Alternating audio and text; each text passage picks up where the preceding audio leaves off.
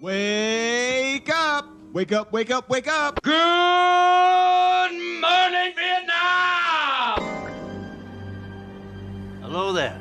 What's happening? I feel the need for speed. Ow! Warriors, come on to play! Here's Johnny! I have come here to chew bubblegum and kick ass. And I'm all out of bubblegum.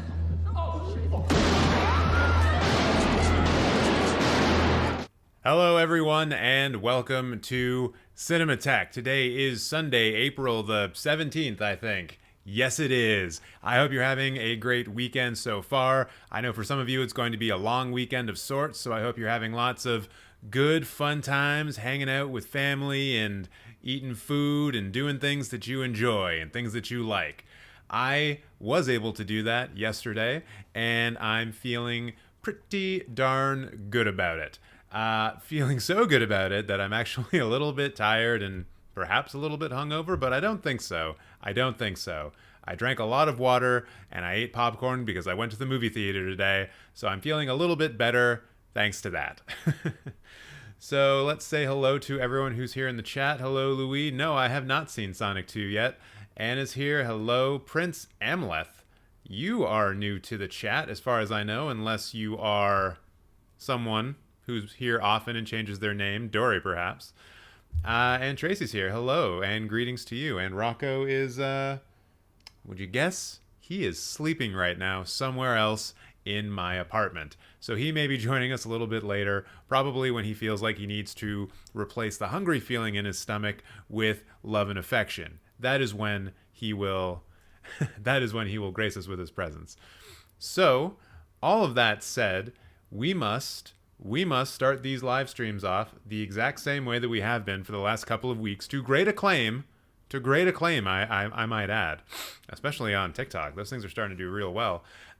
We are going to play Framed. So, as per usual, oh, and also to say a quick hello to Josephine as well. Thank you for joining us. I'm going to flip over to here, and I'm going to minimize the chat so y'all can help me. And I am going to do a quick clap. That's for sync later on. There you go. That's a filmmaking tip for you. And I'll just do a quick intro for Framed, and then I'll play the gosh darn thing. What would be a good intro for Framed today? I was thinking about doing something a little insensitive and talk about, like, being back from the dead, but I was like, nah, let's not do that. Yeah, I'll probably do something simple like,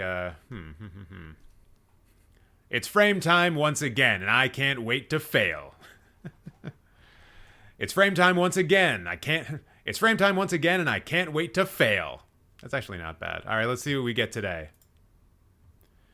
Oh, that's a thing from Men in Black, isn't it? One of the insects, right? That's one of the things from Men in Black. One of the aliens. It's got no. What? What? What? It's got to be a Men in Black thing, right? Like, look at it. It's a big bug dude. But would it be from the first Men in Black? Because I think those things are only in, like, the coffee shop area, right? Or sorry, in the Men in Black office space. I don't remember them being outside anywhere. Or is that like a Men in Black 2 thing?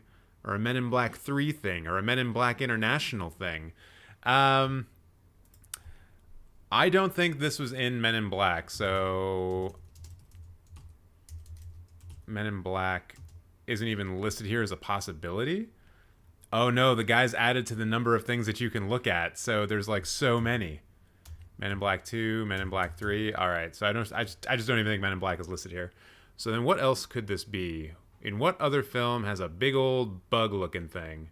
Imagine if it's Starship Troopers. Maybe I should just put Starship Troopers. Hey, it's a bug, and I don't know what movie. Hey, it's a bug, and I don't know what movie this is from. Therefore, it must be Starship Troopers, baby. Nope, definitely not. Oh, it's Pan's Labyrinth. No, wait. Yes, it's Pan's Labyrinth. Haha.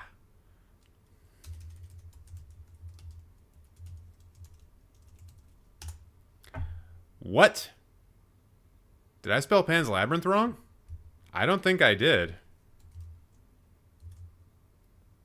What? No, I didn't mean to press enter, for fuck's sakes. Why does this always happen to me? Why am I such a bad typist? No, this is clearly Pan's Labyrinth. What? Ah, I see what I did. I see what I did. You know, I'm just going to click on it. I'm just going to click on it. There we go. Submit. Boom. Boom. Let's see what our other hints would have been. Yeah, that would have been a big giveaway right there at the end. Shit. Well, I'm going to say I got that one on 2, even though I got it on 4, obviously. So I'm going to flip it back over to Internet View. Y'all can start roasting me in the chat, and I'll actually see it now. And we'll play a couple more games. You know, like we do. Let's see here. Ooh, we got more people joining in. We got Alexis here. Hello. Tim is here. Hello, Tim. How are you doing? How's everyone doing? How's everyone's weekend going so far? Let me know. Let me know. I need to know these things. What was I just about to do here? Chat box. Yeah. Trivia tonight. So, Anna, we are going to try something tonight. Try something new tonight. And I'm hoping that it works out. It's with a different website. And there's going to be a few other things to do first. Like, I got some movies to talk about that I've seen recently that I want to let you all know about. And then we're going to give it a go. I'm also going to be filming a letterboxed roast tonight as well. So should be a good times, fun times all around. But yes, there will be an attempt at a new form of trivia later in the evening. Oh, Louis also thought it was Men in Black. Great minds think alike, as they say. The hype is real for all 3 movies. Which ones? The Northman, Atlantis, and The Unbearable Weight of Massive Talent. Really? The hype for all of them is real. Okay. I really need to see The Northman as soon as possible, which I know will be fairly soon. I believe I could get to see it this coming Friday. Yes, just looking at my calendar. I will be able to see it on this coming Friday. Wasn't able to get tickets to the what was it? The Tuesday? Yeah. They're showing it on the 19th because I'm going to be here streaming with you guys on Tuesday at 6 p.m. Eastern Standard Time, so I can't go to the advanced screening of The Northman. But that's okay, because I would much rather hang out with y'all. Looking forward to The Northman, says Louis. Yes. Same here. Nick. Roast. Yeah, it's going to be fun. It's going to be fun. All right. Let's do Wordle for the day. Row 8, baby. Always the number 1 pick to go first. Amour. What do you mean amour is not in the list? What, French words aren't allowed? Psh, can you tell I just watched Paris District 13? How dare they not have French in here? Boo earns. All right, what else could be going in here? Say sash. What? S-A... amour is in French. Amour is... What?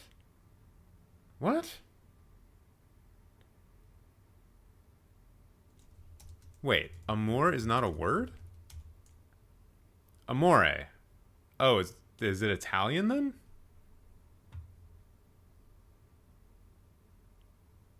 Touche Amore? But I thought that was French. I thought that band's name was French, even though they're American. I don't know what's going on anymore. Let's see. Anna is suggesting Cable. I wonder if that's it. Ooh, almost. So it's got to start with the A then. A... A, B... But there's no B. A... No, it's not AC. What's a good AW... Full no no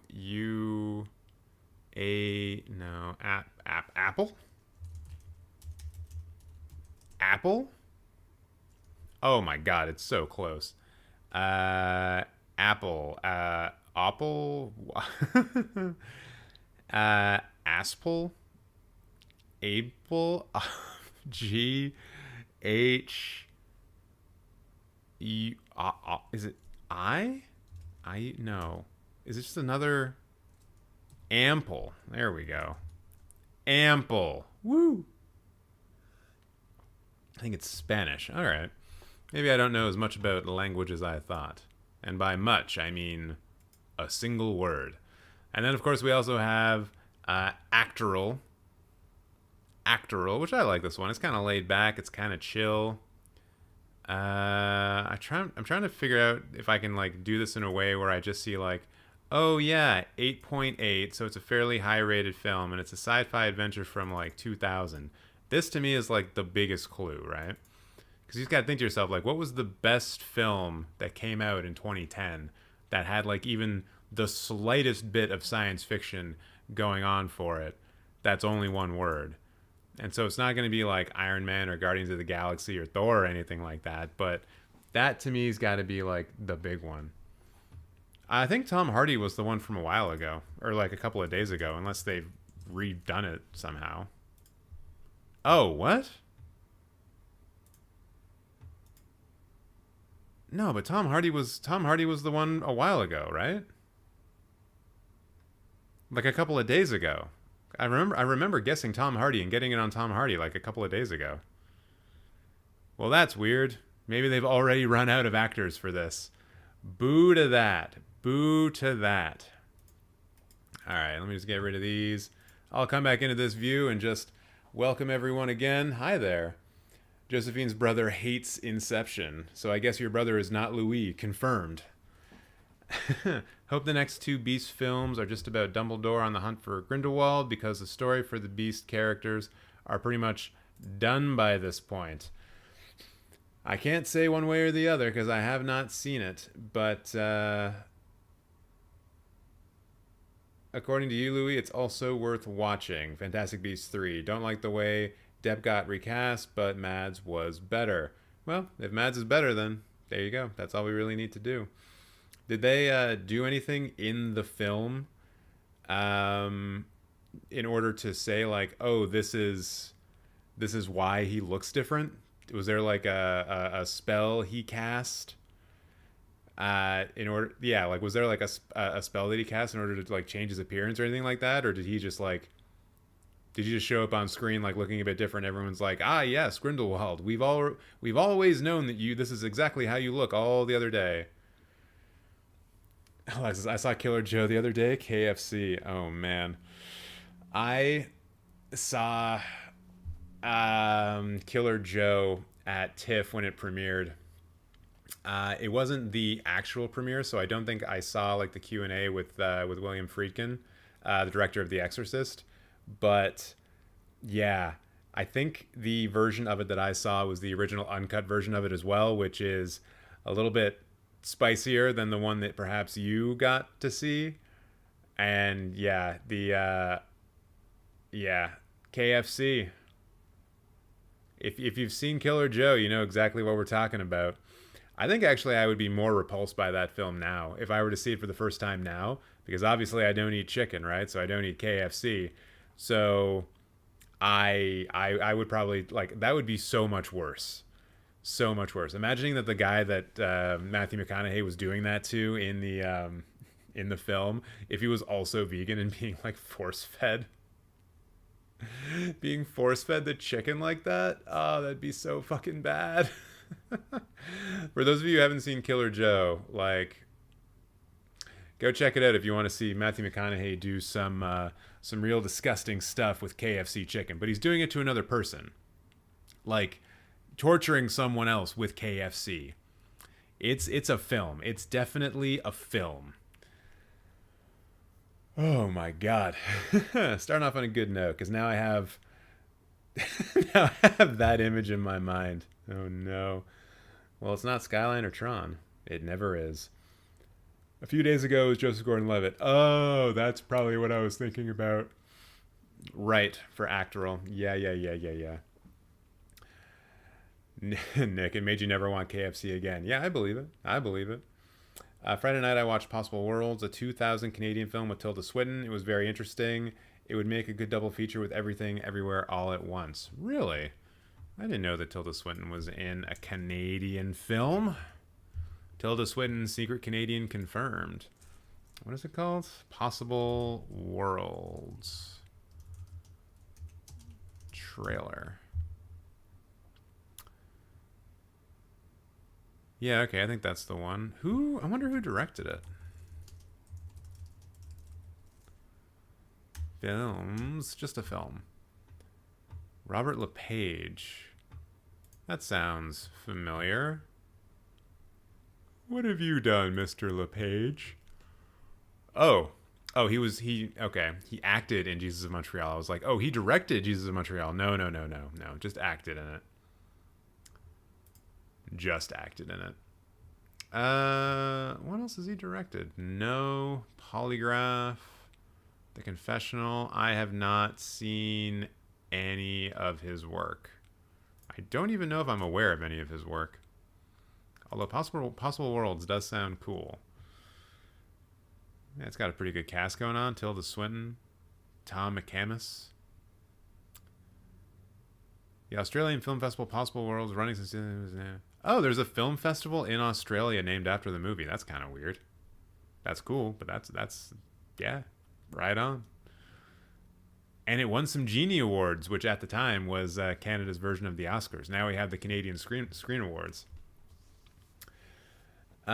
Summary of Parallel Worlds. In Parallel Worlds, a man constantly falls in love with the same woman, while at the same time the police search for a serial killer who steals brains. Are we sure this isn't a David Cronenberg film? Or a Brandon Cronenberg film? Killer Joe is the first movie where my aunt thought Matthew McConaughey was a good actor. That's a hell of a performance to change her mind. Why couldn't it have been like, what was that, Dirt? Well, there was a couple of different films during like the early McConaissance that I like, not knowing your aunt at all. There were a couple of films he did in like the early 2000s, aside from True Detective, that I thought would have been perhaps better at changing her mind and did not involve Mud. Mud was the one. Yes, thank you. I would have thought a performance like that would have a better shot of changing your aunt's mind, and not the film where he tortures people with KFC in really ridiculous ways. I wonder if there was what else was going on for him. Like, yeah, Killer Joe, Mud, and then I guess he did Magic Mike. Oh, The Paperboy. Yeah, that was another one that he did around then. And then it was Dallas Buyers Club in 2013. So yeah, I would have thought it was Mud. Matthew was great in X. Oh wait, that's not him. No, that is not him. I know that Matthew McConaughey is not in X. I was trying to think about the person that you were thinking about, who was supposed to be Matthew McConaughey, but I guess it's kind of like the producer character is what you're referring to. I think. I felt bad for Gina Gershon in that movie Yeesh. Oh, in Killer Joe? Yeah. What is your subscriber count up to? 931 currently. So one of the framed videos went a little viral yesterday, actually. So I remember I checked my my YouTube Studio app, and it was around like 9:20. And then I checked it again after Easter dinner, and it was at like 9:32, and then it's since gone down to 9:31. But I was like, oh, that's cool. And I was kind of wondering if anyone from that group would end up here tonight, but it doesn't look like so far. But yeah, I was kind of happy with that. Still means I need to do like a bit more of a deep dive into the framed videos on YouTube and see like why certain ones go viral, like even mini viral, and others don't. Because I need to be able to pin that down. I've pretty much figured it out for TikTok. Like the TikTok videos of those, and it's the same version of the video. Those are now getting like 30,000 views each. And it's been fairly consistent. Like I had a couple get 15,000, and now I have a couple getting 30,000. So I think I've kind of cracked the formula on the frame videos on TikTok, which is good. I'm glad for that. But it's just annoying when you can get like 30,000 views on TikTok, and then the same video on YouTube gets like 100, maybe. It's like, what's the going on here? What's the difference? Why are you doing this to me? Yeah, get it to 1,000. I would like to. I would like to do that quite a bit. Let's do that today. Everyone create 5 different fake profiles and subscribe to this. Please don't do that. That would actually really hurt the channel, I think. You could tell Matthew McConaughey was filming at Dallas Buyers Club in the middle of Wolf of Wall Street. Was he really? Oh yeah, I guess they came out at the same time. And yeah, I was wondering about that. Like I've sometimes I see that scene where, like, from Wolf of Wall Street, where McConaughey's like pounding on his chest or whatever, and it seems like he's frail, right? Like he's smaller, like he's lost a lot of weight, and so I guess it would make sense that he was filming Dallas Buyers Club at the exact same time, because he was playing a weaker, frailer person who was trying to survive AIDS. So yeah, that makes a lot of sense. Best Matthew McConaughey role, Texas Chainsaw Massacre Part 4. I mean, it's Dazed and Confused though, Nick. We all know that McConaughey's best film is, or best role, I should say, best role is Dazed and Confused. I don't even think he's acting in that movie. It's pretty fantastic. Quick, everyone, tell me what your favorite Matthew McConaughey role is. Not film, role. My headphones stopped working, struggling to have fun for 2 days. Still takes 2 days to get my earphones. That sucks, Andy. I hope you get replacements soon. Matthew was very skinny. Yes, he was. Who would have thought that The French Connection, The Exorcist would be the same director, William Friedkin? Yeah, that guy, he's done a lot of varied work, eh? Like, even throwing Killer Joe into that mix, and he has done quite a few different things.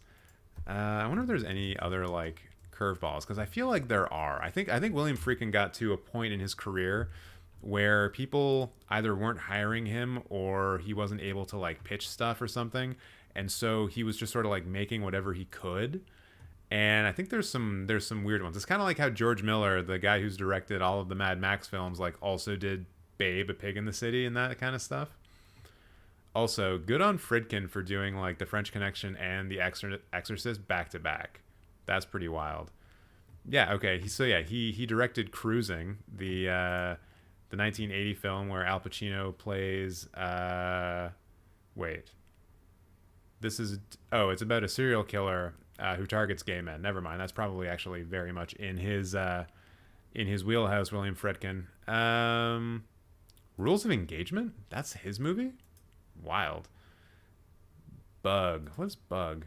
Oh, Bug. The Ashley Judd movie. That's kind of gross. All right, maybe I'm mistaking here, because I don't see a lot of things here that I would consider not Friedkin-esque.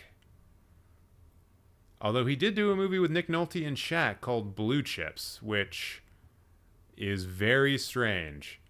It also has Penny Hardaway in it and other basketball figures in it like Larry Bird. Wild. But it's not like a documentary or anything like that. Friedkin apparently is a madman on set, though, i.e. The Exorcist, where he'd shoot off guns to get a reaction from actors. That sucks. Don't do that. Any budding filmmakers ever watch this, don't terrorize your actors. Just be a better director. Like, Jesus Christ. That kind of shit is just unforgivable. People should not feel unsafe and terrified just for you to get a good take. It's so silly. It's so stupid. All right. I love 12 Angry Men by William Friedkin. What? He didn't do 12 Angry Men. That was someone else. That was Lumiere, wasn't it? Or Lumet? Or did Friedkin do a version of it? Yeah, it was Sidney Lumet who did the original 12 Angry Men. I'm assuming you're referring to a different version, Dory, because or you're just pulling my leg. Oh, he did. Yeah, okay, he did a television version of 12 Angry Men in 1997. I wonder who was in this. George C. Scott, James Gandolfini, Jack Lemmon, Edward James Olmos, William Peterson. That sounds kind of good. That's a decent enough cast. Right on. Can't be as bad as people dying on the set of Inarritu's upcoming film. I mean, yeah, we've talked about that. That's absolutely unforgivable. Especially since it seems like it was because of Inarritu's own desire to kind of ignore COVID. Like, fuck that.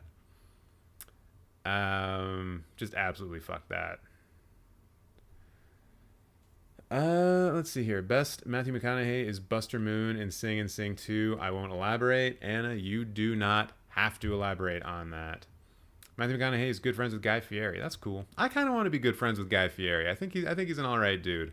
My opinion on Guy Fieri has definitely switched and improved quite a bit since the pandemic started. I'm actually a fan of his now. Dory saying best Matthew McConaughey role is the Beach Bum. Beach Bum is a bit of an underrated film. I won't lie. I had a lot of fun when I watched that one. It's directed by Harmony Korine. I believe it also has Snoop Dogg in it, as well as a couple of other people that you would probably recognize. So if you saw a film like Spring Breakers and thought to yourself, hey, that's kind of cool, and you want to see like Matthew McConaughey be like a totally drunk and stoned out of his mind poet, but like with the aesthetic of Spring Breakers, then yeah, you should probably go check out The Beach Bum. Dallas Buyers Club is his best role, says Louis. Right on. Alexis agreeing. It is an underrated movie. Nice. Fun fact, 3 Oscar-winning actors are in the 1995 teen cult classic Angus: George C. Scott, Rita Moreno, and Kathy Bates. Really? They stacked that cast.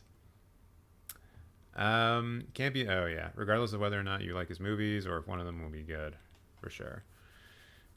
Tracy, yes, I agree with this. Let actors act, not react. Yep, it's so sad how Jean-Marc Vallée died. I agree. R.I.P. Jean-Marc Vallée. I will miss him, and I will miss his artistic output. Speaking of Harmony Korine, what's your favorite Larry Clark film? Larry Clark.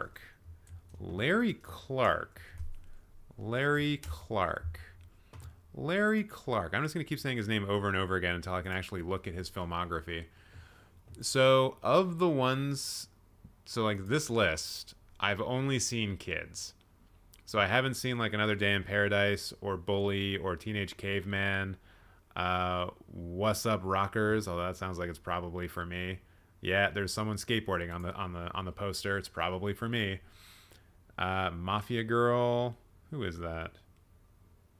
Okay. Smell of Us, Larry Clark. Yeah, I mean, I've only seen kids, so I'm guessing I'm gonna go with kids. Kids is great though. Nick, what's yours? Do you have one that you would suggest as being one worth checking out?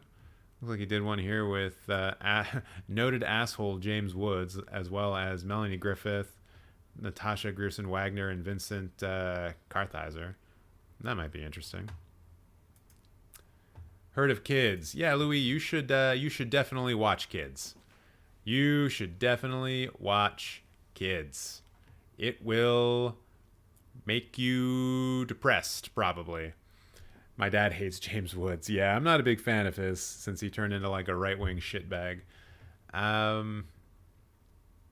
Who is he? Larry Clark. He's a guy who directed Kids. So I think you should watch that. Everyone should watch Kids. It will depress you. Definitely. I wanted Jean-Marc Vallée to put one more TV miniseries since he did so well with Big Little Lies and Sharp Objects. Yeah, I was really into Sharp Objects. So much so that I went and like purchased books by the author of that series, Gillian Flynn, who also did Gone Girl. So I ended up reading a couple more of her books, I believe, or maybe only one more. But yeah, Sharp Objects is great. Amy Adams is great in that. And once again, Cinemateq recommended, even though it's a TV show. Oh, you gotta see Bully, Brad Renfro's best work. Brad Renfro. I'm trying to think of who Brad Renfro is. Oh, he looks kind of familiar. He kind of looks like a young... the guy who played Goose in Top Gun. He kind of looks like a young version of him. Oh, Michael Pitt. A young Michael Pitt is also in that film. Wild. Leo Fitzpatrick, Nick Stahl as well. A young Nick Stahl. Cool. All right, yeah, I probably will check out Bully. You know what? I'm putting it in the list, or adding it to the watch list. Yeah, what am I doing here? Bully.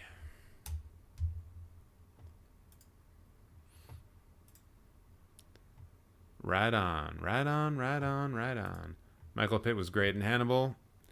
Yeah, he was in the movie, right, and not the TV show. Sharp Objects. Oh my God, so good. Yeah. That was Rosario's. Oh, Kids. Yes, was Rosario Dawson's first film, and Chloe Sevigny's in there as well. Was that how Chloe Sevigny and Harmony Korine met initially? Or was that on Julian Donkey Boy? I can't remember how the timing worked on that. Kids was NC-17. Yeah. Yeah, it's a pretty rough watch. Dawson was good in Star Wars and MCU. Rosario Dawson is in a relationship with Cory Booker, the senator. Yep. You should say the cast of Kids, amazing. We can take a look at it quickly. Because it's not just those two that I mentioned, right? Like, it's got who else is in it?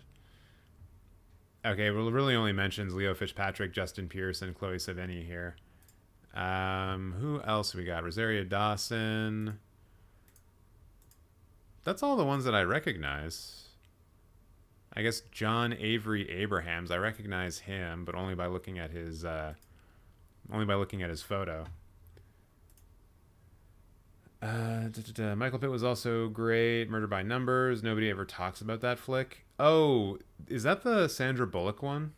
I think I've seen that. And I think I thought it was mostly okay. Yes, it is the Sandra Bullock one.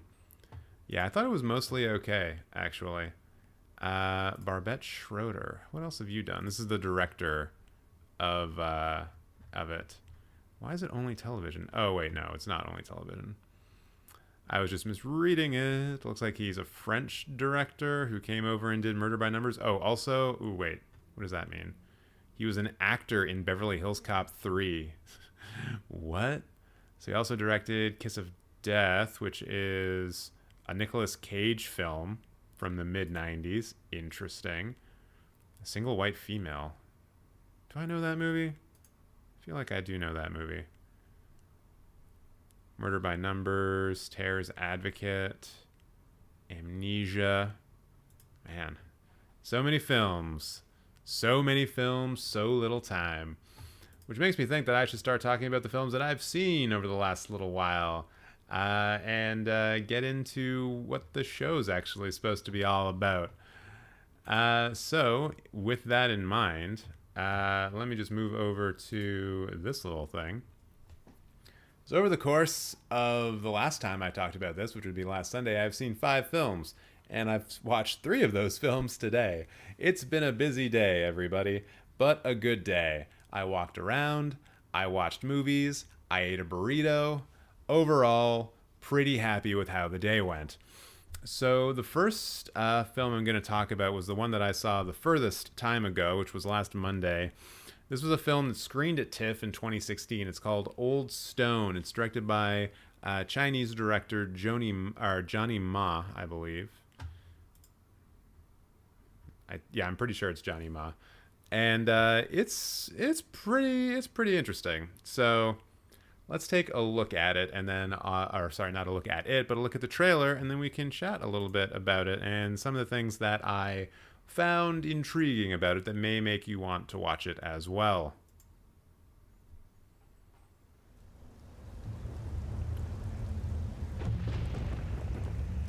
Oh, it was also at Berlin.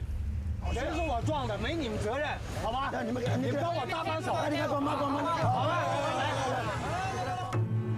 我们交警还没来你就走，你这样不按照法律程序走，那我们很难办下来的。说实在话，要是这个人当场走了，这事情或许还好办。我说你什么意思？哎，老师，这人我不是帮他，我是害了他。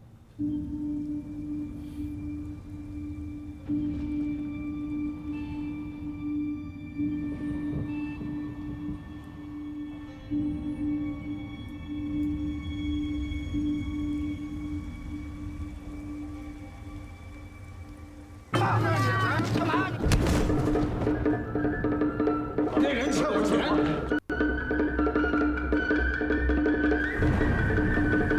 我姓范的，没事。你们啥意思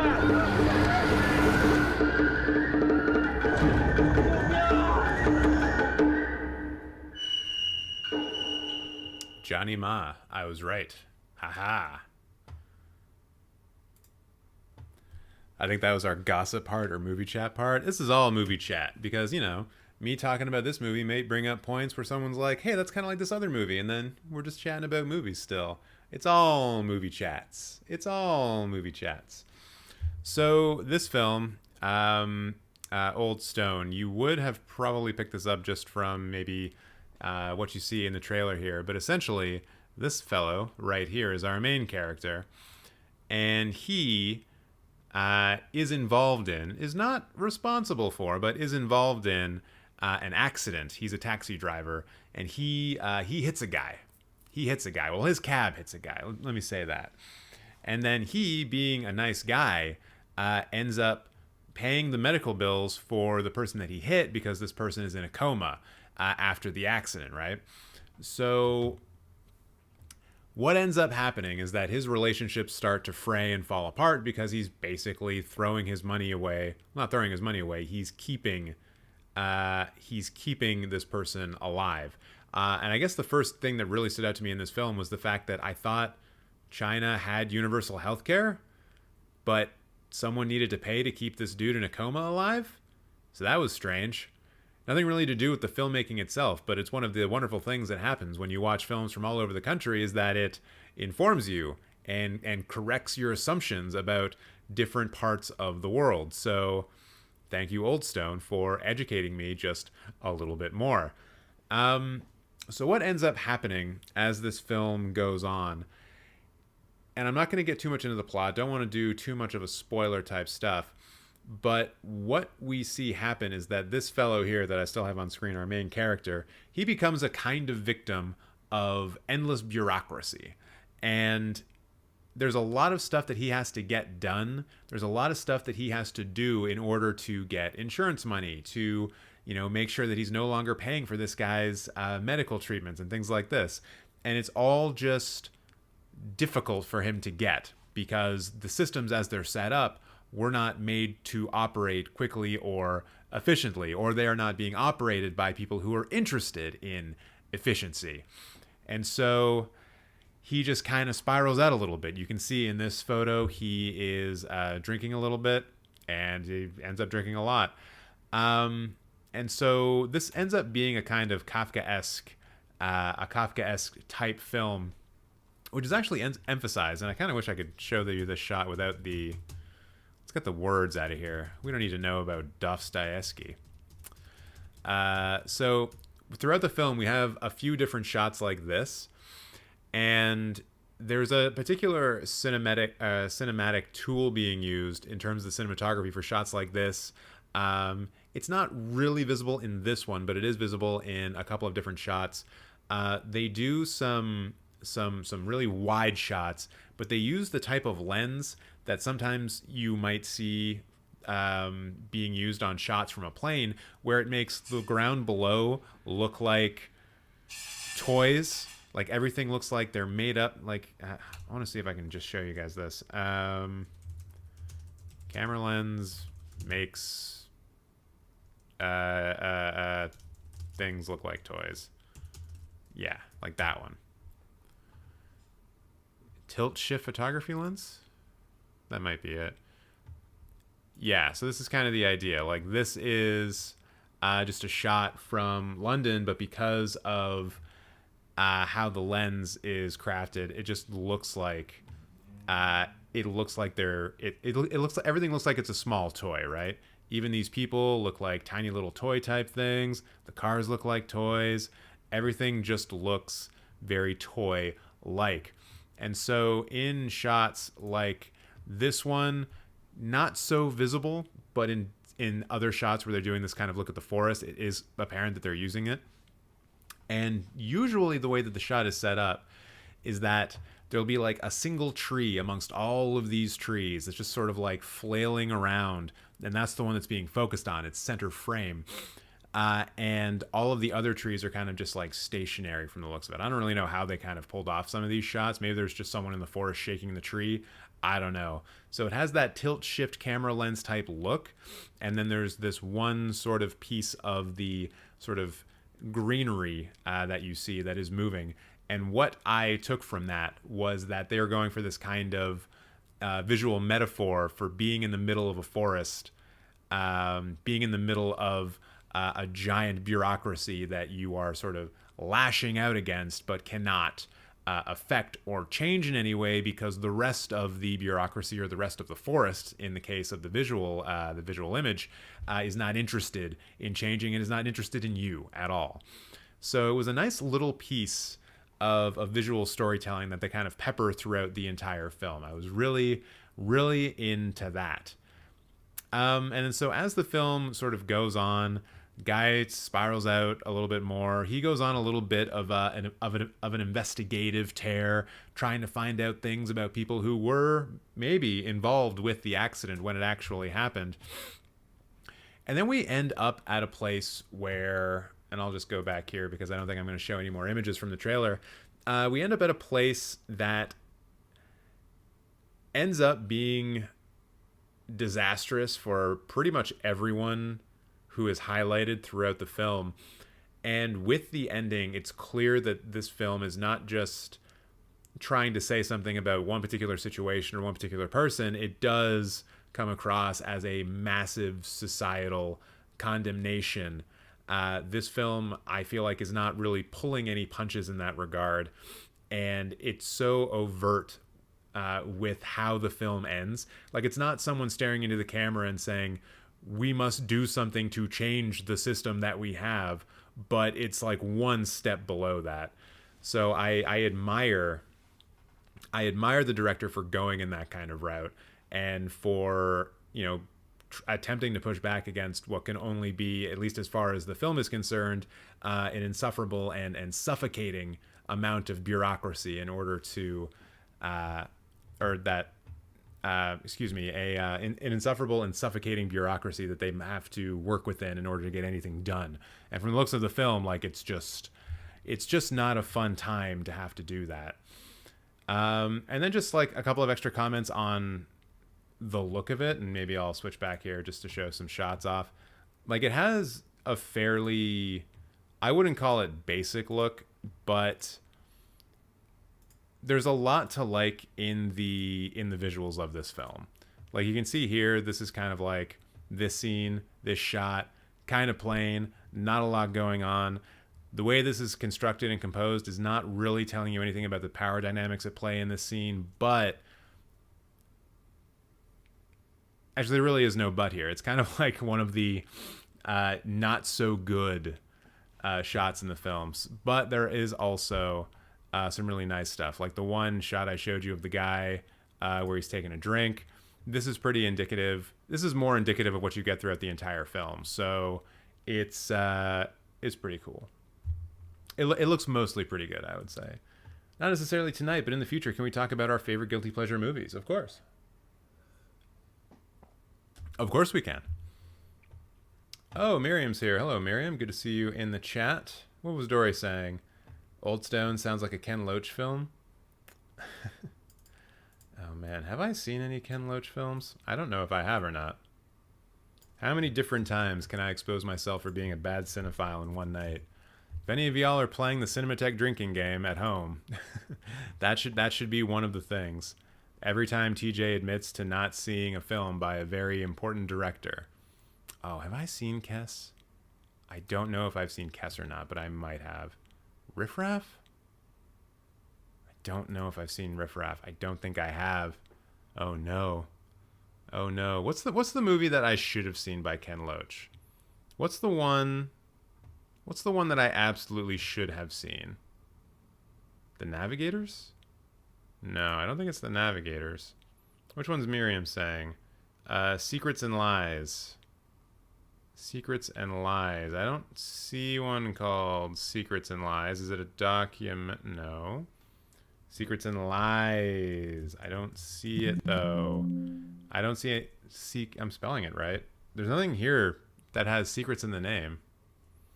So I don't know what you're talking about, Miriam. Thank you, Louis, for the reminder. Wondering if my experience will change with the Batman on TV. It might.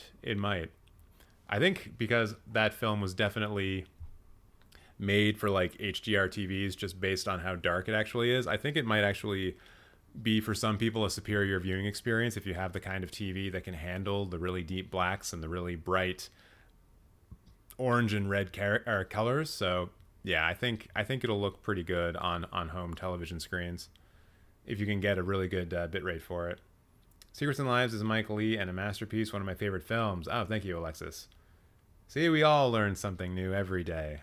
Woo, woo, woo. So I don't know. I don't think there's anything else to say about Old Stone. Has anyone here else seen this? I know, Dory, maybe there's a shot that you've seen it because you see, like, every movie ever made. far more than I actually do. But yeah, this is one that I think is worth your time, and it doesn't take a lot of your time. It's like 80 minutes long. And there's a lot of nice build-up, a lot of nice suspense. It's all right. It's all right. It's currently streaming on Mubi. That's where I watched it, and it was one of their films of the day from last week, I think. So if you're looking for something, and you have Mubi, consider this. It ain't bad. It ain't bad. It's like Miriam was thinking of working class, or you're mixing up working class movies. How dare you? Doesn't the working class have enough to worry about with you forgetting what their movies are? Come on now. If you want to see the best performances ever, watch any Mike Lee film. I wonder if I've seen any Mike Lee films. There are certainly a number of like American independent directors whose filmographies I have definitely whiffed on, and Mike Lee might be one of them. Although maybe not. All right, well, Secrets and Lies came out in 1996. Yeah, I don't think I've seen any of these. I believe I had a chance to see Peter Liu or Mr. Turner at TIFF. Wait, have I seen Mr. Turner? No. One of my friends talked shit about it, though, when it came out. The actors ad-libbed in Secrets and Lives. Oh, really? Which ones improvised his dialogue? Mike Lee is English, not American. Well, you know what I mean. Oh, he's in the kitchen sink realism. Nice. Kind of wild, like, how long his career has been going on, but his output hasn't been that... his output has been fairly minimal, right? Like, 8 years between his first two films, and then it looks like he averages maybe a film every 2 to 3 years, with some longer breaks here and there, getting up to 4 years. Pretty cool, though. I kind of like that. Have I seen Vera Drake? No. All right, so you guys are saying I should watch Secrets and Lies. I should add that to my watch list.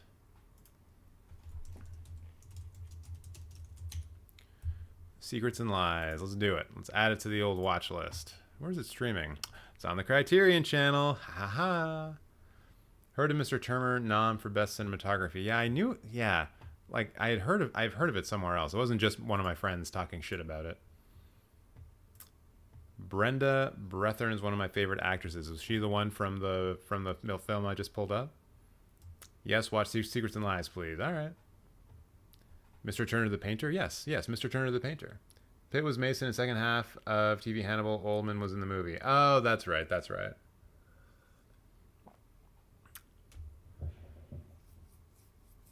Butch should have been nominated for Best Guest Star on Hannibal. Probably, although Hannibal, wasn't getting seen a lot while it was on television. So, one of the things that you need to do in order to get nominated is get some viewers, Secrets and Lies is excellent. Haven't watched it in so long. Did you end up seeing Birth yet? No, I have not. Life is Sweet is another good Mike Lee film. Am I saying his name right? Mike Lee? Or is it Mike Lay? I think it's Mike Lee. Life is Sweet. Life is Sweet. Who's in Life is Sweet? Ooh, Jim Broadbent. I like Jim Broadbent. Nice. Timothy Spall. I like Timothy Spall. Claire Skinner. I don't know who that is. Oh, Stephen Ray is in that as well. Nice. All right. Yeah. That one looks like it's fun. Life is Sweet. Sure, I'll add it to the same list. Why not? Life is Sweet. Probably also on the Criterion Channel. Hell yeah. Oh my god. There's someone wearing a San Francisco Giants jacket in this photo from Life is Sweet. Are we sure he's not American? Why would a British man have someone wear a San Francisco Giants jacket in a movie? Boo. Boo. Leslie Manville is my favorite actress. I think she's the best. She's in many Mike Leigh films and Phantom Thread. Oh, was she the sort of not domineering, but you know, like I guess the second female lead in the film? Face-off scene is one of the scenes in the Hannibal show. I'm assuming you're saying one of the best scenes, Louis. Another Year was my favorite film from 2010. Another Year. Is that also Mike Leigh? Yes, it is. Also got Jim Broadbent in it and Leslie Manville. Yeah, she's a sister, and in Another Year she plays her best role. Right on, right on. Man, you guys are just gonna get me to watch like all the Mike Leigh films, aren't you? It's almost like you've got an agenda. You've got a Mike Leigh agenda. I knew that you were all from a secret Mike Leigh cabal. I knew it. But that's okay. Life is Sweet I already added. Yeah, okay, Another Year. Probably also on the Criterion Channel. Oh, it's not. So that one will be a little bit harder to find, but okay. I like a challenge. So, the next film that I want to talk about is what one could potentially call strange, charming, fun, disturbing. All of those apply. It is a Jacques Demy film called Donkey Skin. And I don't really know how to talk about it. And there isn't a real good trailer for it, but I did find like a 4-minute clip type thing that kind of shows you what the film's all about. And I'm just going to show you all that. Talking about myself. Yes, I am charming and strange and all of those other things. Louis, when you see this video I'm about to play, you'll understand why it's called Donkey Skin. Maybe I'll explain it just before we watch it. No, actually, no. I want y'all to have a very naive first viewing of what this is. But basically, I decided to watch this film, one, because it's only 90 minutes long, and I enjoy watching movies that are 90 minutes long when I don't have very long to actually watch a movie. In fact, I think a lot of the films I'm talking about this week are 90-minute long films, which is a cool and fun thing. Also, I felt a little bit bad when I can't remember if it was Paul Dano or someone else from the Criterion Closet collection who pulled down the Jacques Demy box set and was like, "This is sick," and I was like, "Oh man, I haven't seen any Jacques Demy films." So this one comes up on the Criterion Channel, and I was like, "All right, I'm going to give this one a go. It's only 90 minutes long. Let's see what this Jacques Demy person is all about. Is this a sequel to Donkey Punch? I don't think so." This film came out in like 1970. When did Donkey Punch come out? I'm going to get roasted for saying her last name as I often do, but Catherine Deneuve? No, wait. Deneuve. Shit. I know I'm going to get roasted for that. I don't know how to say her last name correctly. But yeah, she's really good in this. It's part of a different collection on the Criterion Channel that's focusing on another actress who plays a different role, obviously, in this film. Oh wait, Canada Revenue Agency. It's Revenue? Like revenue? It rhymes with revenue? Okay, yeah, that's easy enough. Catherine Deneuve. Or was that the way I was saying it and that's why you were making fun of me? I don't know what's going on. You need to see The Umbrellas of Cherbourg. I watched a bunch of French films, my favorite country for films, and it's my favorite French film. Right on. I had an opportunity to see it at TIFF. I think I even had a ticket for it, but then I had to cancel it, move it, couldn't go to it. I can't remember what happened, but I was going to see it. And I just sort of have known about that film based on its title, The Umbrellas of Cherbourg. I didn't know that it was a Jacques Demy film, but now I do, and now I will eventually see it. And apparently I'm still spelling her last name wrong, or saying her last name wrong. I must correct this. How to pronounce...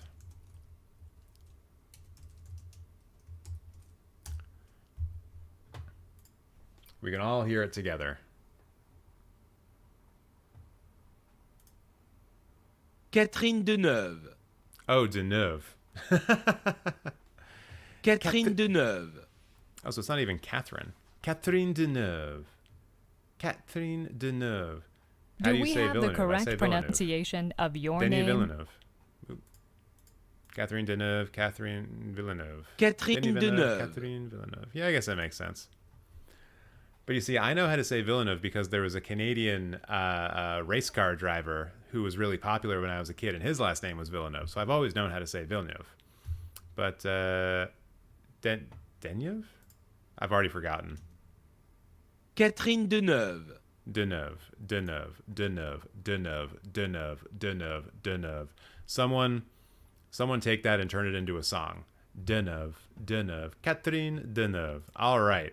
So now that we've gotten that particularly embarrassing moment of my life out of the way, I'm going to subject you to 4 minutes of clips from this film, which it looks like is from a French trailer, so we might not even be able to understand it. But if I see stuff that I'll point out to help you know the plot, or maybe I'll just let you guys watch this and then talk about the plot afterwards, it's fucked. It's funny and it's fucked and it's a musical.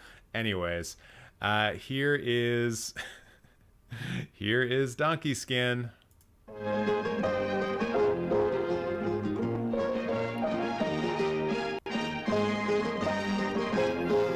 So this is like, it's just a ball. Like, they don't always wear weird costumes like this, although they kind of do. That's what magic looks like. Voudriez-vous connaître l'auteur de ce grand prodige? Oh, hold on. I'm going to see if there's English subtitles here. Auto-translate. Yes, this will make it even more hard to know what's going on.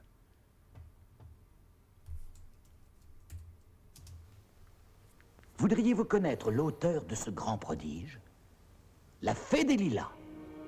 The Lilac Fairy. Vous ne croyez pas aux fées? Que pensez alors de ce prince? Les fées sont de forces obscures. De ce roi? De sa fille? Votre marraine l'a fait. Probablement qu'il me déteste tant depuis que... Depuis quand, mon père? De cette reine. N'y a-t-il pas de fées en ce moment dans la région? Elles sont très occupées, Majesté, à cause de la pleine lune. Mais les fées n'existent que dans les contes. C'est très juste, mon ami. Aussi, Random parrot. il était une fois un royaume où tout était rouge. Mon père pourrait mettre un peu d'ordre dans les affaires du royaume. On m'a dit qu'on y trouvait encore des souillons, vivant dans les cabanes. Mildred's Et here. What notre up, prince Mildred? a le cœur à gauche. Par contre, dans le royaume voisin, tout était bleu. Son roi juste et bon, sa reine belle et vertueuse. Les deux époux This vivaient video dans is une not union helping anyone know what this is De leur about, is it? mariage était née une princesse charmante. Comme elle est belle. Le destin, brusquement, décida d'intervenir dans les affaires de ce royaume. La reine, victime d'une terrible maladie, mourut. La reine est morte. I love La this. reine est morte. This is so great.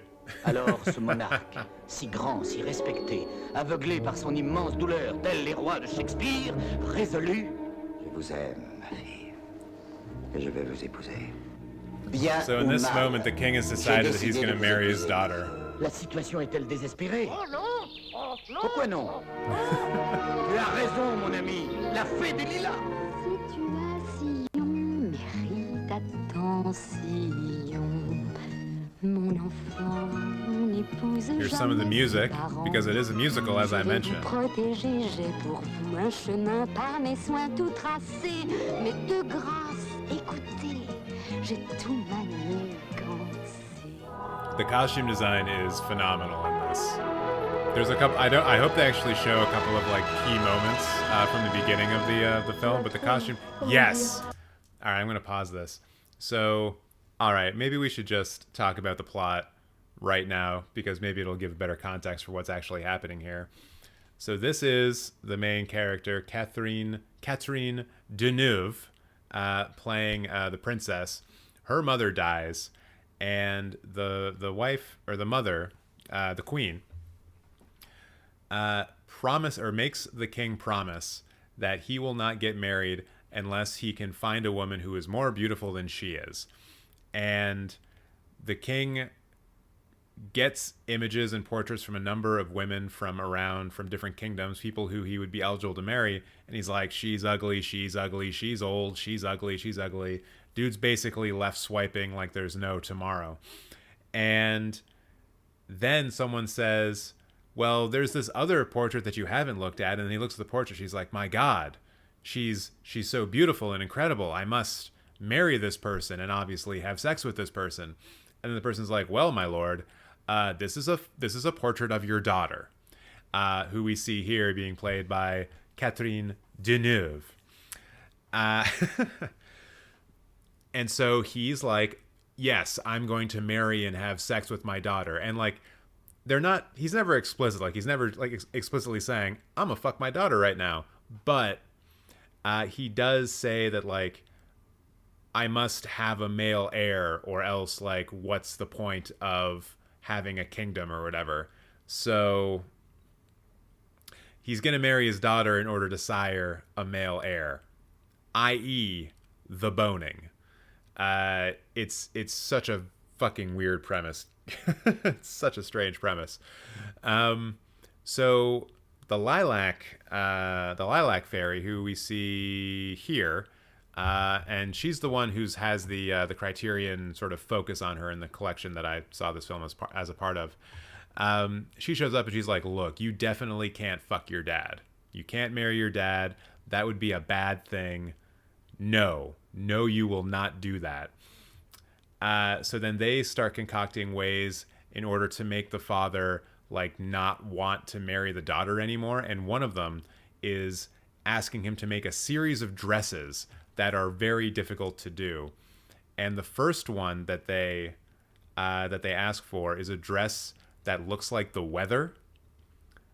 Just a dress that looks like the weather. And so this is what they actually come back with. And if you notice, like, in the detail of it, and I guess they did this with superimposition later, or maybe they just projected it onto her while they were shooting it. I'm not sure how they did it, but you'll notice that there are clouds moving over her dress as we're looking at it, right? So can you see those lighter spots? It's like kind of hard to see, but yeah, you see those lighter spots. Those are clouds moving over her dress, so her dress looks like the weather. And then there's a couple of more. There's like one more dress that's like a dress that looks like the moon, and then the final one is a dress that looks like the sun. If you're watching this trailer or this video, and you see any dress that's like yellow, orange like the sun, that's the dress. Stunning costume design, absolutely stunning costume design. The moon dress is pretty wild too. So then, you know, all those dresses don't work, and she has to go run away because she, you know, once again doesn't want to have sex with her dad. And then the rest of the film goes on. And I'm sure the rest of the trailer will get into it, but that's sort of like the context of what we've seen so far, right? So let's watch the rest of this. Ordinaire. Couleur de lune. Couleur de lune. Et que l'astre de la nuit n'est pas plus de splendeur. Oh, wait. I guess also I do need to explain why she's wearing a donkey on her head. So part of the Lilac Fairy's plan in order to get her father, or to get the king to stop wanting to have sex with his daughter, she asks for a skin made of the king's most valuable possession, which is, and I'm not kidding when I say this, a donkey that shits out diamonds and jewels and gold. That's how his kingdom is so rich. He has a donkey that just shits diamonds and rubies and gold and stuff. And so the daughter's like, well, you gotta kill the donkey and skin it and give the skin to me, or else I'm not gonna let you have sex with me, Dad. And so he does. He has the donkey killed and has it skinned. And then the Lilac Fairy's like, all right, this is the perfect disguise. Just put on the donkey skin and run away, and no one will recognize you as the princess, or even as someone who is attractive. Everyone put your hand up if you find the premise of this story to be like a little wild, a little out there. The donkey pooping out diamonds and gold sounds like something from a Daniels movie. Yeah, a little bit. Is this a documentary? Yes, it is. It is absolutely documentary. Fly on the Wall, Cinema Verite. So, and like once again, everything that I've just said to you about the plot is like the first act setup, and then we move on from that. Yeah, it's supposed to take place in medieval. It's obviously a fantasy story because, you know, there's a Lilac Fairy. That clip with the donkey you're showing reminds me of the bear scene in Midsummer. Oh my God. Can you imagine if Ari Aster were to come out and say, like, all right, everyone, you know what my major influence for Midsummer was? This French musical about incest called Donkey Skin. What a world we would be living in. All right, let's watch the rest of this. On l'appelle peau d'âne à cause de cette peau qui lui grimpe sur le dos. Peau d'âne. Quelle jolie. Oh, should probably À cause de cette peau qui go back lui grimpe quickly. sur le dos. Peau d'âne. So this guy's like a Prince Charming type dude who falls in love with the girl wearing the donkey skin, but he like realizes that she's not actually ugly. It's kind of like she's all that. He like can see what she looks like, or he does see what she looks like without her glasses on, if you can follow that analogy. So he sees her not in the donkey skin, and he's like, oh my God, she's the most beautiful woman in the world. And then he like tells people about her, and they're like, what, that girl who lives up there in that shack? Dude, she looks like a donkey and she smells bad. They're actually very clear at multiple points during the film, like how bad this woman smells. It's very strange. Quelle jolie. Qui? Peau d'âne. Vous ne la connaissez pas.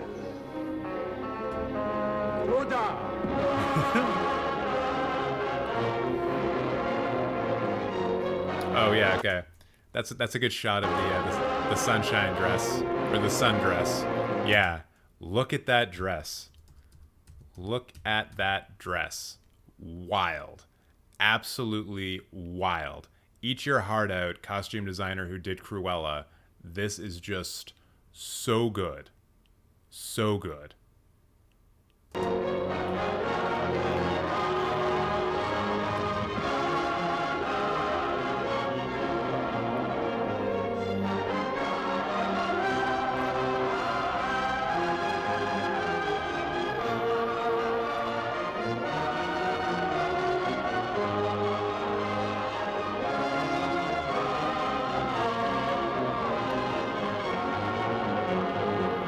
Jacques Demy. There you go. I'm actually really into this this art style here too.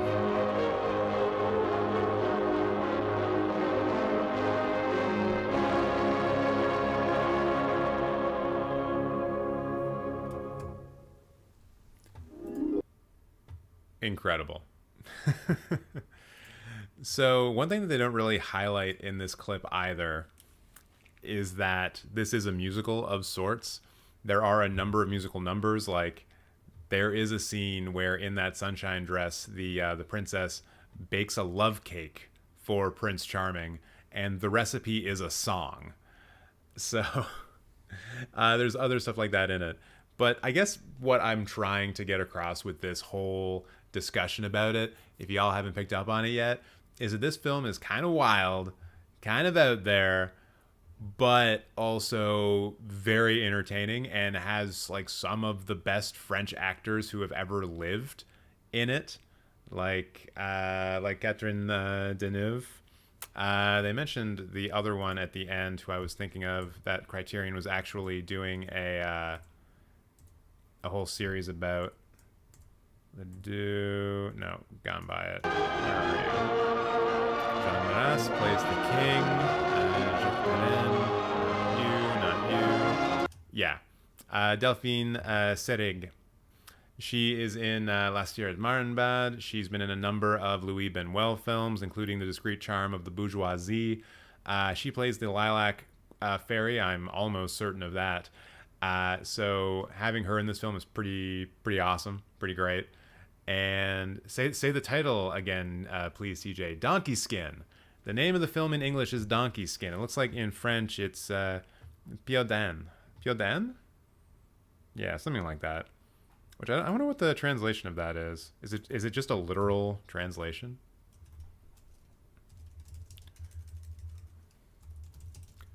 Google Translate. And this film is available on the Criterion Channel if you would like to see it there. Yep, it's just a straight translation. Piodan to Donkey Skin. Actually, how do you say that?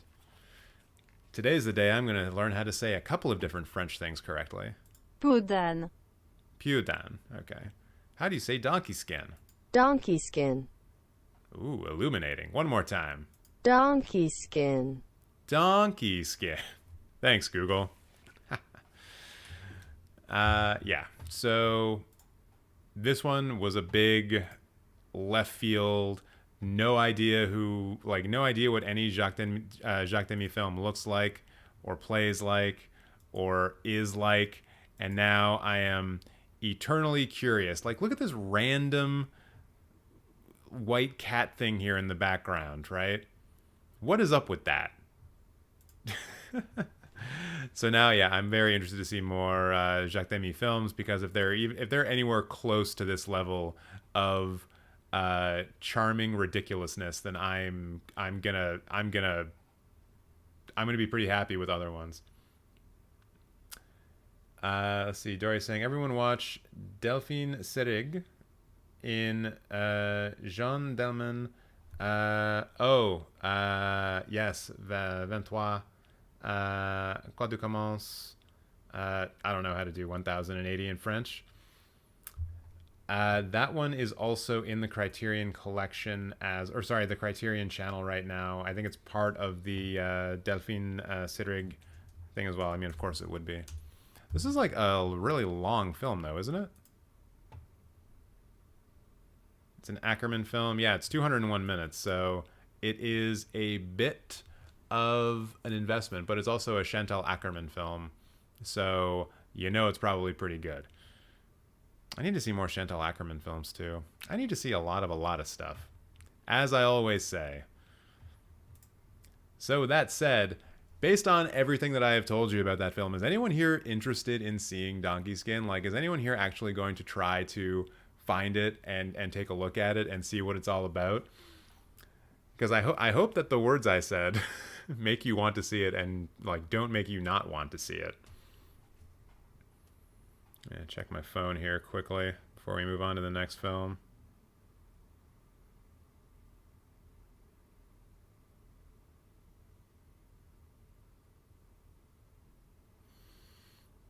Not Donkey Skin, why not? I'm watching Donkey Skin ASAP.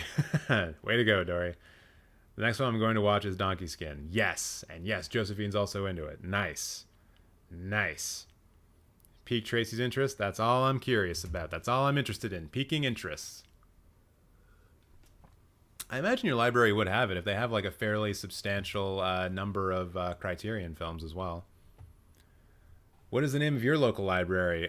For me, it's the Toronto Public Library. Putting Donkey Skin on right now. Nick, you have the Criterion channel? Good job. Good job.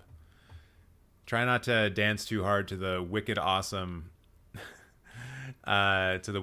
songs. All right, so next film that I can't actually really talk about too much, but I just wanted to sort of give you guys a little bit of a preview.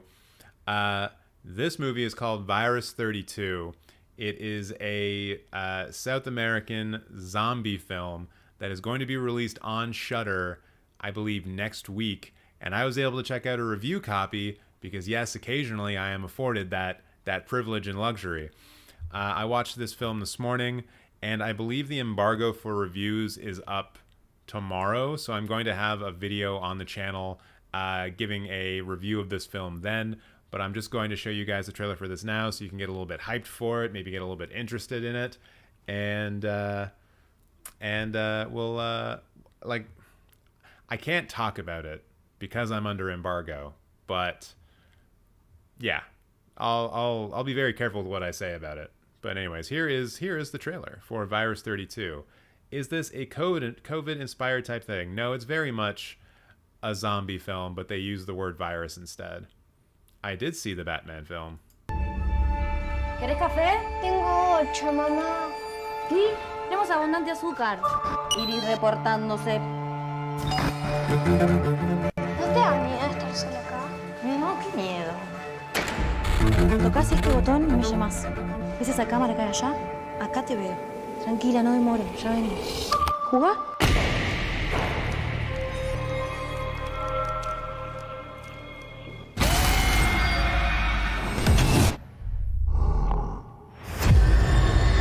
Trancate bien, quédate tranquila. Gata, amor. ¡Gata!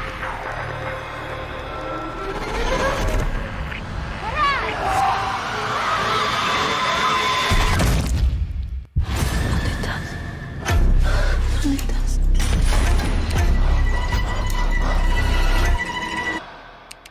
¿Qué te pasó? 32 segundos. Ah, perdón, no me presenté. Soy Luis, sano.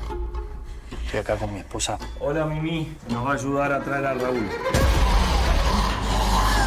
Está infectada, loco. Tu bebé también puede estar enfermo. Está siendo cruel. Si Tata estuviera enferma, ¿que vos la abandonarías? ¿Qué dijiste? ¿Cuándo te dije no? ¿Dónde está? ¿Dónde está mi hija? Hoy no es un día para asustarse con la locura. La mamá ya está acá.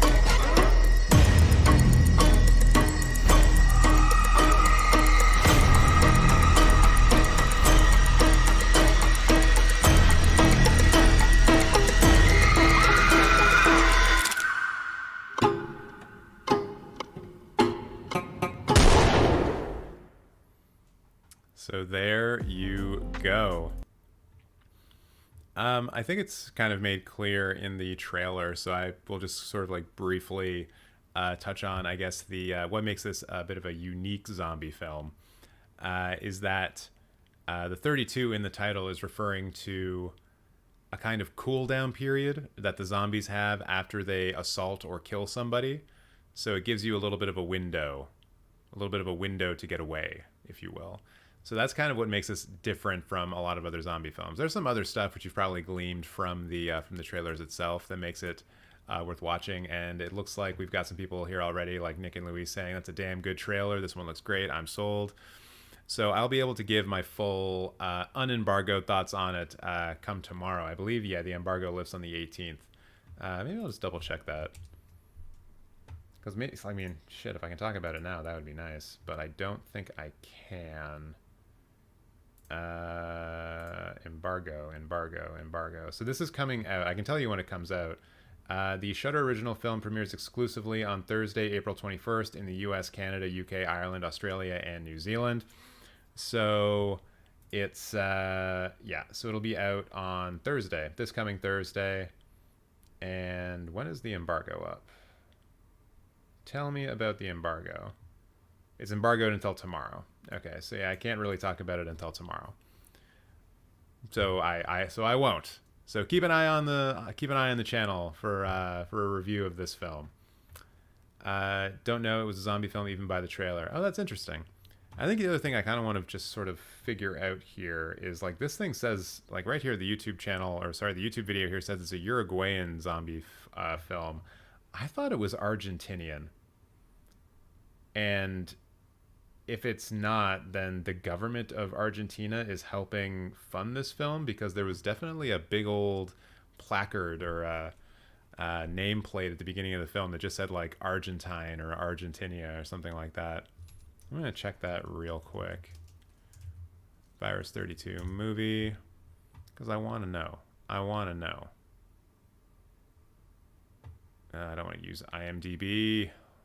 Damn it. Where are we at? Country of origin. Oh, it's Argentina and Uruguay. Okay. Okay. I'll just assume that it's an Argentinian film then. And it's being it's being released in Argentina on the 21st as well. So that's why the embargo is up until tomorrow. So it's like a worldwide release day and date. So that's pretty cool. That's pretty cool.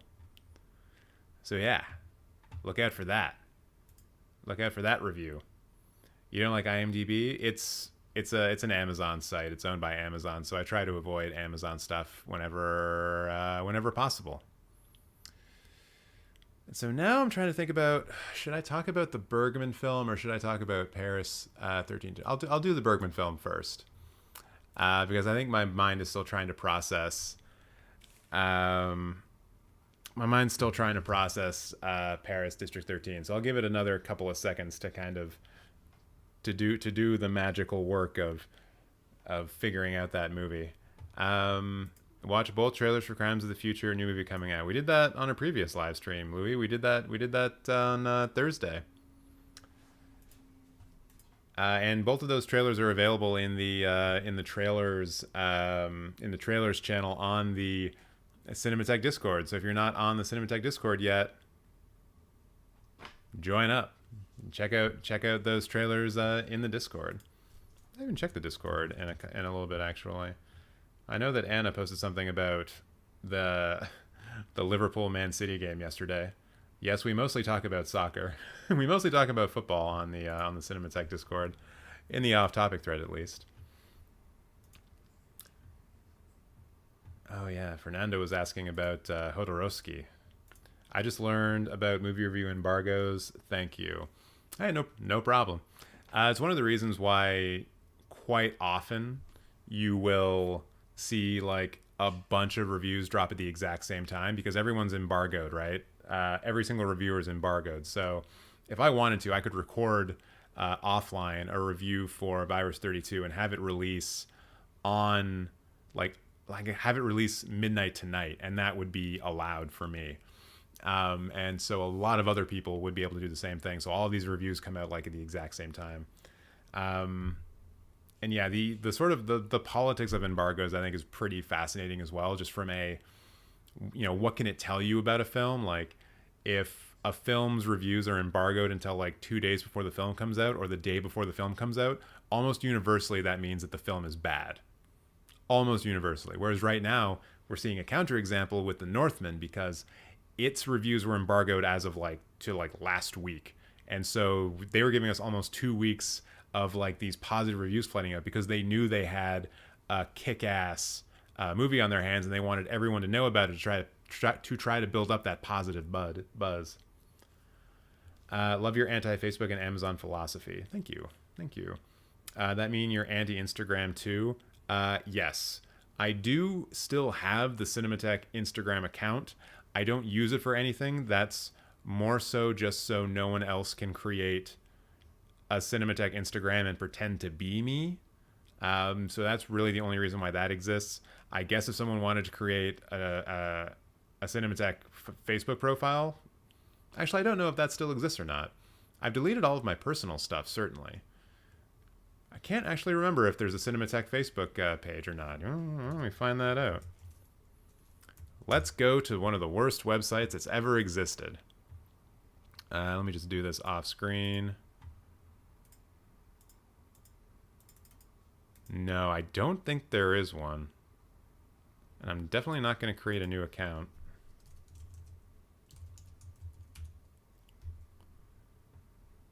Okay, yeah, I just did like... So this is what you see if you go try to find the Cinemateq Facebook page. I guess there's a company that is maybe German and makes skins for flat screen TVs called Cinemateq. I should sue these guys. No, I'm definitely not going to do that. So this is not me, everybody. This is not me. But yeah, in short, if Amazon or Facebook as a company is involved in it, I am against it. So like WhatsApp, I also don't use. Pretty much anything. Watch Inception recut as a holiday comedy. We'll see. We'll see a little bit later, a little bit later, a little bit later. But as I said, I must now talk to you about hashtag Sunday with Bergman, Sundays with Bergman, the film that I watched this morning as I immediately woke up, greeted by the bright sunshine after probably having a little bit too much to drink with my family yesterday. And I was like, you know what I'm going to do? I'm going to watch a Swedish film from 1947. You know, like you do on any given Sunday. And the film that I watched was Bergman's third film, A Ship to India. And I've kind of talked about this a little bit with the last two Bergman films that I watched. It felt like with the first one, he didn't really know, and I believe that film was called Crisis. It seemed like he was trying to figure out his own voice, his own directorial voice and style. And so he was leaning fairly heavily on Hollywood conventions. Also, I imagine being within the Swedish studio system and sort of, you know, being a first-time director, I'm sure he had some people kind of bossing him around a little bit, letting him know what's what. Keeping a close eye on him, I would imagine, but I don't know that for sure. And then in the film from last week, which I already don't remember the name of, you could tell that he was starting to come into his own. He was starting to find his footing. It was a much more interesting film, one that had more social critique at the center of it, and was trying to tell you something about Swedish society, and had no trouble pointing out the flaws in said society. And then we move on to A Ship to India, which doesn't have the same level of social critique, but absolutely feels like his most complete film at this point in his career. I would say that this film is heads and like just so much better. Just so much better than his previous two films. So this, yeah, and I think I also mentioned this in my Letterboxd review of the film, that this is when it feels like Bergman becomes what we start to know as Bergman. It seems like it's the first film where he really hits his stride as the now world famous director that he is known as. So, and if you want to watch this film, it is on the Criterion channel, and this particular film was included in the Bergman box set that they did. So the transfer, or the version of it they have on there, is actually a pretty good looking one. Not like the first film, which kind of looks like shit. Crisis. I should say the actual name of the film. I'm gonna go to Bergman thing. I gotta remember the name of the one that I watched last week. I should just be able to know this. We will do that in an upcoming live stream, Louis, watching the Michael Cera Criterion Collection one. I'm not going to be filming a new Criterion Closet video tonight. It Rains on Our Love was the one that I watched last week. Sorry about that. So I don't have a trailer of A Ship to India to show you, but I do have the entire film. And so I'll just kind of like go through it a little bit and show you guys some of the things that I was most impressed by, just as I kind of randomly click through it. And the first thing, just to point this out, this is from the opening credits, and already here we're getting some fairly significant play with silhouettes. You basically have this very bright skyline in the back, and then everything else we are seeing is based on silhouettes. So we don't see any of the, well, I think in a couple of different shots we see some of these faces, but here we're starting to see the heavy use of silhouette, and this is actually used a bit later in the a little bit later in the film to great effect, I would say. And then one of the first things that really jumped out at me, and this is maybe 3 minutes into the film, and it's one of the kind of establishing moments of the film, because I think up to this point we really only have a couple of like images of what are, and I'll just click on it here, a couple of images of what is clearly a fake ship. A fake ship, and I'll play a little bit of it, but a fake ship going into a fake harbor. Like, kudos to the VFX team for giving this a shot, but it just can't be helped. This looks like a toy in a bathtub. I totally thought you said A Ship to India. No, A Ship to India, excuse me. One of the kind of funny, not funny, but one of the interesting things to this is that like the Swedish name of this is like like skit to India Land or something like that. And I don't know why in Swedish India would be called India Land, but it is. So yeah, one of the first things that kind of jumped out at me in the film was this shot in particular, and it's here that we see our main character on the right-hand side.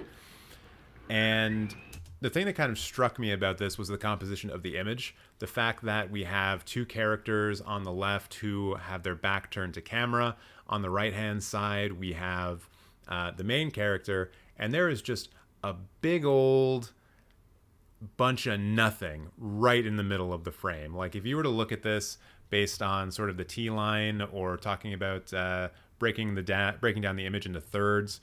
So if you cut across here about that and cut across here at the third, basically these two window panes are on the third lines, right? And it's nothing. And so I guess we're meant to focus on either what's in the background, which is out of focus. So the idea that we're supposed to focus on it, I'm wary to say that that's what we're supposed to be doing here.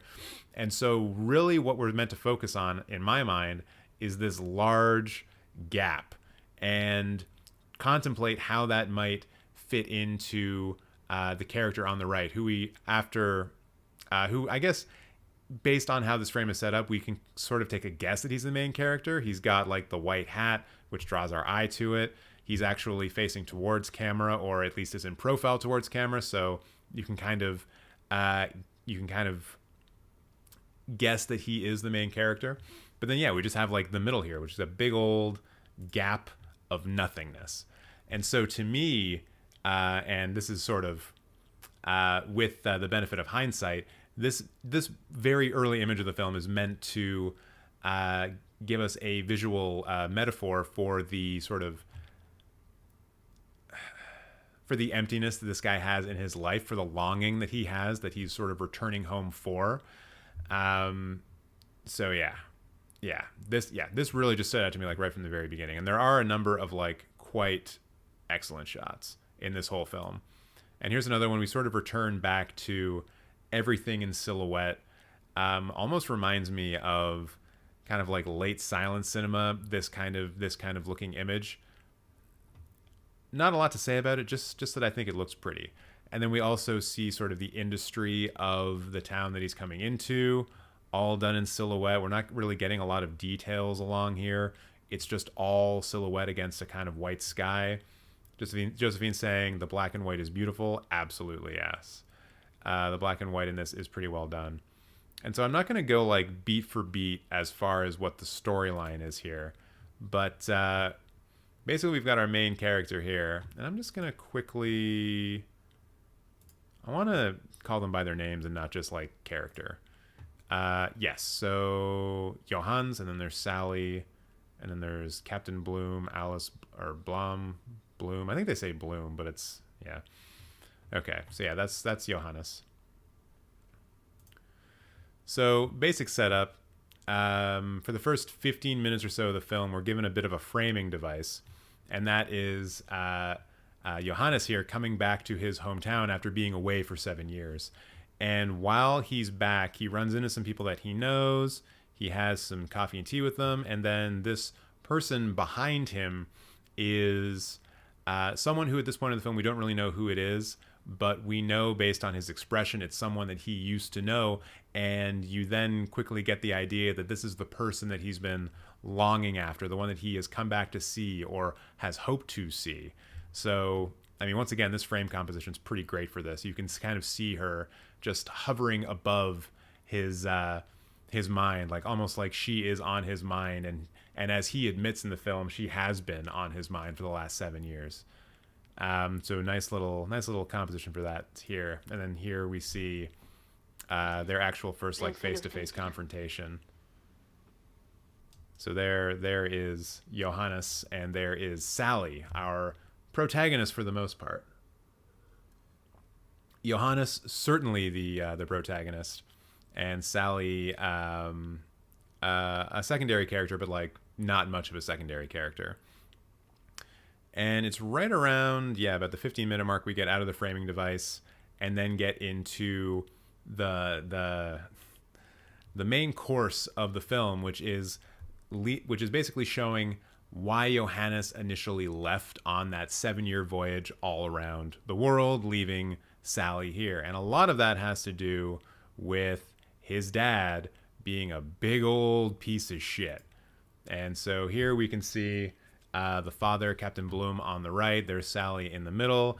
And then we have Captain Bloom's wife, also Johannes' mother, on the left. Another great example of telling a story with composition that you don't really need to do, right? Like it's images like this that make it so much better to like tell a story visually than to just do exposition dumps and shit like that, right? So here you very easily get this visual idea that Sally is going to come between the husband and the wife, right? And that is what happens in the film. She is a little bit of a homewrecker, if I'm being totally honest.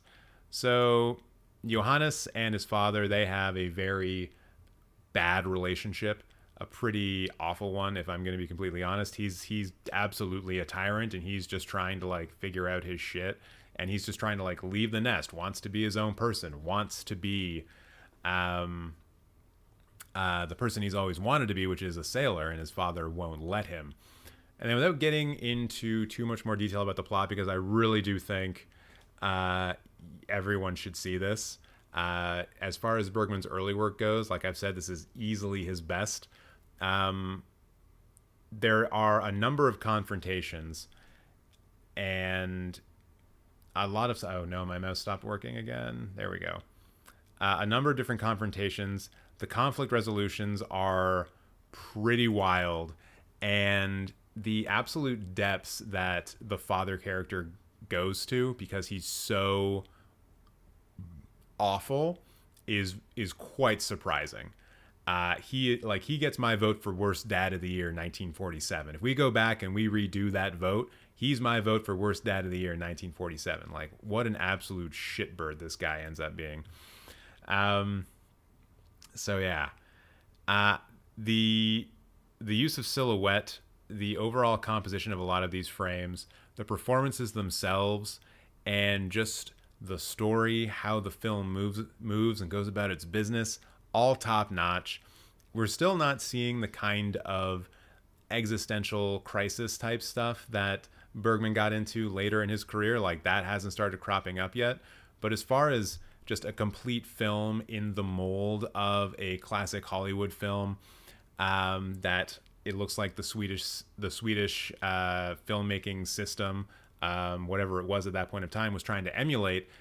This is a very good example of it. So this to me stands, shoulder to shoulder with a lot of the best Hollywood films from this time period, and I think is, it exceeds them, and I think in a lot of ways. A lot of that has to do with the different performances. Obviously, the compositions of the shots, as I've been talking about, just some really, really, really stellar work here. Oh man, yeah. And I think this might have been the second time I've seen this film, because I kind of had an idea of what was going on. I'm gonna have to double check my my diary, my letterbox diary, to see if that's the case. But yeah, this one's a yes. This one is absolutely a yes. So please check it out if you have the opportunity. And watch it on the Criterion channel, please. And don't just watch this full version of it that I found on YouTube that's in 720p and is actually in pretty good quality. Go watch it on the Criterion channel. Give those guys money if you can. Or just watch it on YouTube.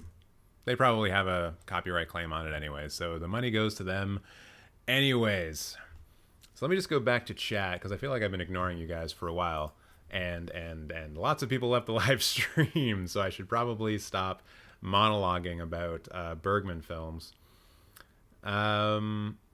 Speaking of Amazon, are you worried about their new ownership of MGM? Yes. Yeah. I'm always worried when it comes to the consolidation of pop culture as a function of capitalism. It's just going to lead us down an even drearier, more boring, dystopic path. And it's just going to continue. It's going to continue on and on and on. until a lot of media is owned by 2, maybe 3 companies, and that's it. And it's all going to be the most boring, benign, terrible shit that is just guaranteed to do the best at the box office or bring in the most money on streaming. And we're just getting closer and closer and closer to that future. You know, when it happened way back, years ago, when Disney announced that they were buying Fox, I was just like, no, this shouldn't be allowed to happen. This absolutely should not be allowed to happen. And a lot of people were just saying, we don't care. We get the Fantastic Four and X-Men in the MCU, and that's all we care about. And that's just going to come back and bite us so hard in the future. And we've already started to see repercussions of that. The squeezing of independent movie theaters, not wanting to show Disney films, new Disney films like from the MCU and Star Wars. They don't get access to other Disney films like from the Vault and things like this. So you're probably never going to see Die Hard projected in an independent theater ever again. And that's has everything to do with the consolidation of power that Disney is currently on the warpath towards. So yeah, my main thought is that consolidation of media is a bad thing, and we should just have it be as many different studios and companies as is possible, because that will ensure the largest diversity in content, diversity of thought, and will keep us away from like everything just being an MCU, right? And I know there are fans here who like the MCU. I know there are people here who are fans of those movies, and I do go see those movies, but they can't be the only movies. And if this kind of stuff keeps happening, the consolidation of essentially American pop culture, that's what we're going to end up with. And I ain't a fan of that. MCU fan be like, please Disney, buy everything. I want more. Here's in the MCU. Jesus Christ, these fanboys are literally the cancer of cinema along with Disney. I mean, yeah, there's a lot of negatives that you can say about the business practices of Disney, especially with how they operate and how they strong arm movie theater chains and independent cinema and things like this. Like, they are not the good guys in this at all. Some repercussions I've noticed as a result of Disney buying Fox that scares me the most is the older Fox films not being curated. Yeah, exactly. That's why I mentioned Die Hard, because that is a Fox film as far as I can remember. But even going back to like the like Fox has been a studio for what, 100 years? Like, Fox has been around for a long ass time. There was Fox Studios, and then there was 20th Century Studios, and then they combined into 20th Century Fox, and I think that was in the 20s or the 30s that happened. But that studio, that library, has been around for a long ass time. There are a lot of very important Fox films that have come out all throughout the years, including Alien and Aliens and the noir films from the 40s. I think Nightmare Alley is a Fox film. So it's terrible that these are now being locked away and they're only really available on Disney Plus, if they're even available there, which I don't even know if they are.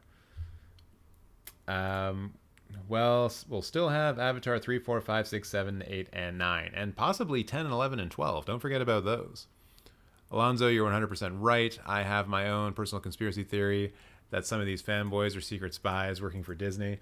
I mean, probably not spies. I wouldn't be surprised if a larger corporation like Disney is like employing things like Twitter bots and things like this in order to help amplify the reach of the content they put out. Like, that wouldn't surprise me.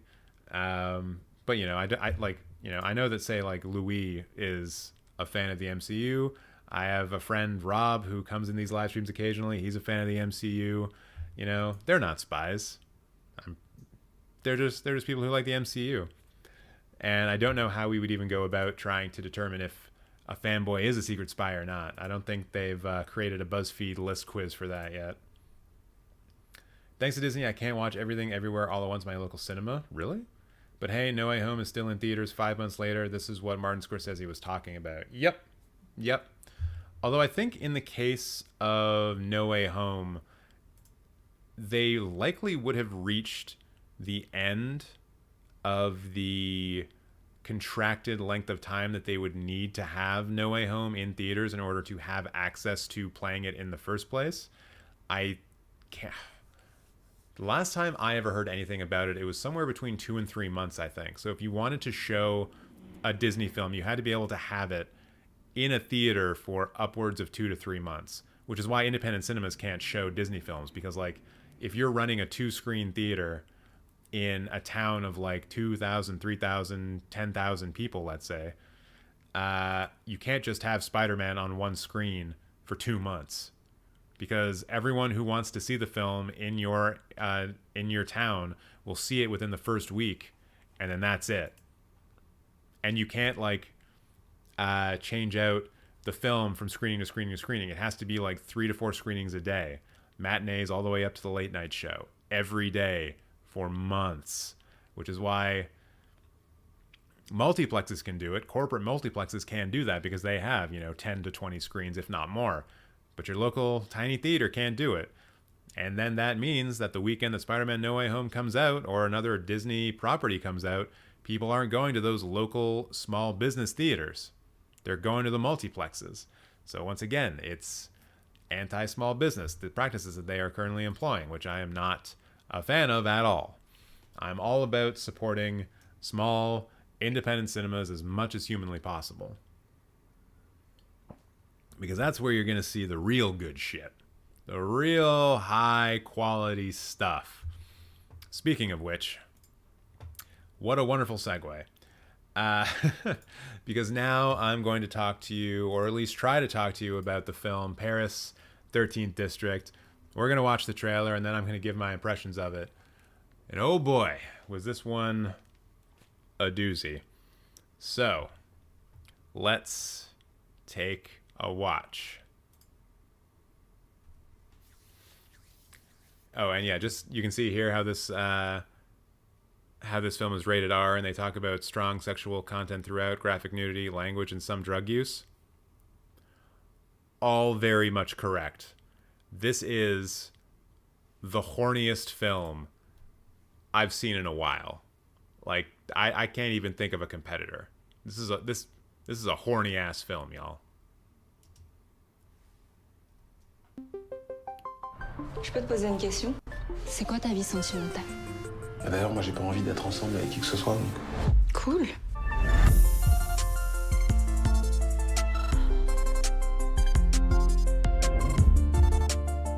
Tu m'as dit plusieurs fois que j'avais un problème relationnel. Ça veut dire quoi? Que t'es immature et égocentrique, Emily. 等一下，妈妈，我禁烟期了，马上就要断了啊！断了。 Je parle de toi, t'es bonne vendeuse. La semaine dernière, j'ai expédié un carton de vin cru à un type dont la voix me plaisait pas. Si, je pense que tu viens de me dire une grosse connerie. Non, mais je te jure.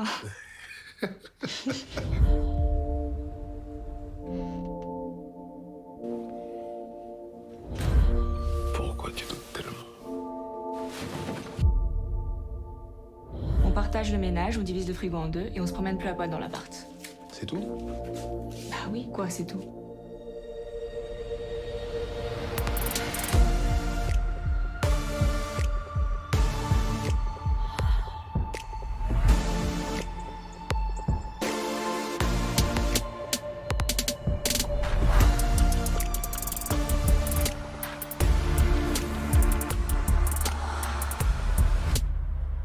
Quoi encore?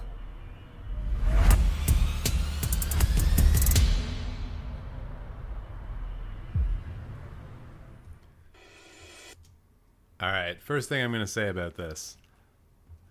And when we watched this trailer, I guess on Thursday, because it was part of the weekend movie preview, I was kind of hyped for this. I was into this because, of course, Celine Sciamma is writing it. It has one of the actresses from Portrait of a Lady on Fire in it. So I was like, yeah, of course, this is going to be a great film. This is going to be one that I'm going to have a lot of fun watching. The film is so much better than what this trailer makes out. Like, it is kind of stunning. Like, having seen the film and now coming back to this trailer, what is in that film that they don't even really touch on or try to even show you in this? It is incredible. If you check out my Letterboxd review of it, it didn't get a holy shit, but I did say that there are only positives in this film. So maybe I'll just go through some of the positives. And I'm probably going to sound like a broken record, and I kind of always fixate on the same things, but like, the cinematography is incredible. This is actually, right here, the very first shot in the film. This is the first thing you see. And I was in a theater with other people, right? And I had to stop myself from out loud proclaiming, "Fuck you, movie." Because I was just like immediately, as soon as I see this shot as the first shot of the film, it tells me so much about the film I'm about to watch. And it's just so perfect and beautiful in the way that it is composed. Like, you see nothing in here except for this sort of jagged line in the middle of it, speaking to the kind of separation that is going to be a part of the film, the sort of black and white nature of the romances and the attitudes of the people in the film. And then this shot does sort of like snake up and then expose to you the 13th district of Paris, which is where all of this film takes place. So this is like an opening shot, kind of just floored me a little bit, and I was incredulous. I was like, "You son of a bitch!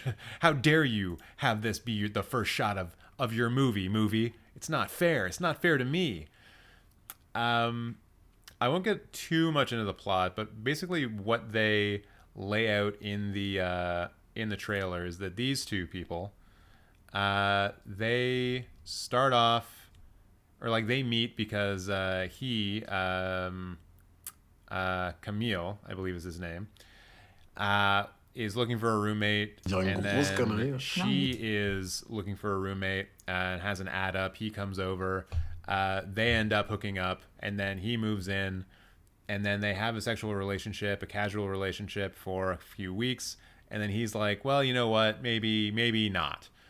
And then the film sort of starts to branch out from there, where we start getting introduced to a couple of different characters, one of them being the woman who you will recognize from Portrait of a Lady on Fire. I just want to find an image of her here. Yeah, here we go.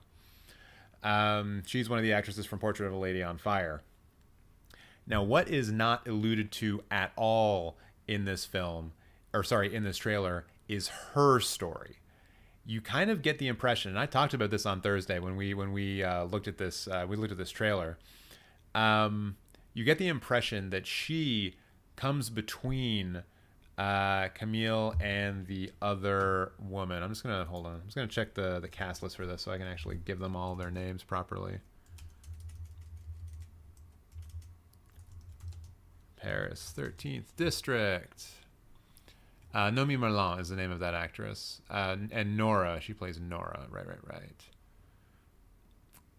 So yeah, I just want to get this cast here so I can look at it properly. So yeah, these are our main characters here. Emile Wong, Camille Germain, Nora Leger, and Amber Sweet. And Amber Sweet you see for like a split second in the trailer. And she is more a part of Nora's storyline, which is why I say that you don't really get much of anything from Nora's storyline in this trailer. So yeah, in this trailer, it kind of seems like Nora is going to come between Amélie and Camille, but that's not really what's going on. That's not really what happens when she comes into the film. They are all those two other people are already separated from each other. So what you actually get is a kind of interweaving of narratives where people sort of cross paths with each other and then meet each other in that way. And then the sort of sexual politics start to take over of who's sleeping with who, who's in love with who. Not really a love triangle, but also not a love triangle. And then there's the fourth person, Amber Sweet, who's on the outside of the whole thing. and she has a relationship that develops throughout the film as well, and it links up with the three other characters I've talked about, Nora, Camille, and Emily. So from a story perspective, from the way that the film was constructed, no issues, no problems. I was enraptured pretty much the whole time because the film knows exactly when to show you what it wants you to see. There's no moment in the film where I felt like I was being led astray or I was being given information that I didn't need, or that there was some kind of setup being put out that was not paid off later on. It just works, and it all just kind of flows seamlessly. There might be one thing that was set up that was not paid off, but it in itself was a payoff. So I'm willing to let it slide. And I think it probably would have bogged down the film a little bit too much in territory that it didn't want to approach. Basically, I know I'm trying to be very vague here, but basically Nora, who we see pictured here, does something illegal, and there are no repercussions for her doing the illegal thing. And so I think if, it's the kind of thing where if in this movie they decided to go down this path of having Nora deal with the criminal justice system and deal with cops, it just takes focus away from what they're actually trying to show you, which is how her different relationships develop over the course of the film. And unless she's going to start like sleeping with a cop, there's no reason to go down that road. So overall, story, great. Construction of the film, great. Structure of the film, great. Big fan of this movie. How can meaningful relationships ever be formed in this fast-moving world? I mean, that's what this film really... that's really what is at the heart of this film. Also, the nature of casual sex is investigated very thoroughly, and how participating in casual sex can interfere with future relationships. That's also something that this film touches on. It's all very of the moment, and it's all very prescient. Yeah, it's good. You've probably also, while watching the trailer, heard a little bit of the music that's involved in it. It's another aspect of the film that makes it feel like very much of this moment. It's electronic music. I would not be able to tell you the genre because I'm a lame old dude who listens to black metal, and I have no idea what electronic music genres are. But it works so well within the context of the film. It gives you that sort of pulsating, bass heavy kind of music you just want to get up and dance to, have a bit of a rave to, maybe do some MDMA. That might be a thing that happens in the film. Do drugs responsibly, everybody. And this is actually a film where I would consider not getting it on vinyl, because I don't purchase vinyl anymore, vinyl records. But if I were to find like a digital version of the soundtrack, I would buy it. I was really digging the music overall in this film, whether it be what was in the film or the score of the film, the non-diegetic music. Really into it. Nothing but praise. I've got nothing but praise for this film. And then I guess, I've already talked a little bit about the cinematography. You can kind of see here, this is a black and white film, except for one moment in the film, which doesn't have much significance, but also does. But the general approach here is a kind of fly on the wall type thing. It's, basically a handheld camera following everyone around, and occasionally you do get some of these beautiful shots of Paris in daytime and at night. And what I kind of like about how, especially these exterior shots were done, this one's not a super good example of it. This one might be a little bit better. Yeah. You kind of get the idea of being closed in from a lot of these shots. There's not, like, you don't see a lot of the sky. You don't see a lot of ways out.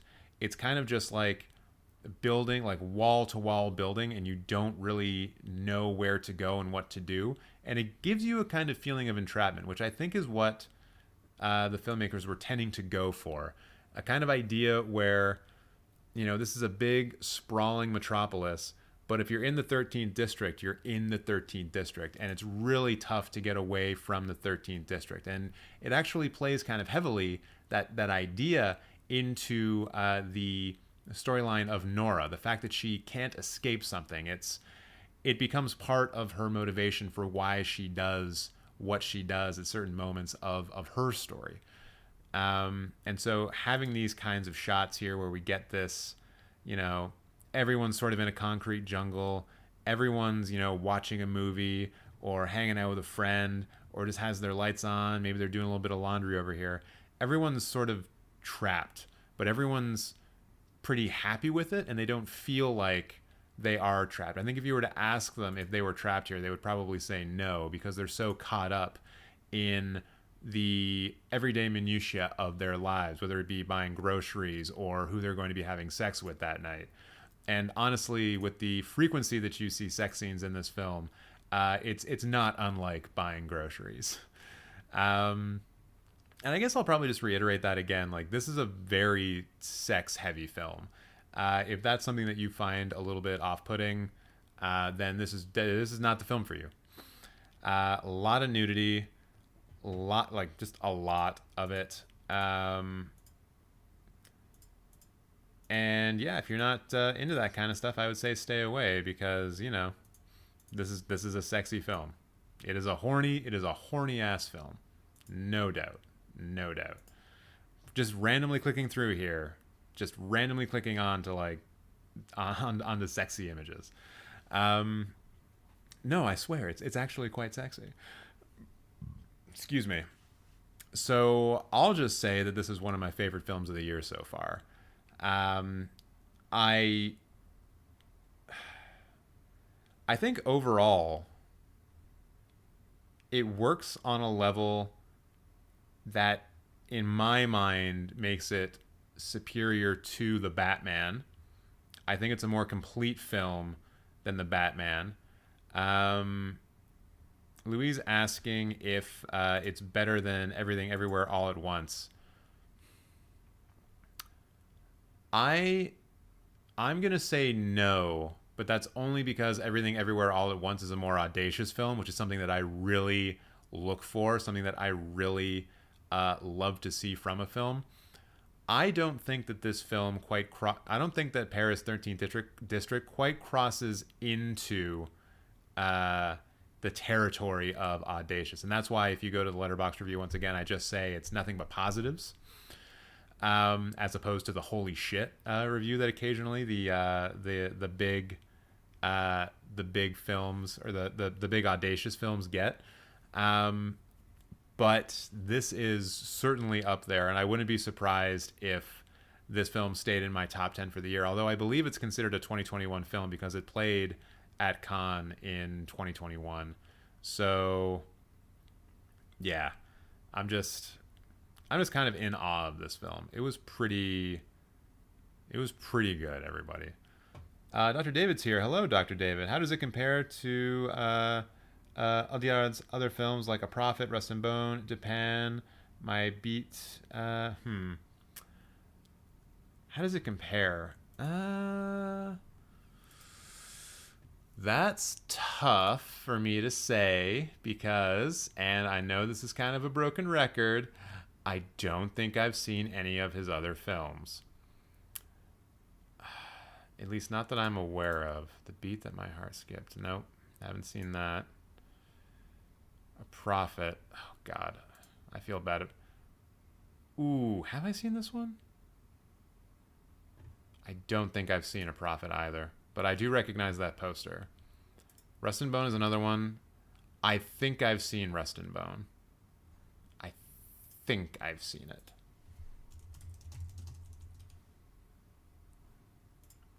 I'm all... I thought I had seen it.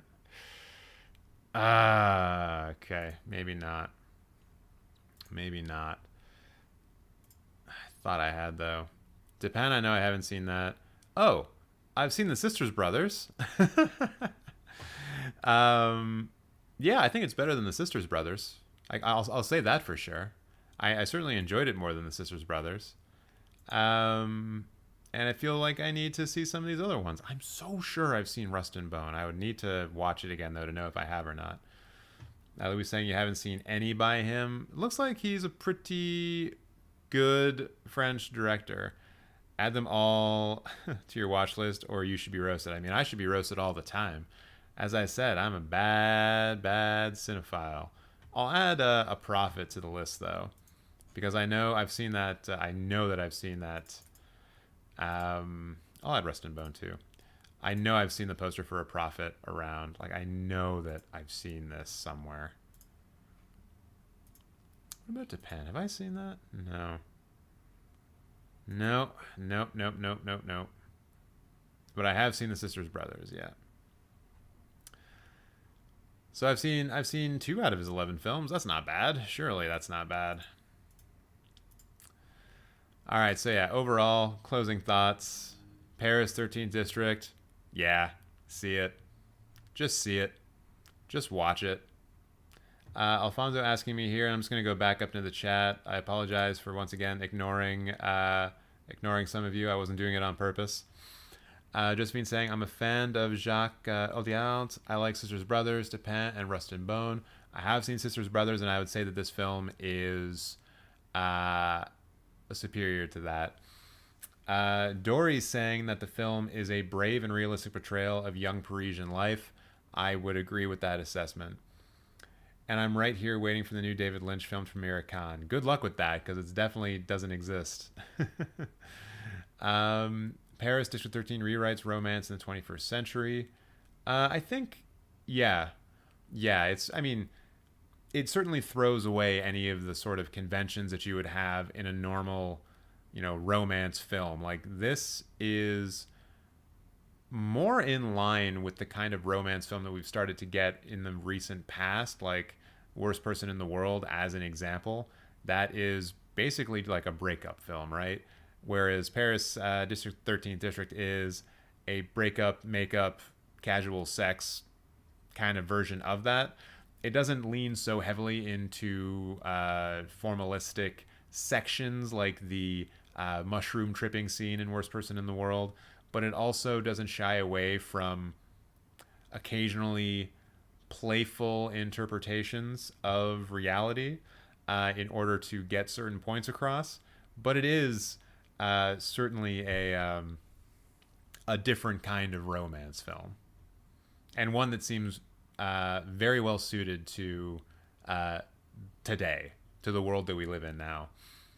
Do art house theaters still even exist? I remember the Carlton Theater used to be this dirty old rundown place in a bad neighborhood that ran obscure movies for like $4. Now it's so different. I mean, when we're talking about art house cinemas, I think the thing that we most have is just like the second run theaters that occasionally play really cool stuff. Like in Toronto specifically, we have the Royal, the Review, the Fox Theater.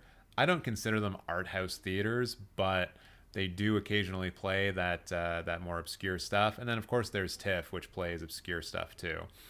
That's where I saw Paris District 13 today.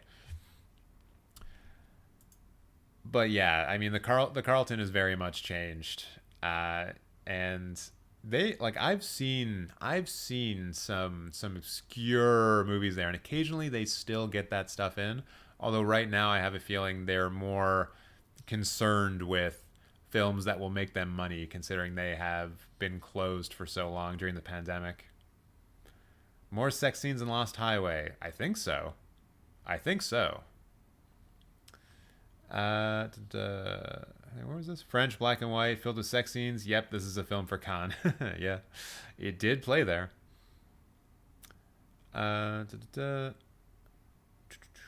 Did you see new Keaton Batman suit? Looks great. I have not seen it yet.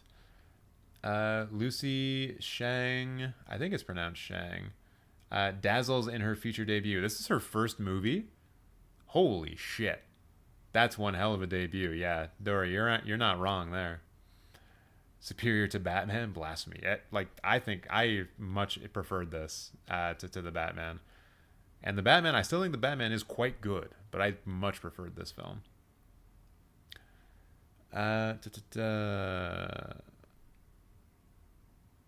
Yeah, Louis, we'll get to that. We'll get to the Inception as holiday comedy. So basically, don't watch it with your parents. No, do not watch this film with your parents. Definitely not. Definitely not. Notice you describe Donkey Skin as endearing, whilst you hit on Licorice Pizza. Very strange. Well, I mean, that has a lot to do with how the subject matter is approached, right? Like, Donkey Skin is about a dad trying to marry and have sex with his daughter, but it's also a fantastical musical that does not in any way take itself so seriously, whereas Licorice Pizza is a 25-year-old and a 15-year-old falling in love and probably having an inappropriate relationship that is illegal, right?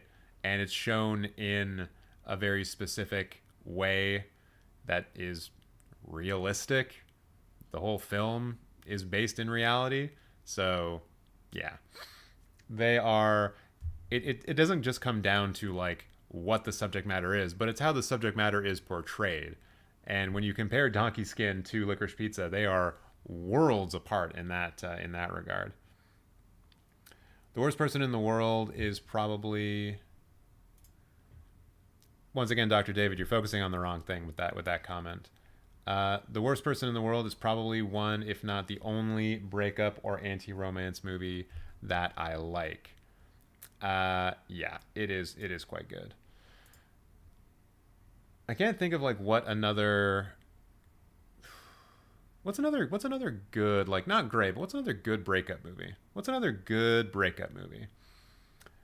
Licorice Pizza was good. Cooper was great. Cooper Hoffman, yeah, he played it well. And I've said before that I overall like Licorice Pizza. I'm just not a big fan of the portrayal, the ending portrayal of the relationship, and also the racist bits, which make no sense in the context of the story. Love Licorice Pizza. Wanted to win Best Picture and Original Screenplay. Was disappointed it went home empty-handed. Thanks, bribers. I don't think there's any bribery going on with the Oscars, is there? I don't think that's something that's been... I mean, other studios just basically buy wins through bribing. That's more of like a Golden Globes problem. There's certainly campaigning that happens. There's certainly campaigning that goes on, but I don't think that they're actually bribing members of the Academy. Like, that's 9,000 people you gotta bribe. That's a lot of bribes. Oh, so we got breakup movies, ideas for breakup movies: Swingers, Eternal Sunshine of the Spotless Mind, 500 Days of Summer. Right on. It's funny because I found Licorice Pizza endearing. I guess it just comes down to taste. Yeah, we can just leave it at that. My personal theory about Licorice Pizza is that Alana Haim's character is not actually 25, but an 18 to 19-year-old high school dropout. Alana Haim does not look 30 at all. Well, she's playing a 25-year-old, though. And I think that Alana Haim is around that age. But, like, yeah, I think, you know, if that's a theory that is backed up by something in the film, then cool. And, yeah, Alana Haim is 30, and she's playing a 25-year-old in the film. And that's, like, specifically stated at some point in the film. So, you know, if I would have, you know, most of my issues with the age gap difference between them, like, pretty much disappear if it turns out that she was lying about her age in order to make him, like, go away or whatever, and it turns out that she's actually, like, 17, right? That would have solved, like, that problem for me, certainly. Wouldn't solve the racism problem, but, you know, it solves one of the problems. We can't solve all the problems all the time. Let's see here. My Blue Valentine being put in here as a breakup film. Josephine hates 500 Days of Summer with a deep passion. I lost friends in high school because of that movie. Really? My brother said Worst Person in the World is the better version of it. That's cool. I don't think I've actually seen 500 Days of Summer. I think by the time I would have been getting around to seeing it. The critical, not backlash, but the critical appraisal of it had mostly turned to like, oh, it's not that great of a movie for these very particular reasons. And so I kind of just took it off of my watch list. Dory also saying that The Souvenir is a good breakup story. That's actually a really great suggestion. Jonah Hoag's first film, or not her first film, but the first Souvenir film really shows you the pain that you go through while trying to support someone with an addiction, and what it's like having them slowly drift away from you over time. Ugh. It's a pretty emotionally brutal film. I think we also had Forgetting Sarah Marshall up there. Yeah, as a comedy, yeah, that's a much better idea. Alana gives multiple ages in the film. Does she really? I only remember her saying that she was 25. Inception is kind of, yeah, I guess Inception is kind of a breakup movie, eh? In the way that, like, a breakup can severely affect your mental health, yeah, I guess Inception is kind of a good allegory for that. I know I mentioned it earlier, but you have to watch Possible Worlds. Did I put that in my watch list? Because I'm all about seeing a Canadian film that has Tilda Swinton in it.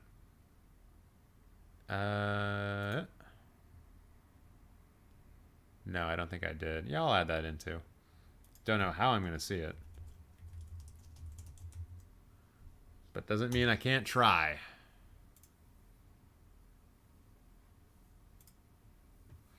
Oh man, Tilda Swinton in the year 2000 looks so much... Actually, she just kind of looks the same.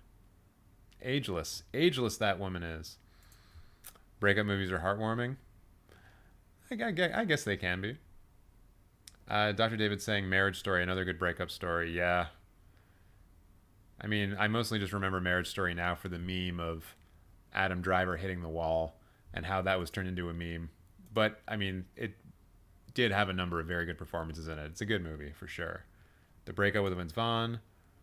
The Batman opening monologue is one of the best scenes of the year. It's good, for sure. Once again, the year's only not even 4 months done. We've got a lot of other contenders who might be vying for that crown. All right, so I'm just gonna do a little bit of housekeeping here in terms of closing down tabs and stuff. I'm also gonna take a quick break, so I'll be back here in a couple of minutes. Stick around, talk amongst yourselves.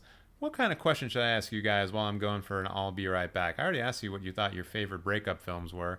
What are your favorite... I don't want to say romantic comedies. That's way too obvious.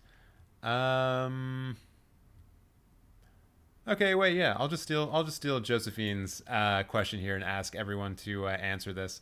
What Dr. Seuss book would you like to see the Daniels, the directors of Everything Everywhere All at Once, adapt? And I'll think about my answer and let you know when I'll be right back. Or I'm going to be right back. You all know what I mean. I'll be right back! I'll be right back. I'll be right back. Dan. Richard, do you mind to step aside and let's talk? I'll be back in just a second. I'll be right back. Don't get dressed. I've got to leave this room. I'll be right back. No! Don't you leave me here, you... I'm coming right back. I give you my word. Be right back with a search warrant. There, I will be right back.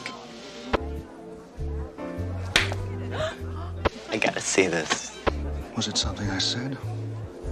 How about the words, I'll be right back? I'll be right back. Leave her running. What? I'll be right back. I'll be right back. You understand? Hey, buddy, you pay for the drinks. I gotta go to John. I'll be right back. Gotta introduce Mr. Thick Dick to Mr. Urinal Cake. Jeez. Never, ever, ever, under any circumstances, say, I'll be right back. Because you won't be back. I'm getting another beer. You want one? Yeah, sure. I'll be right back! Well, I'll be right back. I'll be right back. Dan. Richard, do you mind to step aside and let's talk? I'll be back in just a second. I'll be right back. Don't get dressed. I gotta leave this room. I'll be right back. No! Don't you leave me here! I'm coming right back. I give you my word. Be right back with a search warrant. Sarah, I will be right back. I gotta see this. Was it something I said? How about the words, I'll be right back? I'll be right back. We were running. What? I'll be right back. I'll be right back. You understand? Hey, buddy, you pay for the drinks. I gotta go to the John. I'll be right back. Gonna introduce Mr. Thick Dick to Mr. Urinal Cake. Oh, jeez. Never, ever, ever, under any circumstances, say, I'll be right back. Because you won't be back. I'm getting another beer. You want one? Yeah, sure. I'll be right back. I'll be right back. I'll be right back, Dan. Richard, do you mind to step aside and let's talk? I'll be back in just a second. I'll be right back. Don't get dressed. I gotta leave this room. I'll be right back. No! Don't...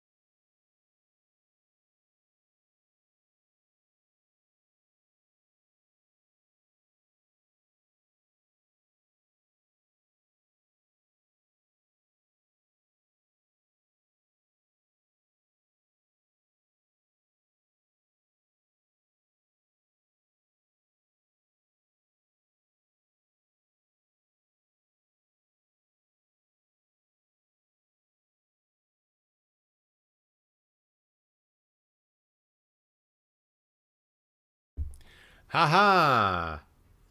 See, I caught it eventually. As soon as I look back at the chat, thank you everyone for letting me know that I was being a dummy. So when I did come back, I said that the first thing I saw was Peter saying that breaking up is exciting, to which I said, no, it's not.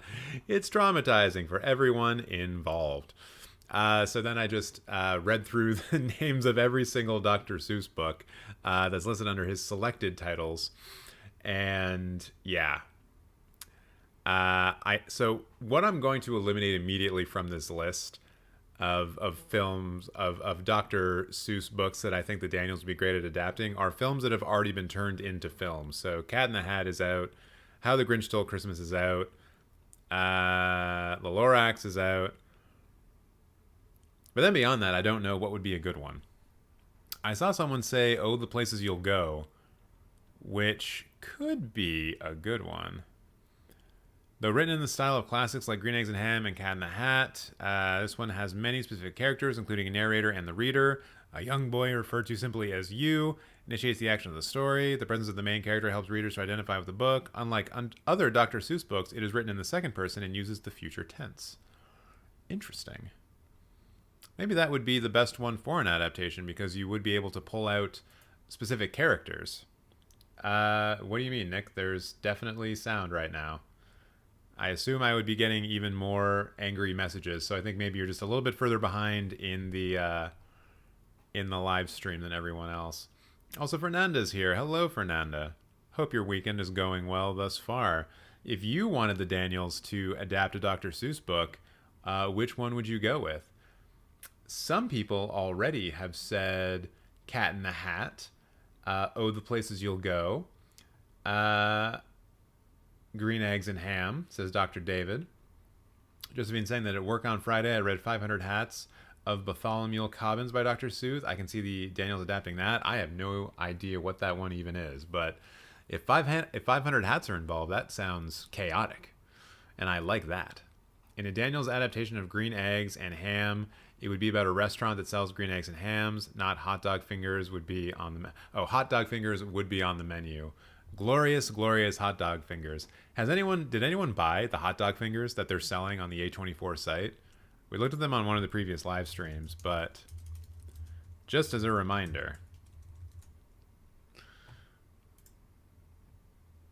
Can I ask you a question? That's not what I want. I want hot dog glove fingers. Did anyone buy these? Because I would be fascinated to see pictures of these, like out in the wild, people using these, maybe wearing them for a maybe wearing them for a Halloween costume. Actually, it would be a kind of touching Halloween costume if it, like, do it as a couple's costume. I think that would be great. I think that would be a great couple's costume. Sounds good. Nice. Good to know. Good to know. Don't be silly. The hot dog fingers are ridiculous, but like, look at them. They're perfect. they're just big long fingers, and there's veins. I can't get over the fact that there's veins. Surely a room full of writers could come up with a structure for any Dr. Seuss book. Yeah, I'm sure. You wouldn't even need to write a room full of writers. You could just get one writer, or just the Daniels, 2 of them. You need exactly 2 Danielses in order to put a structure to a Dr. Seuss book. But if that comment was made in reference to my saying that the 500 Hats of Bartholomew would be chaotic, I mean, you can still have chaos within structure, right? So Tracy here is saying the Butter Battle book. I'd love to see Edward Scissorhands try to put on those hot dog fingers. I mean, he could probably get them on, and then the scissor parts would just go right through the fingertips at the end. So he'd just have like hot dog fingers at the very bottom, and then just still scissors out here. Although I guess maybe you're talking about the physical act of trying to put them on, in which case they'd probably just get torn to shreds immediately. Dr. David also suggesting the snitches, the snitches to be adapted by the Daniels. All interesting picks. I don't know if I have one. I would probably go with Green Eggs and Ham. That's the one that I know the most, and I don't think it's been adapted into a film as far as I know. So, yeah, let's go with that. Green Eggs and Ham. I'm sure you could tell a great full-length feature film about Green Eggs and Ham somehow, and if anyone can do it, I'm sure the Daniels could. The Starbelly Snitches could totally be at the same beach from Swiss Army Man. Oh, interesting. Maybe someone will edit that in and create a kind of not a parallel universe, I guess a cinematic universe for Dr. Seuss somehow. Talking children's books, maybe they could do something like Goosebumps, but not like the TV series. I think that Daniels doing Goosebumps would be pretty outstanding, especially one of like the more out there ones, like Welcome to Horrorland, or even I guess, yeah, Night of the Living Dummy would be kind of fun, because I think they could probably do, like, as a horror movie, I think they could probably do a good version of Night of the Living Dummy. Excuse me. Green Eggs over Places You'll Go? No way. Hey, man, I haven't read a lot of Dr. Seuss, so my opinions are bad. I love the Butter Battle book animated special. I had a VHS of short Dr. Seuss adaptations. Daisy Head Maisie, Horton Hatches the Egg, and Butter Battle book. Right on, right on. Yeah, you really know your Dr. Seuss's, Dr. David. Definitely. You seem to be the Dr. Seuss aficionado of the bunch. Although Nick maybe is up there as well, since he is so angry that I chose Green Eggs and Ham over the Places You'll Go. I'm sorry. What can I say? I'm not a smart man. I keep trying to tell you guys that. Also, if you're new here, thank you very much for joining in this live stream. My name is TJ, and we talk about movies for the most part here, except when we talk about Dr. Seuss books. If you would like to, I would appreciate it if you would subscribe to the channel and come back for future live streams. Also, get in the chat, interact, say hi to everyone. Tell me what your favorite movie is if you're new here as well. And if you haven't yet done it, please like this live stream. It's how we get more eyeballs on this here live stream. Engagement. It's huge. It's a big thing. Tomas is here. Hello, Tomas. How are you doing? Okay. So let's now move on to the thing that I said I was going to be moving on to before the break, which is filming a letterboxed roast. That's right. We are going to be doing some letterbox roasting. So I, of course, will be shooting that like a video. There'll be some stop and starts. There'll be some ridiculousness. I'm going to be switching over to a view where chat will not be visible on screen, but of course chat will still be visible in the chat window. And yeah, we're gonna roast some Letterboxd accounts. So let me just get over into that. Hey, look at that. It's all clean now. Good for the edits, as I like to say. And yeah, I guess I'll just do another one of these. Or maybe I'll wave to myself. TJ. Future TJ. You're about to do things right now. And do a sync. Bam. Please roast me today. Well, Dr. David, usually I focus on people who have subscribed recently or followed me recently, but I guess I can make an exception. What's your profile name? Is it just Dr. David? I assume so. I just gotta figure out a way of including it because I usually just go from my recent followers. Followers, you probably would be listed here. Hey, Tomas is right there. I want to be roasted. Let me subscribe. Haha, I have forgotten to do that. Yeah, if you do it now, then you'll be eligible. Dr. David 1963. No, I don't want to bookmark this. What are you doing, computer? Don't do what I told you to do. Do what I wanted you to do. Oh, yeah, okay, there we go. Oh, super easy to roast. Actually, probably not. But all right, I'll keep that one. I'll keep that one in reserve. So let's get over to it here. I'll probably just redo this thing and be like, and do it again because I definitely need to do another sync because I've just wasted so much time. Not actually shooting the video yet. Fernando followed me. Excellent, excellent. All right. So now I'm going to wave again. Future TJ, remember this. And, ooh, that was a good one. That was a good sync clap. Hey, we got up to 11 likes. Thank you, everybody.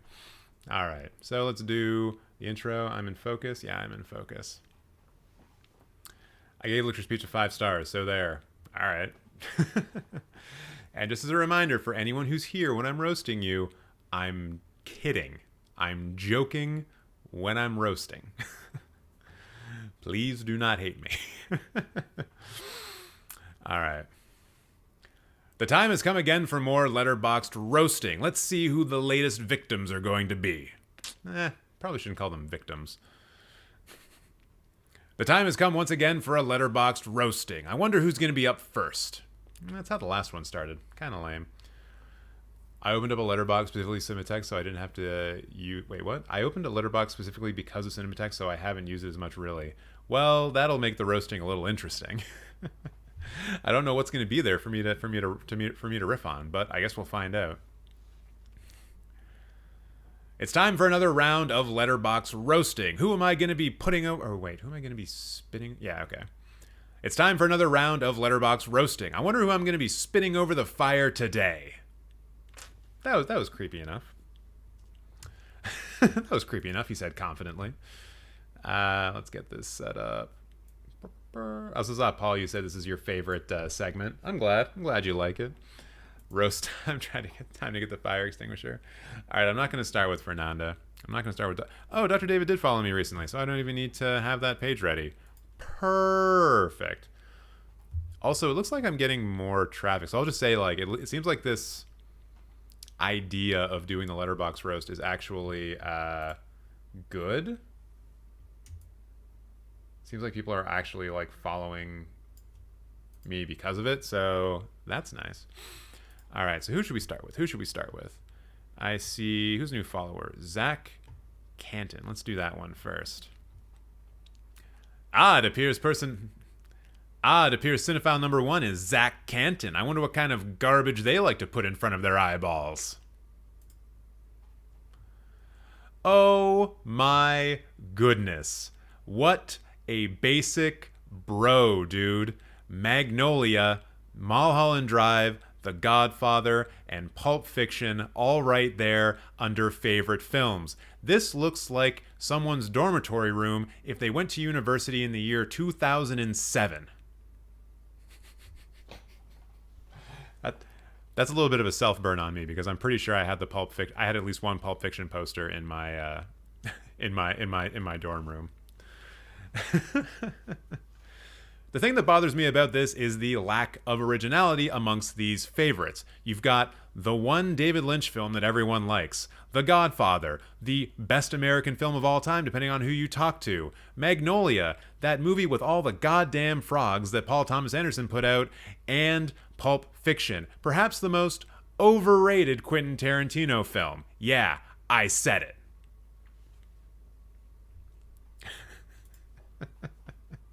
R.I.P. Zach. I wish I kind of could show the could show the chat in this because some of these are pretty good. Only adding to my disdain is the fact that it appears that you saw Magnolia like 2 days ago and gave it 5 stars. Are you even a cinephile? It's taken you this long to get to Magnolia? Zach, I've got questions for you, and I don't think you have any answers. I feel so bad. but I'm having a good time. We're all having fun, right? Yeah, Inglourious Basterds is definitely better than Pulp Fiction, without even a doubt in my mind.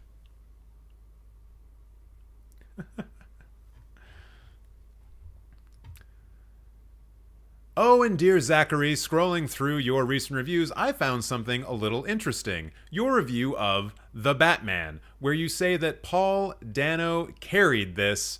What are you talking about? Paul Dano was in that film for like less than 10 minutes. Robert Pattinson and Zoe Kravitz are obviously the best parts of it, and I don't even know if I can even take you seriously anymore. Zach, what's going on in your brain? I'll do that last part a bit again. Zach, what is going on in your brain, my dude?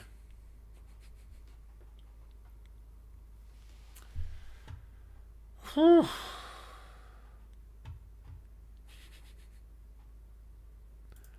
All right, let's move on to the next one. Let's see if victim number 2 has a bit more. Oh, God. What's a good way of setting this up? Oh, yeah. Let's see if victim number 2 is a little less basic. And that person is going to be Timmy. Okay, Timmy, let's see what's going on here. Ooh, this is a bit more interesting. Your favorite films are Bull Durham, Bill and Ted's Excellent Adventure, Francis Ha, and High Fidelity. I'm automatically going to dock you points because these are all American films. But they're not the typical films that you would find in a favorite films list. Bull Durham, a Kevin Costner film about baseball. I like baseball, so that's not so bad. So this isn't so bad. I don't mind that at all. Bill and Ted's Excellent Adventure, aside from having one very problematic moment in the entire film, is a lot of fun and was a big part of my childhood, so that's cool. Francis Ha was Greta Gerwig's Francis Ha was Greta Gerwig's big breakout film as far as I can remember, so I'm not going to dock you points for that either. And then High Fidelity, everyone's favorite film if they're probably an asshole. Station! Wasn't Station in Bill and Ted's Bogus Journey, though? Oh, you guys were yelling Station because of Bogus Journey. I gotcha. And then we end with High Fidelity, and honestly, I will say that even though I like this movie, if you have it in your favorite films, you're most likely a giant asshole. There we go. Because, like, the lead character is a giant asshole, right? Oh, yeah. This will be good. And because I'm a YouTuber, I must point out the fact that you recently watched 20th Century Women, which is a movie that I referenced in my last Letterboxd roasting. Now I'm going to tell you to go watch that previous video because cross-traffic is good for the algorithm, and I'm just a big old whore for views. There we go. See, I'm getting better at this. I'm a mark for Proust jokes. All right, this guy's cool. A giant asshole like the Sandworm Dune? Nice. Nice. What was this guy's name again? Timmy. Right. You know what, Timmy? I take back the asshole comment. I see now in your Little Miss Sunshine review that you're actually kind of cool because your review is 3.5 stars and just saying, I'm a mark for Proust jokes. You're probably alright. I'll probably do that whole thing again. But you know what, Timmy? I think you might actually be okay. Scrolling down and looking at some of your recent reviews, I see for Little Miss Sunshine you have said the following: I'm a mark for Proust jokes. I'm a mark for Proust jokes. And you know what? I think that means you're probably not so bad.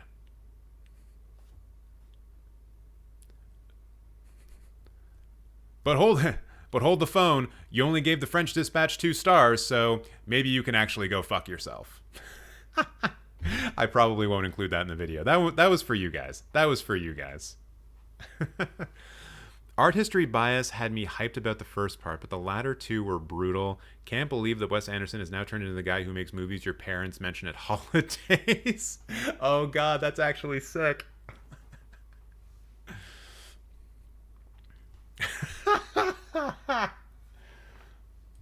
All right, this is what's actually gonna go into the video. I'm gonna redo the French Dispatch part.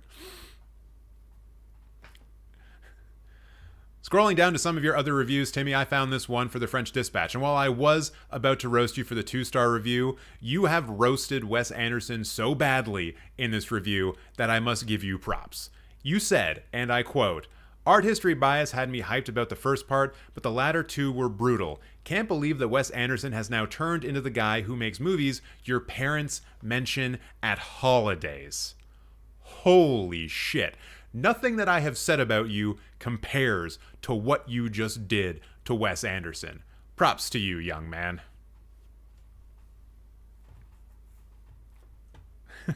See, I liked the French Dispatch. I was into it.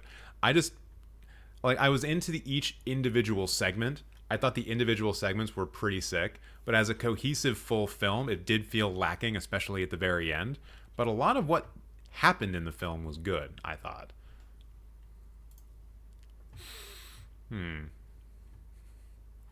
We now move on to victim number 3. I wonder what dollar bin nonsense they've got in their favorite films. Oh, wait, no, I should include the name in that. And now we move on to contestant number 3. I wonder what dollar bin nonsense they have in their favorite films. Jason. No, wait. Yeah, include the name in the whole thing. And now we move on to contestant number 3, Jason. I wonder what dollar... Fuck. And now we move on to contestant number 3, Jason. I wonder what dollar bin favorites he's got in his favorite films. I'm not saying this right. I'm not saying this right at all. And now we move on to contestant number 3, Jason. I wonder what dollar store... I wonder what dollar bin favorites are in... No, I shouldn't say favorites twice. This is the part that you guys never get to see, really, is when I keep fucking up a line and I'm trying to figure out, like, what's a good way of saying something. I wonder what dollar bin nonsense he's got in his favorite films. Okay, yeah. I wonder what dollar bin nonsense he... Oh, wait, I should do the whole line so I can do a zoom in. God damn it. And now we move on to contestant number 3, Jason. I wonder what dollar bin nonsense he's got in his favorite films. There we go. Oh, no.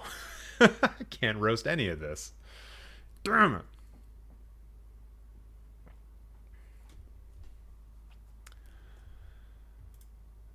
Oh, Jason. Oh, dear Jason. I can't actually roast much of this because I think you've done a pretty good job with your favorite films. But once again, I'm going to have to deduct points for only having American films. Broaden your horizons, please. Your favorite films here include Eternal Sunshine of the Spotless Mind, Call Me By Your Name, Get Out, and Before Sunrise. And like, what am I supposed to do with this? Say that Eternal Sunshine of the Spotless Mind is a pretentious film and you're pretentious because you like it? I could, but why would I? Because that would make me pretentious. The same could be said for Call Me By Your Name. Is it called? Yeah. The same could be said for Call Me... The same could be said for Call Me By Your Name, which is a heartfelt film that left me feeling all of the emotions, and I assume it did the same thing to you. So, fuck us both, I guess. I don't know. And then there's Get Out, probably the best film debut that's happened. And then there's Get Out, probably the best film debut in the last 20 years? Probably. So that's another one that I'm just not going to mess with. And that's just another one I'm not going to mess with. And then we have Before Sunrise. I think if I say a bad word about that film, a number of people will just show up at the side of my bed and flog me with a bunch of bars of soap in a sock. For some reason, I felt the need to do a Full Metal Jacket reference right there. And then we have Before Sunrise, which I'm not going to say a bad thing about, because if I do, I'm pretty sure I will wake up bound to my bed with a bunch of people hitting me with bars of soap in socks. And then I'll cut in that same thing happening from Full Metal Jacket. You guys see how my mind works now, right? Is it weird that this is all on the fly and I'm basically creating a video out of nothing? Get Out. God, I love that movie. Yeah, it's pretty sick.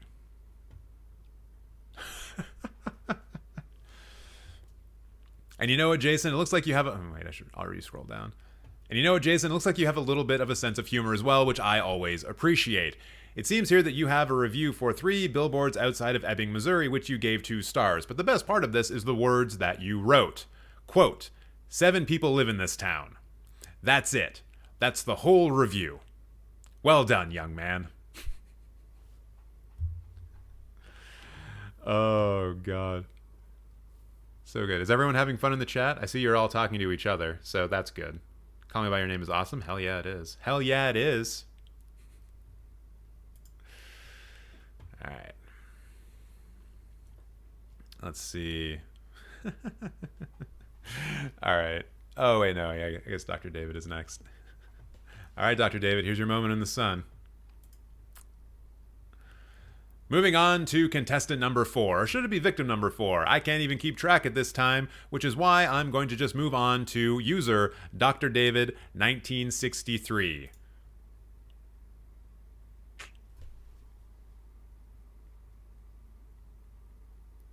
I've got a joke. I've got a joke forming in my mind.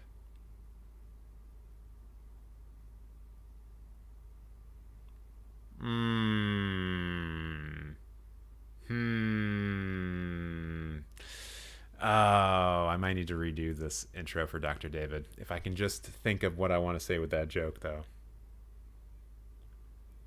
Yeah, see, it's different because I actually know Dr. David. Well, I don't know Dr. David, but like I know the user.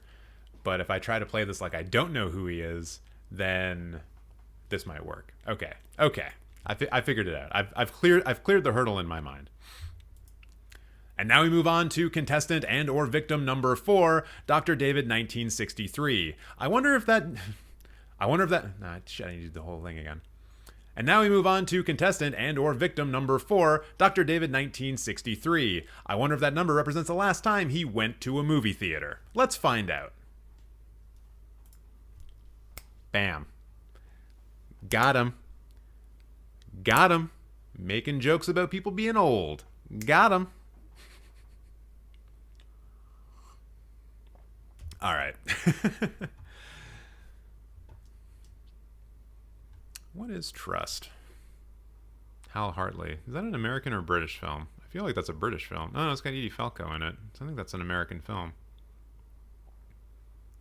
Interesting. All right, Dr. David, your favorite films are 2001: A Space Odyssey, Dog Day Afternoon, Trust, and All the President's Men. And my God, if I were to go back to the very first victim of this roast who had a lot of basic stuff that came out in the last 10 years, I would then apply that exact same logic to this list of favorite films. It's the exact same basic nonsense that I would expect if Letterboxd existed on whatever foundling internet was around in the 1970s.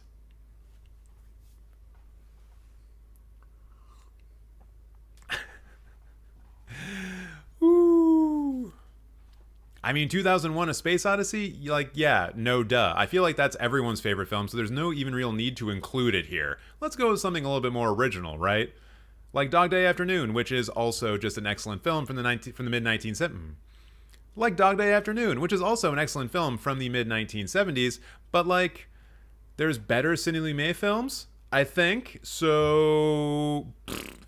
no. I'm just like Dr. David. I have seen 3 films in April.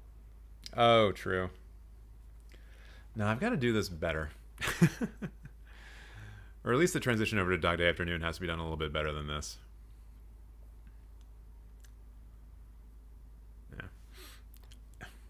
And I would say the same thing about A Dog Day Afternoon and All the President's Men. The one thing that I can't do that for, though, is trust, because I have no good goddamn idea what this movie is. I click on the page, and all I see are some people in the Requiem for a Dream pose that I used in a previous video, which, by the way, you should also watch. I'm very good at YouTube Synergy, as you can tell.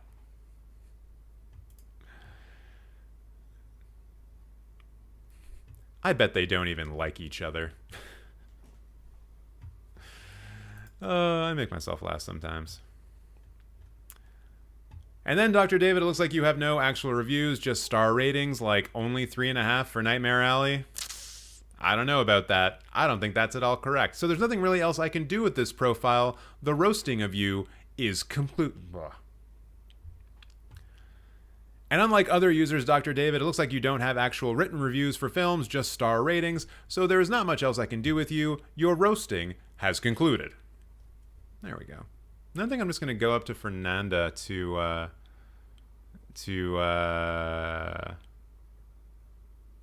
end this one, right? That's probably good, because then, yeah, I've only got, like, this dude. Oh, we also got Tomas and Fernanda. All right, I'll do Tomas and Fernanda since you're here right now. Buckle up. Next, yeah. Next on the chopping block is Tomas. I wonder what's going on in his brain. And next on the chopping block is Tomas. I wonder what's going on in his film brain. Oh, look. Someone else put Mulholland Drive. Allow me to yawn all the way to my bedroom. That even makes sense. Now, where you start making a steady improvement... Thomas, is with the other 3, which are Yee Yee, Goodbye Dragon Inn, and a film that I can't even pronounce unless I click on it, La Senaga, which I probably did not pronounce very well. But I do know, after clicking on it, that this is a movie about someone with red hair drinking a red drink that is also directed by Lucrecia Martel, who is probably one of the best South American directors who currently lives. So I'm going to give you bonus points for that one, because I just need so badly for more people to give a shit about South American films. Going back to the rest of the films in your favorites, I guess Mulholland Drive, I'll give you a pass on it because you've listed so many other non-basic films here. Yee Yee is, of course, good, and Goodbye Dragon Inn, I have no idea what it is, but apparently it's directed by Simon Lang, which I probably mispronounced, and it looks like it's pretty interesting, pretty cool. Movie from 2003. Okay, I don't know what to do about this profile. You've kind of stumped me. Good job. Let's see. Oh, all of your reviews are in... Wait, what?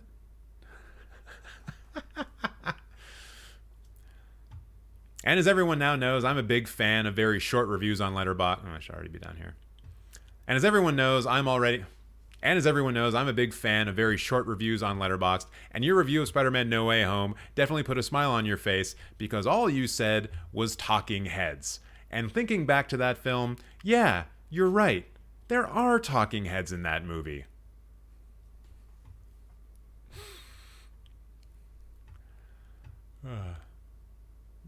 Excuse me. So Tomas, if I was handing out anti-roasting awards, you would probably win my anti-roasting award for today. But I don't do that because I don't care about awarding people at all. I'm only here for the roasting. All right, and then the last one. Fernanda, here we go. Don's here. My profile is not going to be that interesting, to be honest, but I want to hear what TJ makes of it. Yo. If it's not interesting, I'll just go even harder. Oh, dear. Hey, Don's here.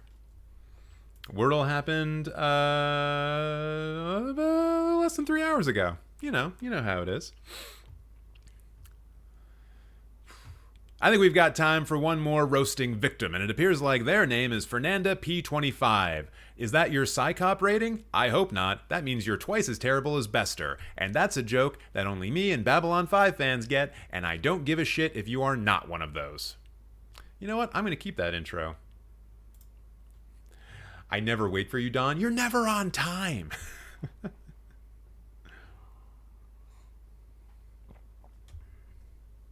Yawn me by your name. Yo, Dory, I might use that, actually. I mean, yeah. I gotta say it, don't I? I gotta say it. Not what Dory said, but I gotta go back to something I've said earlier. All right, Fernando, let's take a look at your favorite.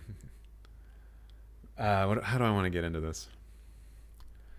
All right, Fernando, it looks like your favorite films are Big Fish, Inception, Donnie Darko, and Moonrise Kingdom, and I think I should actually start handing out awards for the most basic profile of the video. And if I were to do that, this one would absolutely be in contention. You don't go so far as to put Pulp Fiction up here, but Big Fish, the sad Tim Burton movie? Come on. And then you have Inception. Wait, what's a good line to say about Inception?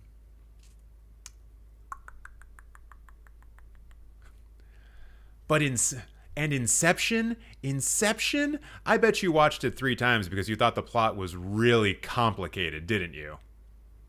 I'm so sorry. I'm so sorry.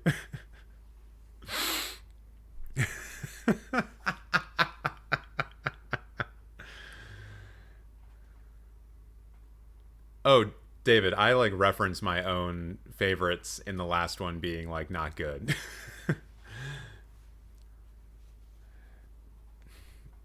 I mean, why else is it here? Are you hot on Cruise? Top Gun's incredible. It's got a lot of nostalgia for me. Bring it up, TJ? What, bring up the roasting? Bring up the temperature? Ooh. All right. I mean, fuck, Donnie Darko's right there. And you're not following me with Portrait of a Lady... Wait. And you're not fooling us with Portrait of a Lady on Fire. Throw in the art house movie to show you are credible.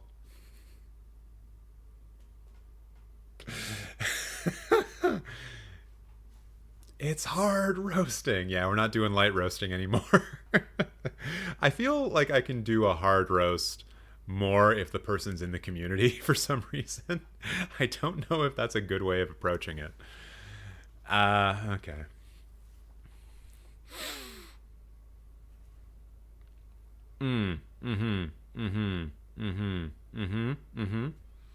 And what can be said about Donnie Darko that hasn't been said about moody teenagers in the lyrics for their bands that go absolutely nowhere? Not much.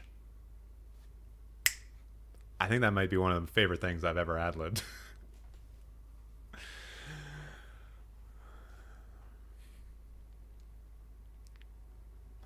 I need to redo that line, though.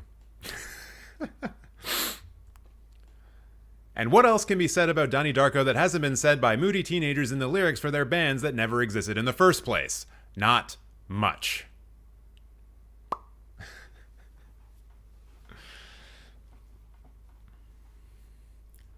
And then finally there's Moonrise Kingdom, the Wes Anderson film where we all started to realize that he was, in fact, a one-trick pony that was never going to amount to much.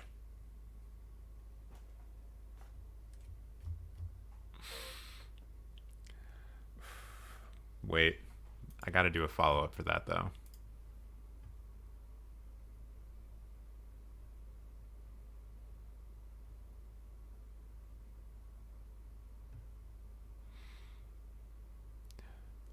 This is gonna be the last. This is gonna be the last roast of this video, Don. Sorry, we'll get you in the next one. Don't hold back. I'm pretty much. I mean, okay, I have said that pretty much everything I say in this is a joke. Like, one trick pony, goddamn. I mean,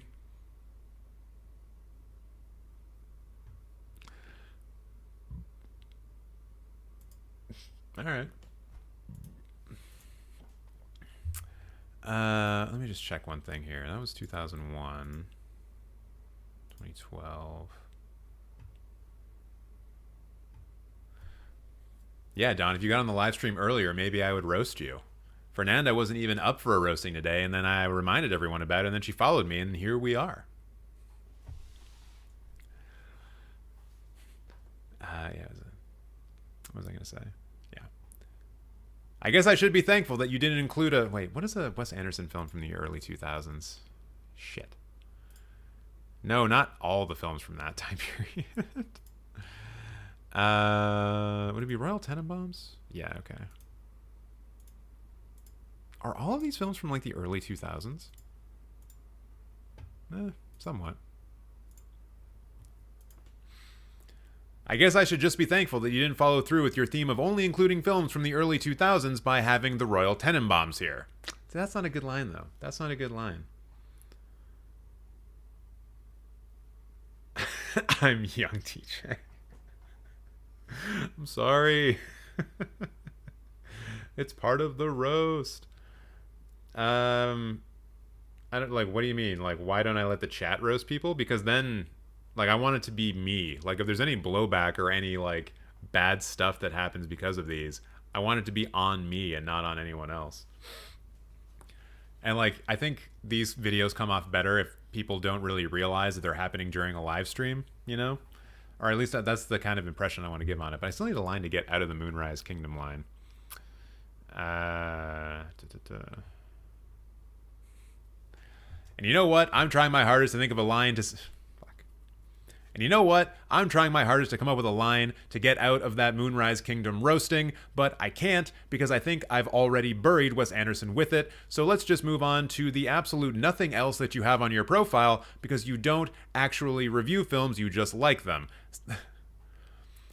Films like Sing Street, A Clockwork Orange, The Help, and The Shape of Water. And Fernanda, all of these put together says to me that you are probably discovering cinema all at the same time, because I can't imagine why you would jump from the fish sex movie to the film that was supposedly about empowering black women, but actually definitely was not, the future violence film, and then the movie where people sing on streets, I presume. So I wish you all the best in your future film endeavors. All right, Don, I'll roast you right now. Your name is boring, and I don't like it. Boom. Roasted.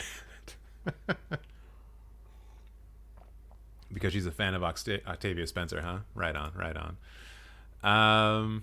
Yeah, okay. So I'll just go. I think that's all I need to do here. So I'll just go back to this, film the outro, and then that'll be the roasting completed. And then we can get into something that will be trivia-like.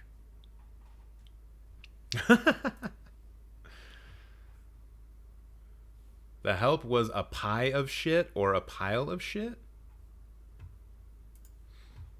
Wild.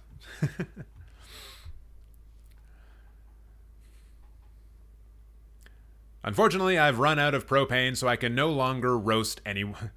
Unfortunately, I'm all out of propane, so the roasting will have to wait until next time. Want to see more of this? Then subscribe and like this video, or else I might just roast you, which I will do if you follow me on Letterboxd, because you know I will. You know I will. That was good up until the part I got real creepy and serial killer-like. Unfortunately, I'm all out of propane, so the roasting must stop. If you want more of these videos, then you must subscribe to this channel and like this video. And if you want to be roasted, well then follow me on Letterboxd. It's super easy. It's in the description. You should do it right now. There we go. There we go. All right, let's get the chat back in here. So, how did everyone like their roast? How was that fun little trip into how TJ makes videos, if that's the first time you've seen me do something like that? I hope it was enjoyable. Oh yes, I'm a sucker for Viola Davis as well. A great actress, no doubt. If anyone thought that their roasting was a little bit too harsh, let me know and I can tone it down in the edit. Don, I roasted your stupid name. I don't think your name is stupid. You went too light on me, but it's okay. Too light? Too light? I mean, I kind of outright insulted your intelligence with the Inception line, though. And I also insinuated that you were a sad teenager like twice. So I don't know. I think that was harsh enough. Well, okay. In your opinion, Fernando, what could I have said that would have been more harsh? Don, I think you're just saying that. I think you're just saying that my roast of Fernando was weak because you didn't get roasted. Can you wait 5 minutes before trivia? David, this is going to be something that you're going to be able to jump in and jump out of fairly easily, so don't worry about not being here for a bit. You'll be able to jump in like pretty easily. And I guess I'll just let everyone know that I'm going to try to do this with this website called Sporkle. I'll put the link in the description so everyone can go there and sign up for it if you haven't already. It's a site that has live trivia, and they've got something there's like one thing that they have that has a sort of private room that I can send everyone the link for and we can all compete against each other with. It's not strictly speaking film trivia, but it does involve some film trivia. And then if we can try that, and then there's also one other thing that we can try, which will be more of a head-to-head thing, but it might be me playing against someone in the chat or people in the chat playing against each other. So if you're interested in that and you want to try it, please go to this site. I know it's kind of different from what we were doing before because I was just running a trivia thing and everyone was able to go off of what they were seeing on the screen.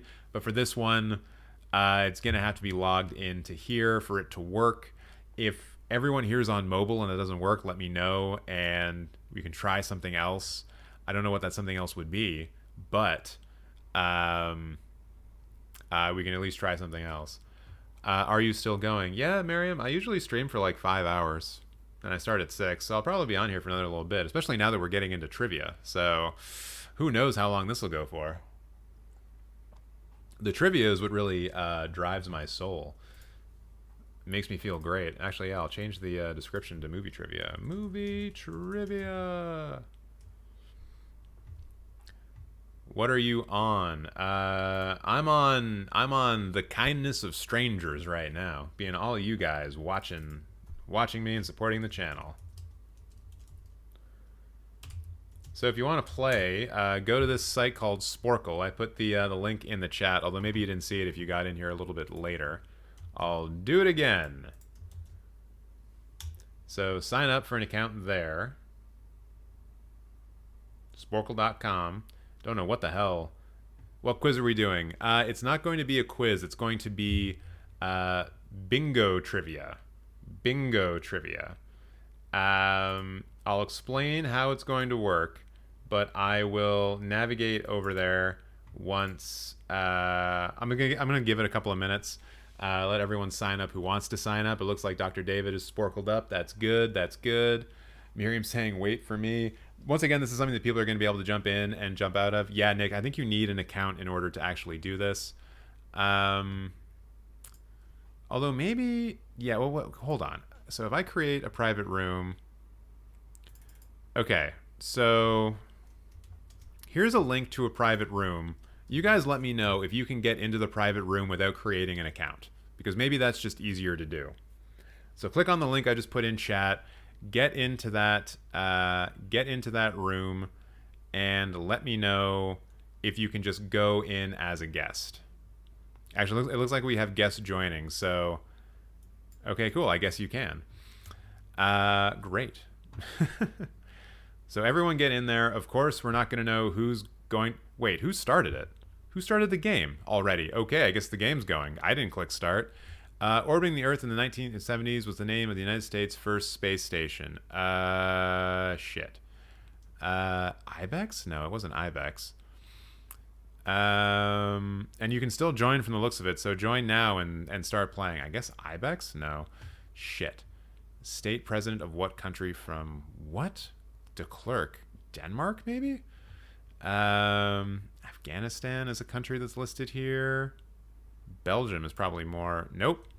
How many shots did Wilt Chamberlain make during his famous 100-point game? I'm guessing it's 63. Bang. So the way that this works is that the more you get right, the more green spots you get, and you have to get all of these green spots in a row, like bingo, in order to win. Szechuan dish, Kung Pao chicken, yes. Grammy-nominated singer-songwriter Bork is from what Nordic country? Iceland. What TV series replaced main character Mike Flatterly mid-series with Charlie Crawford? I feel like I know that one. Why do I know the TV one? It's not Iowa State University. Shit. Janet Reno? No. Is that Elephant Ear? I don't know, man. Santa Cruz de la Sierra are the 3 largest cities in what South American country? Bolivia? Nice. Of what country from... Okay, well, it wasn't Belgium, so it's probably South Africa? Oh, cool. What song with a one-word title by Canadian reggae fusion band Magic spent 6 weeks during the summer of 2014? Rude? Nice. Springfield is the capital of which U.S. state? Aren't there a bunch of those? I guess it must be Illinois. Yep. What is the name of the small landmass located approximately equal distance between England, Scotland, and Northern Ireland? Wales? It's not South Korea. It's not Eminem. It's not Amanda. Wait, what? What is the name of the small landmass? Small landmass. Oh, the Isle of Man. Yeah, there we go. Who served as Attorney General? That's definitely not a film question. I think it's Janet Reno, isn't it? Yes. The band Boston had its only #1 hit with a female first name as its title. What? Amanda? That's a weird question. What automaker has used the slogan "Engineered to move the human spirit"? Cadillac. Ooh. I'm going to guess Cadillac. Shit. I'm almost out. What Big 12 Conference University's teams are nicknamed the Cyclones? Iowa State University. Which country's cuisine uses the dish called bibimbap? South Korea. Come on, give me an Afghanistan thing. So I guess it's Mercedes-Benz. Yep. Patrick Ewing, Alonzo Mourning, and Alvin Iverson all attended what university? Georgetown? I think is the only one listed here. Fiji Day, marking Fiji's anniversary of independence, takes place annually in which month? Is October the only thing listed? Nice. This is the only decade listed. Cool. Oh my god. Come on. And have been the only presidents of which Middle Eastern country? There's only one Middle Eastern country listed here. Woo! Winner. Winner, winner. Bingo, baby. So... when I played this, when I tested this first, there was way more film questions, and it looks like this one has like virtually none. So apologies, everybody. But that's kind of a trivia. Ooh, shit. Wait, what the hell is going on? Again, says Don. Hold on. Just gotta get this thing so it's in line with the chat window. All right, there we go. There we go. That was probably looking a little weird. So up to 10 people can get in on this. So anyone who wants to... I'll see. Why can't I get a new link for the room, though? Next game starting in 3 seconds. No, I want a link for the room, god damn it. All right, so the... Oh, this. Can I copy this? Copy link address. TJ trying to test our knowledge. Yeah. Oh, god. That's too much of a link. All right, so the link is still there up above. If you guys want to join in. Looks like we've got like 5 other people here. Looks like Dory is in here with an actual username, so that's cool. I guess I should probably answer some of these. What is cartography the study of? Carts, obviously. Maps and map making. Phil Lenoir served as the leader of what Irish rock band that is known for the hit single "The Boys Are Back in Town"? The boys are back in town. The boys are back in town. The boys are back in town. The boys are back in town. I guess it's Thin Lizzy, yeah. The North London Derby is a contest between Tottenham Hotspur and what other league team? Arsenal. What historical figure was never the president of the United States? Was never. Jimmy Johnson, Tomlinson, Bismarcky. This is a tough one. John Rockefeller was never the president. What Caribbean nation is the only in the world whose flag contains the color purple, which appears on an endangered parrot that is unique to the island? Dominica, maybe. Are there any other options here? No. What were contestants competing over on the A&T reality series Storage Wars? Oh man, storage lockers. Everyone knows that.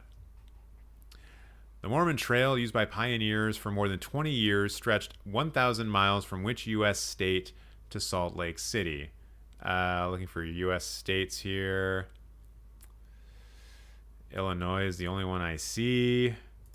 One of the answers here is Tron, so we are going to get one film question eventually. In 2015, the San Diego Chargers retired the number of 21 in honor of the player who has worn that team from blah, blah, blah. Is that Biz Markie? Or LaDainian Tomlinson? It's probably Tomlinson, right? Or it might be Jimmy Johnson. Oh, it's Tomlinson. What team did John Smoltz pitch for? Atlanta Braves. What is the term for the score in a tennis match when a game is tied at 40 points? That is a deuce. What TV series was, for its first 3 seasons, primarily set in the fictional suburb of Grecia, California? Weeds? Nice. Arthur Eric Carle wrote a 1969 children's book focused on what type of very hungry animal?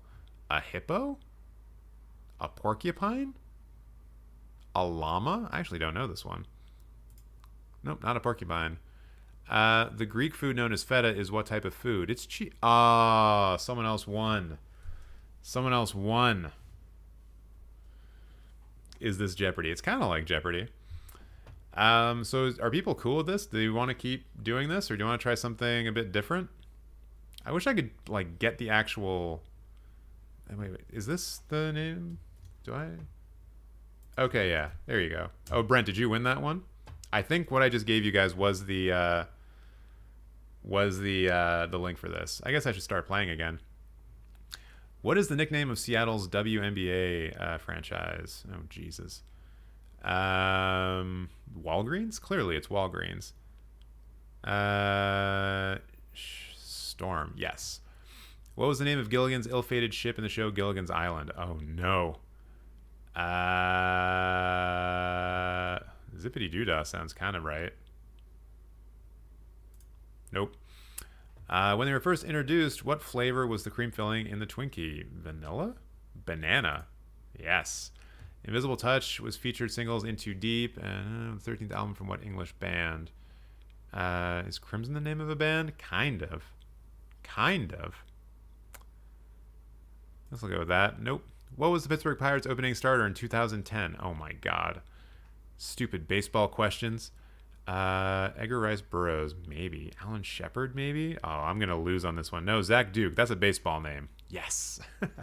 What drug retailing chain was found in 1901? Oh, Walgreens for sure. I saw that somewhere. Yep. As part of NASA's Mercury space program, who became the first American in space on May 5th, 1961? Alan Shepard? Yes. Since 2011, which company has provided all tires for Formula One racing? Pirelli. What is the name of the town Fred and Wilma Flintstone live in? Bedrock. What term is used to refer to the combination of MLB pitcher and catcher? I know the name of that. Battery. Battery. What cemetery is the final resting place of Joe Louis, Robert F. Kennedy, and it's Arlington National Cemetery. Which features singles In Too Deep. Oh god, it's this fucking question again. What's the name? What's the name of a stupid band? New Edition? Nope. Is better known as what country music singer? Shania Twain, probably. According to the Nevada Gaming Control Board, what is by far the most popular casino game in the state after slots based on number of tables? Blackjack. Who is the most recent actor to be nominated for multiple Acting Academy Awards in the same year, doing so in his work for films released in... Dory already won. Can you skip questions? No, you cannot. You cannot at all. How many are we going to do? I don't know. Do this until people are kind of tired with it. Might try to do the head-to-head film one as well in a second, but let's try to do one more of these. For what brand of diet drink was former Dodgers coach Tommy Lasorda an avid spokesperson? Sprite? Man, I don't know. Looks like there's a few different film answers in this one, though, so that's good. Vienna? That's not the name of a... What? Slim Fast? Okay. Howland Island, located about halfway between Hawaii and Australia, is home to a beacon named after what Kansas native? Oh my god. Jack Dawson? Amelia Earhart? Yes. What Comedy Central personality and comedian has released stand-up specials titled Completely Serious and Happy Thoughts? Ed Sheeran, definitely. Jack Dawson? Jack Dawson sounds... Oh, nope, never mind. The International Criminal Court is located in The Hague. In which European country? Ooh, I know that one. Vienna is not a country. Is Vienna a country? No, Vienna is not a country. It's not in the United Kingdom. Wait, what? It's not Vienna. The Netherlands? Yes. What is the capital? Yeah, Vienna. There we go. In 2009, what automaker was removed from the Dow Jones, ending its 83-year-long run on the industrial average? General Motors, I'm assuming. Yep. Kleenex. What? Rooney Mara. What actress provided vocals on the song "Hanging Tree," which debuted? Actress? Is it Jennifer Lawrence? Artist had a hit song with the A-Team in 2011. Celine Dion? Nope. What is the shared name of the treaties that ended the Crimean War, the Spanish-American War, and the 7 Years' War, and the American Revolution? The Treaty of Paris? Wow. What Comedy Central personality and comedian... oh, Jesus. Jean-Jacques Rousseau? I don't think that's right. Alice, General Mills. Oh, Daniel Tosh, of course. What Nickelodeon game show first aired in 1986 and was hosted by Mark Summers, an announcer named Harvey? Double Dare? Nice. Manufacturers headquartered in what country? The United Kingdom. Round the clock, 301 in cricket are all variations of what game? Poker? No. Oh, Miriam won. Nice. Congrats. I lost on 2 answers. Why? I don't know, man. I don't know. How's everyone feeling about this, though? Seems like we got a lot of people invested in this, so... Yeah, Miriam, congratulations. You won that one. I think I've only won one of these so far, yeah. What is the new... Oh, what's does the S stand for in Harry S. Truman? Solvent, obviously. Wait, is that the only S thing here?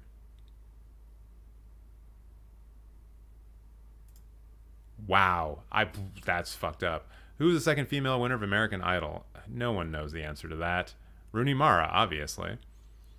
Kevin Spacey, obviously. Alex Trebek, obviously. Wait, there's not any other names here. Aquaman? I don't think it was Aquaman. Caber Toss? Nope. Oh, shit. I know what Caber Toss is. Where are you at? Costco? Give me the answer. There we go. In what year was the first YMCA opened? Okay. Is this the only year? What? Oh, damn. Series or actress born in 1985 is the great-granddaughter of both the founder of the NFL. Oh, that's Rooney Mara, isn't it? Yeah.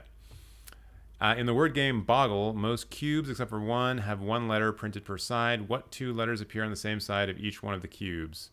QU? Yes. What is a specific term to describe the last region of an anthropoid's body which forms the animal's tail? Aha, obviously. What is this? The Telson? Nice. What famous raceway is nicknamed World's Fastest Half Mile? Daytona. Is that here? Is that listed here? Australia, Solvent, Influenza, Aha, Kervaga, no. Not. Oh, Bristol Motor Speedway. Shit. What pseudonym was used for França, the 18th century writer who...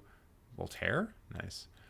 In 1956, who became the first country in Southern Hemisphere to host the Olympic Games?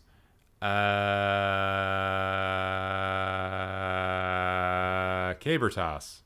The Color Purple. Australia? Okay. You better not... is the opening line of which novel? You better not never tell nobody but God. The Color Purple? Yeah. Known for his work within the cinematic universe, which actor and director is the creator? Oh, Jon Favreau. What author published the novel Breakfast of Champions in 1973? Kurt Vonnegut. Limited batch. Commemorate Elton John's first concert in Vermont. Fantagio. Nope.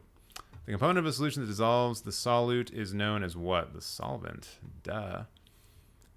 Elton John's first concert in Yellow Brick. Oh, who won that? Who's the guest that won? Who's the guest that won? Tell me your name. Come forward, Runimara, my queen. Oh, Brent, you got that one again? God damn it. All right, we got to beat Brent. We'll do one more. We'll do this one, and then we'll try something a bit different. Initiated the conquest of the Aztec Empire. Some asshole. Trident, clearly. Shit. Dirk Nowitzki, obviously. Oh, Cortez, yep. The Orange Free State, independent republic of the 19th century, is now part of what African nation? South Africa, I would imagine, yeah. Dirk Nowitzki. Wait, in what country is Dallas for? Oh, what is he from? Oops. I almost just picked Dirk Nowitzki. He's from, yeah, the European country of, he's not Italian, is he? Oh, no, he's German. Yeah. Barbara Eden is best known for starring in the title role of what 1960s television show? I Dream of Jeannie? Nice. Were both once elected public officials in what U.S. state? Vancouver? No. California.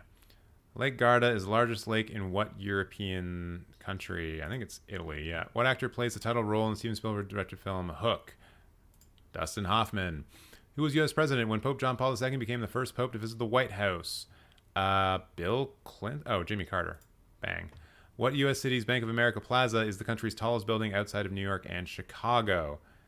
Ooh. It's not Minnesota. It's not Vancouver. Atlanta? Or Detroit? I think it's Atlanta. Yes. Was assassinated by while attending a play. Wait. Oh, what play? Oh no. Googleplex, clearly. Battle of the Bulge. Chucky Finster? No. What?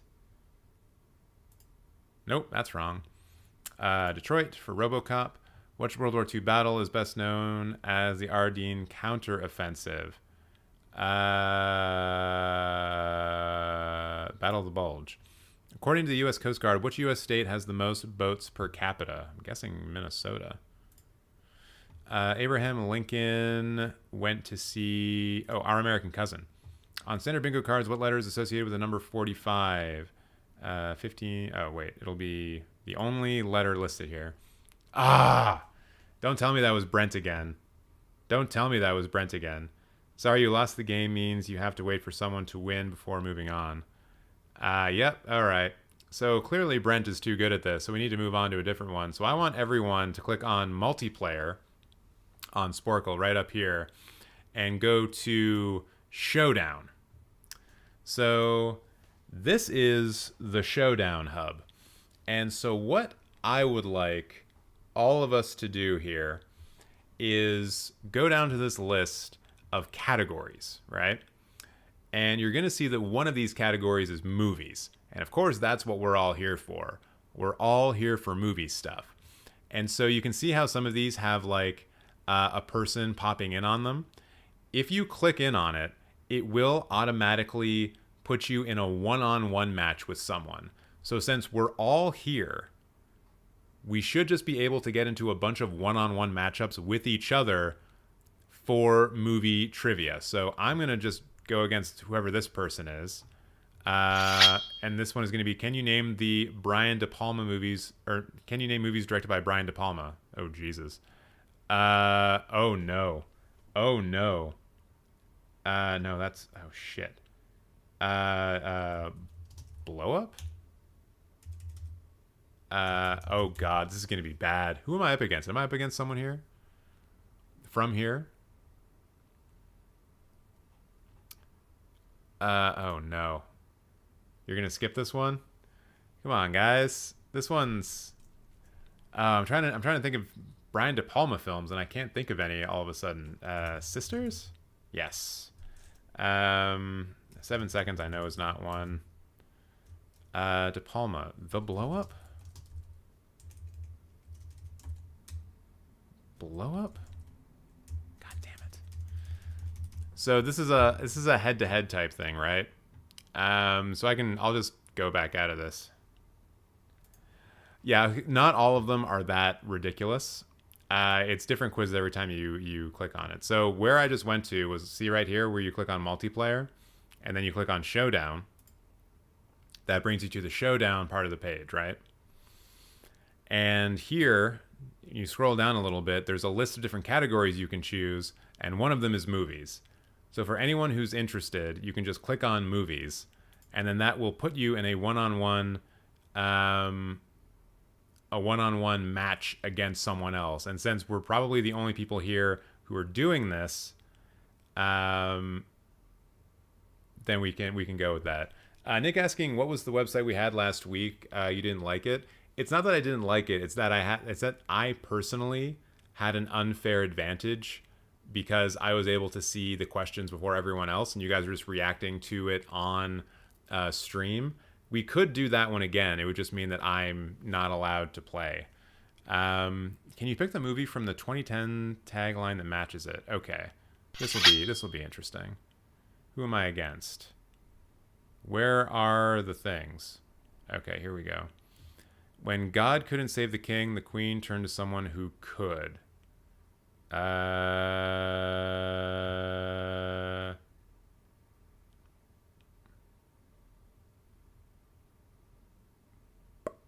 don't know. I don't know why I would pick The Hobbit on that one. Mankind was born on Earth. It was never meant to die here. Oh, shit. No. Shit. What is it? Oh, no. This guy's kicking my ass. Interstellar? Okay, yeah. Meet the woman you don't know. Behind the mission you do. Hidden Figures. Help is only 140 million miles away. The Martian. An unforgettable journey she probably won't remember. Finding Dory. When the arcade closes, the fun begins. Wreck-It Ralph. Oh, wait, what? Meet the Little Voice. Inside Out. Earn, Spend, Party. Wolf of Wall Street. The Extraordinary True Story of Solomon Northup. 12 Years a Slave. You don't get 500 million friends without making a few enemies. Social Network. This is what they do all day. I could do this all day. Shit. With great power comes great irresponsibility. Secret Life of Pets. Deadpool. Did I win? Oh, we tied. 50%. 50%. So this is not appealing to anyone? Is that kind of the need them link? It's... Okay. It's this. That's the link. I probably should have done that right off the bat. But this one you may also need to have an account for. I don't know. I'm willing to try this. The one I'm in doesn't even have a place to type. What the fuck? Well, I mean, yeah, just, you know, click on stuff. So Nick, so this gets us into like one-on-one competitions with each other, probably, right? So someone here is in movies, and if I click on this, can you name the horror movies from these behind-the-scenes photos? Connecting to opponent. If someone clicks on the movies category, so yeah, I'm in this. I'm now head-to-head with Miriam right now. So this one I know is... This is probably a terrible one for Miriam to be in, since she's not a horror movie person. Next, this one is The Shining.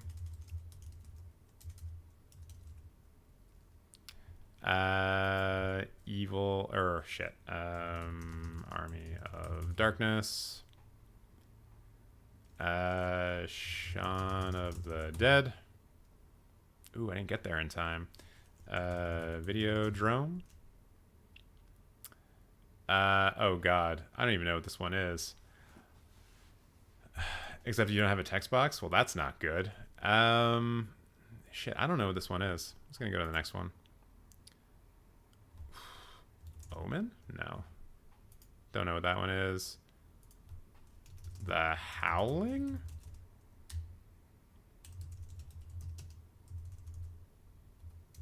Werewolf in Paris? Or in London? Nope. Gonna go to the next one. Ooh, that's one I know. Jaws. Oh god, I know this. Shit, I don't know it. Is that Enemy Mine? No. God damn it. It looks so familiar to me, but... Oh, wait, no. That's Lionhead. Is it Pumpkinhead? Nice. That was a total guess. The Hitcher.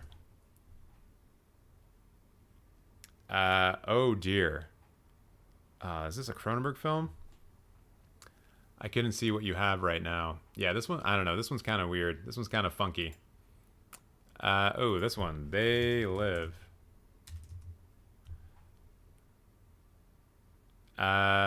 Child's Play.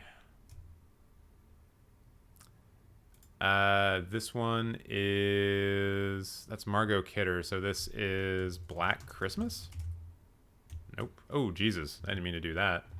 Uh-oh. Uh-oh. That was probably weird. But definitely not Black Christmas. Oh, that's too bad. This, I think, is American Werewolf in London. Yeah. Critters 3. I guess I got it close enough. Aliens? Yep. Miriam's catching up. Oh no, I lost on that one. Wait, what is this? Saw? Nice. I think someone said Pet Cemetery?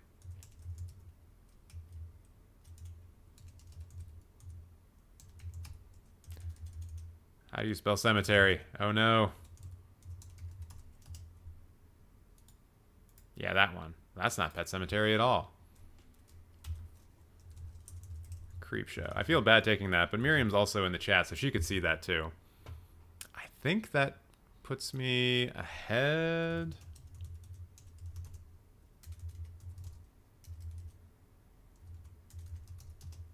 God damn it. No, I don't know that one. Shit.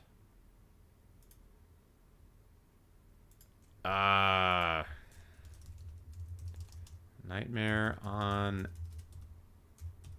Elm Street. Nice. Winner, winner, chicken dinner. Oh, it's spelled cemetery. I've typed alien 5 times. What are we doing now? We're trying to get into head-to-head competitions, Don, on Sporkle. I just defeated Miriam by picking out the horror movies.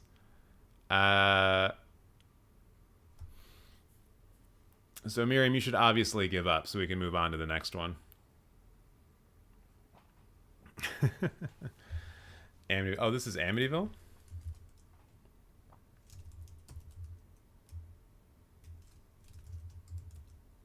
The Amityville Horror? Yes. You give up? Well, then click on give up. What are you doing for the next one? I'm just going to try... Oh, Fernanda. Dr. David gotcha,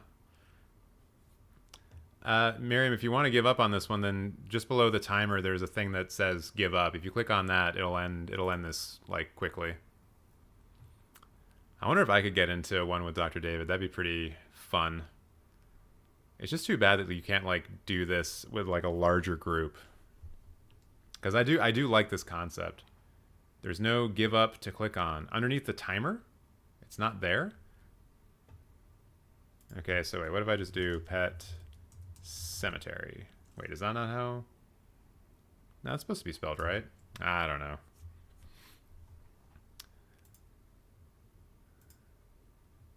I wish I knew what this one was, because I recognize this guy. I think that's Jeffrey Combs, who, like, he plays, like, a number of different roles across all of the Star Trek movies. I don't know what this one would be. I could probably go through his filmography. Wait it out. I'm going to wait it out so I get the win, absolutely. I had no idea I was winning. I put in Katharine Hepburn about 10 times and it wasn't computing. At the end of the game, it said it was right. Is that Night of the Creeps? Maybe. Let's try. Nope. Pathology? Nope. Sorry, Brent. I'm tired of waiting. I'll just give up. Oh, I won. Cool. So wait, if we do replay, what does that mean? Can you name... Oh no, I'm not going to do the same thing again. That's stupid. So I'm going to try going into another one of these. First person to go in will have a match against me. We'll see what it is. And, oh, Beyond Reanimator. That makes sense. That makes sense. Dory, were you saying that and that's why you're putting it all in caps? Come on, who wants to go one-on-one with TJ? Who's it gonna be? Who's it gonna be? I think we're driving like a quarter of the traffic to this website right now. Who'd I get? Who'd I get? Wait, what is this? Can you choose the movie starring Tom Cruise? Yeah, probably. Which one of these films stars Tom Cruise? Mission Impossible. No duh. Oh, it's just always going to be which film stars Tom Cruise? This is kind of easy.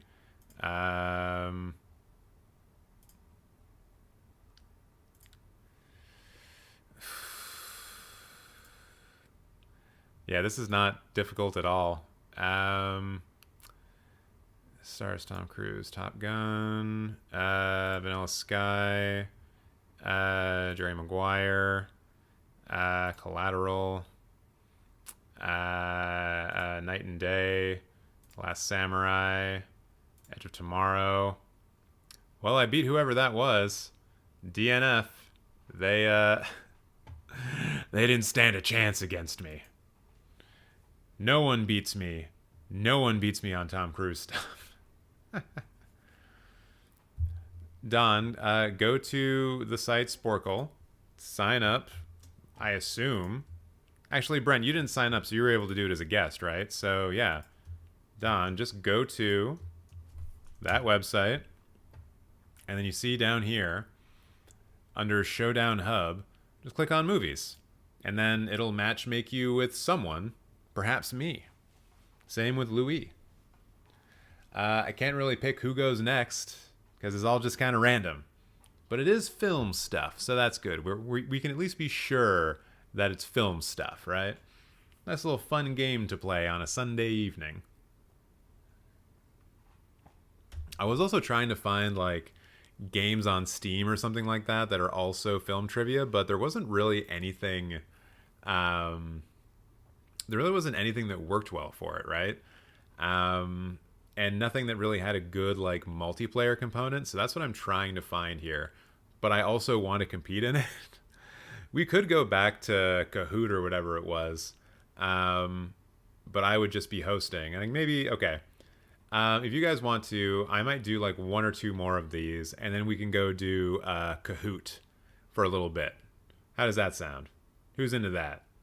Come on, I'm waiting here for an opponent as well. If anyone wants to come take me on, take on me, I'm here for the taking. I'm here for the taking. Watch this be like all a quiz about Liam Neeson films and everything's just Taken. I'm here for the Taken. I'm here specifically for Taken. Can you choose the Pixar movies in chronological order without guessing any incorrectly? Go fuck yourself. Ooh, against Dory. A Bug's Life. Well, shit. I guess I got that one wrong. So Dory just needs to pick the first one and wins. Oh, they tied. Dory, let's replay this one. Play Showdown. Oh, it's finding the opponent. Oh, so it doesn't just automatically read... No, I'm not going to do that then. Well, Dory, I'm glad that we both tied by totally face-planting on that. Can you name the 5 things in each of these movie-themed fivesomes? What does this even mean?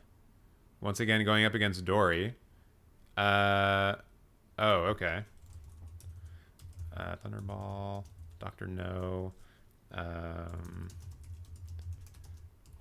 From Russia with Love. Goldfinger? And Diamonds Are Forever. Wait, what? I thought it was only had to get 5. Live action film actors portraying the Joker. Bean. I don't know how to spell his name.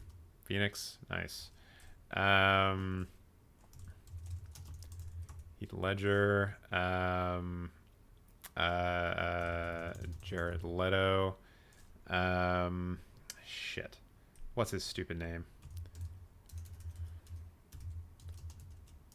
Nick Holson.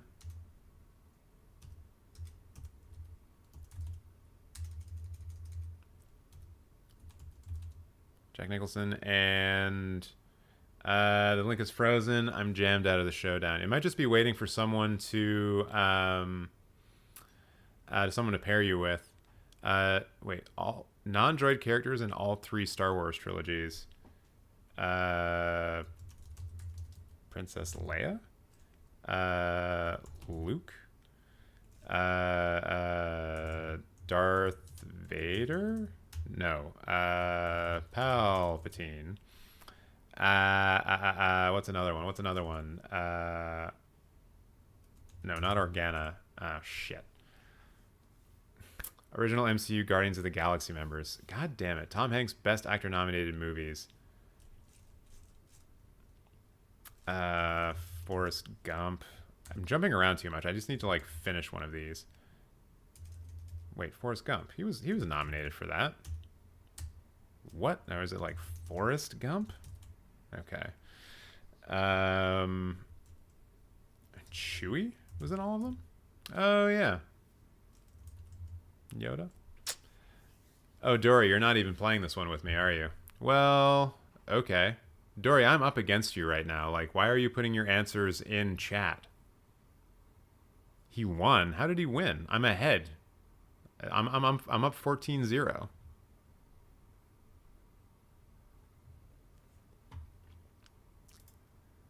All right, I'm going to try this once more. I think, what is this? Not understanding, I'm asking to click, but you don't get to choose. No, you don't get to choose what quiz you do. It's a random quiz, but it's in the movies. It's in the movies, like, category, right? So I'll try one more, and then we'll go do Kahoot. We'll go do Kahoot, and I'll just host. One more, Nick. I need to prove my supremacy before I give up all, before I give up everything that has to do with competition. Is kind of cancer with all the ads kind of overkill? Well, they got to make money somehow, I guess. I have ad block on, though, I think, don't I? No, actually, I don't think I do. Pretty great time to turn on ad block, then, if that's right.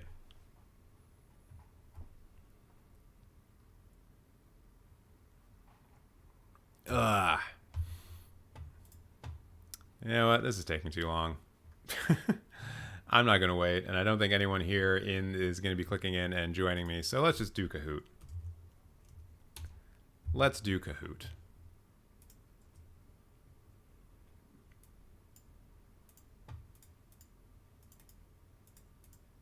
Or, yes, continue with Google sign-in. There we go.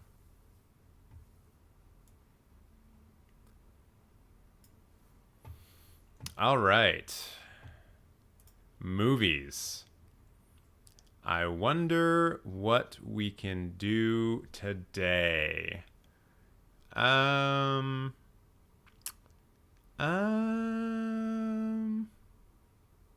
Brent's heading out. All right, have yourself a good one. You're going to miss out on the trivia, though.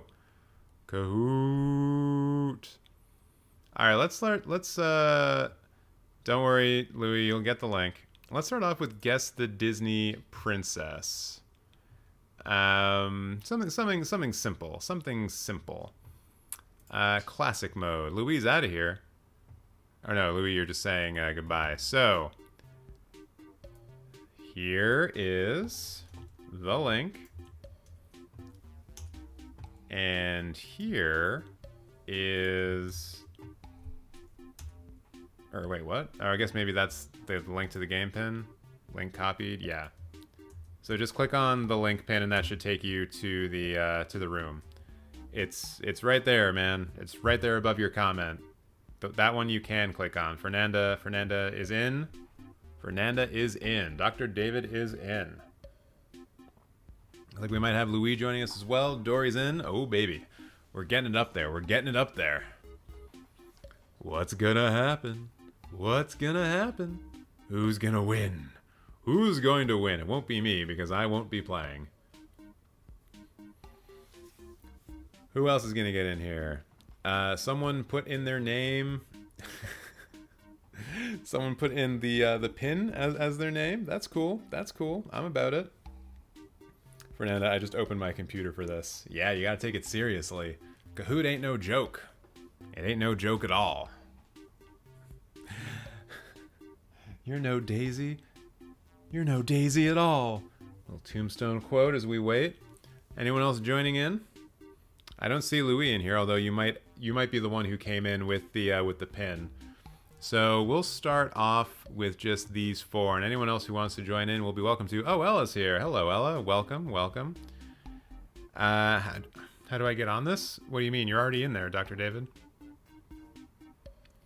Are you not the Dr. David there, or does someone take your name? Oh no, there's two Dr. Davids. Fernanda's here to claim her third place prize. Who knows? There's less people here than there was last time, so maybe your chances have increased. Although Dory's also here, and he's kind of a wizard at this. So we've got two Dr. Davids. Let's see how that goes. I think you've already picked your nickname. Or wait, it just says my nickname on screen, but I can't do anything. Yeah, because I haven't started the quiz yet, which I'm about to do right now. So here we go. Guess the Disney princess song. Oh, it's song based? Wait, is there going to be music along with this? It's going to get me. Name that song. Is it playing the song? Is this like an audio one? The real Dr. David. Okay. Oh, it hasn't done anything yet. So Disney princesses films include some of the world's most timeless songs to identify those beloved tunes. So here we go. What song does Ariel sing when she's looking at the human treasures in her grotto? Is it Under the Sea, Poor Unfortunate Souls, Part of Your World, or A Whole New World? I think it's Poor Unfortunate Souls, and I always will tell you guys the correct answer, so you can always, always, always trust me. Hurry, hurry. Ooh, it was actually Part of Your World, but no one believed me, so that's fine. So we got Dora and Fernanda going head to head here. Already moving out from the pack. Which song shows Belle and the Beast slowly becoming friends? Be Our Guest, obviously. Which, you know, also The West Wing is one of the best songs in there because they talk a lot about the television show The West Wing. So that's great. So Dr. David, just click on the answer that you think is the one. I've posted the link up above, Nick. You can see it there. You just scroll up a little bit on chat. If you've been in here the whole time, it should still be there. Ooh, Fernanda taking first place. Dun dun dun. Moving on to the next question. While flying with Aladdin on the magic carpet, Princess Jasmine sings this world-famous duet. Ooh, obviously Arabian Nights, one of the most important and influential songs from the entirety of the Disney canon. Everyone knows that Arabian Nights is by far the most important song because it was sung on the flying carpet at night, and it's just wonderful. It's just wonderful. Oh, Nick, also as well, like here's the link down here. It's just Kahoot. Not everyone guessed. Not everyone guessed. So once again, there is the website, kahoot.it. Oh, hello, Rocco. Dr. David, how can you be in the wrong quiz? Hey, what are you doing? What do you mean, meow?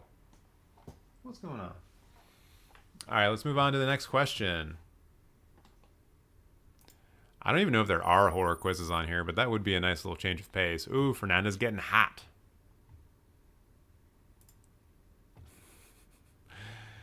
I'm not sure who took your name, Dr. David, but they seem to not be doing very well either. We hear this song when Meridia rides into the forest to practice archery on her free day. I don't even know. I don't even have a good joke for this. Hello, Kat. I'm just gonna talk to Rocco while you guys figure this out. Hey, buddy. How you doing? Were you just drinking some water and that's why your chest is all wet?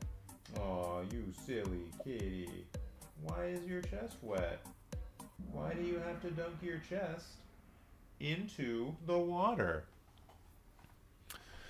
Oh man, only one person got that right. That could definitely change up the standings, and it has. Dory getting the points. Dr. David, answering in the chat will not get you points, so I can't help you there. Cinderella sings this classic song to her animal friends after waking up early in the morning. Obviously, it's Beauty and the Beast. Little known fact, Beauty and the Beast is not a song from the film Beauty and the Beast, but a much different film known as Cinderella. So now you know a new fun fact about the Cinderella film. It is the originator. Just kidding. A dream is a wish your heart makes. I almost fooled you. I almost fooled you. Okay, let's go to the next one. While sitting beside the fireplace, Snow White sings this song to her 7 dwarf friends. A Whole New World, obviously. It's like, it can't be anything other than A Whole New World. Why would you pick anything other than A Whole New World? It's definitely not the song from Aladdin that we just discussed in a previous answer. Absolutely not. No, no, no, no, no, no, no. It's A Whole New World. For sure, A Whole New World. It's Someday My Prince Will Come. You choose the... Like, you should be able to click on the answer. I don't know how else to put it. Like, if you go to the website, like, you've signed in, right? You've entered into the quiz. You should have a screen somewhere that has the different symbols. And then you just click on the symbol that matches the answer that you want to pick. So you're kind of seeing the question and the answers on my thing, and then you have to pick the answer in the page that you signed into. I can't really do IT for you in this way. Every time I tab to the stream, it knocks me out of the quiz. Oh, it shouldn't be doing that. I was doing that before when I was actually participating in these last time. So I don't know why it would be doing that. We'll just keep this going. Don't want Fernanda to lose out on her potential first ever first place prize. Aurora sings this song to her animal friends in the forest before being interrupted by Prince Philip.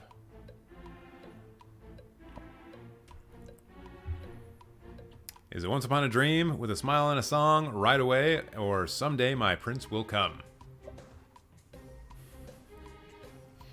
There's a joke to be made about that last song, but I'm not gonna make it. I'm way too classy for that. Nick, we're just gonna, like, we only have a couple of extra questions on this one, so we'll just finish it out. Once Upon a Dream. Oh, only one person got that right. What does this mean? What does this mean? Fernanda taking a commanding lead. We get a glimpse into the day in the life of Rapunzel as she sings this catchy song.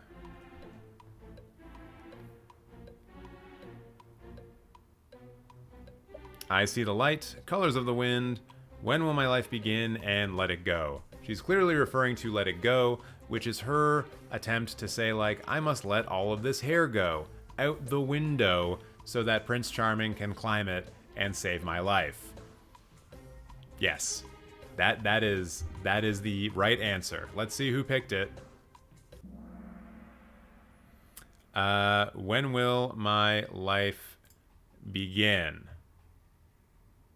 I guess was the right answer. And only 2 people got it right. So what does this do to the standings? Oh, they were both Fernanda and Dory.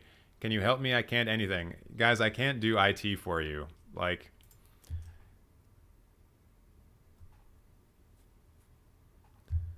But like Dr. David, that has its own issues with it, that style of quiz, right?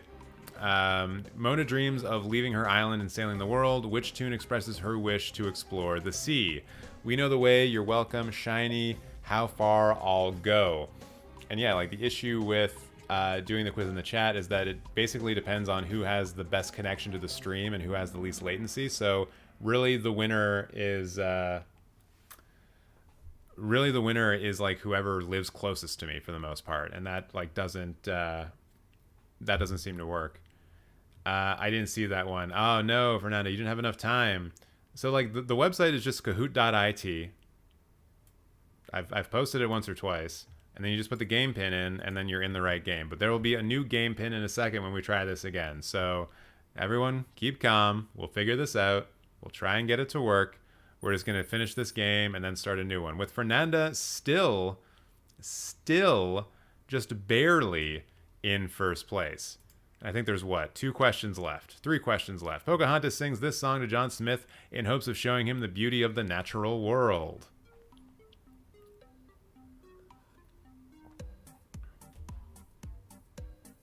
You can type in Kahoot? I didn't know that. Colors of the Wind, Mine, Mine, Mine, A Whole New World, The Virginia Company.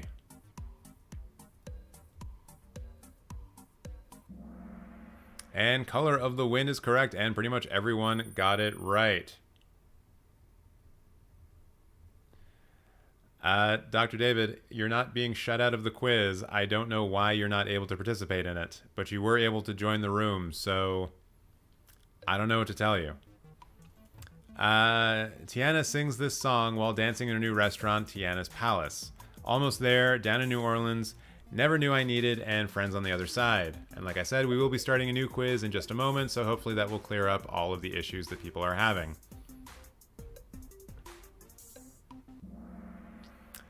And the answer was Down in New Orleans, which is only one person got it right. So what does that do to the standings? Oh, it's Dory.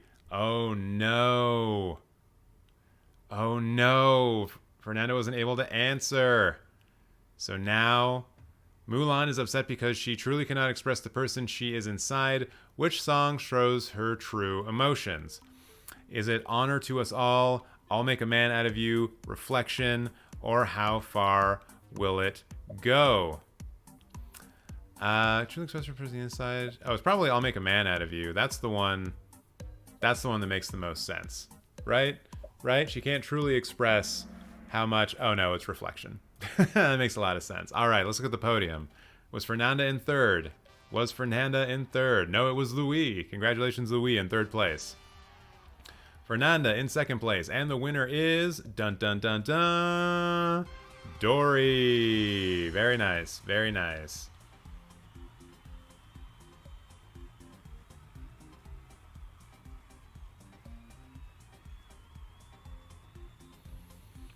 All right, so congratulations to the winners. So let's go back and not look at that.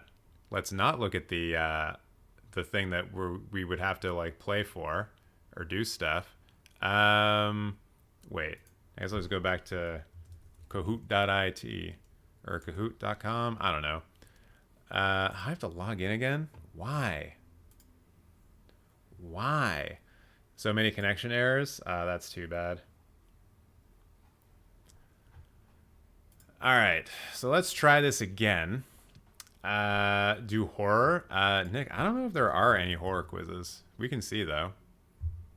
Or rather, I don't know if there's any good horror quizzes. Oh, yeah, I guess there are. Oh, this one's had a bunch of people play it. So that's good. Why don't we try that?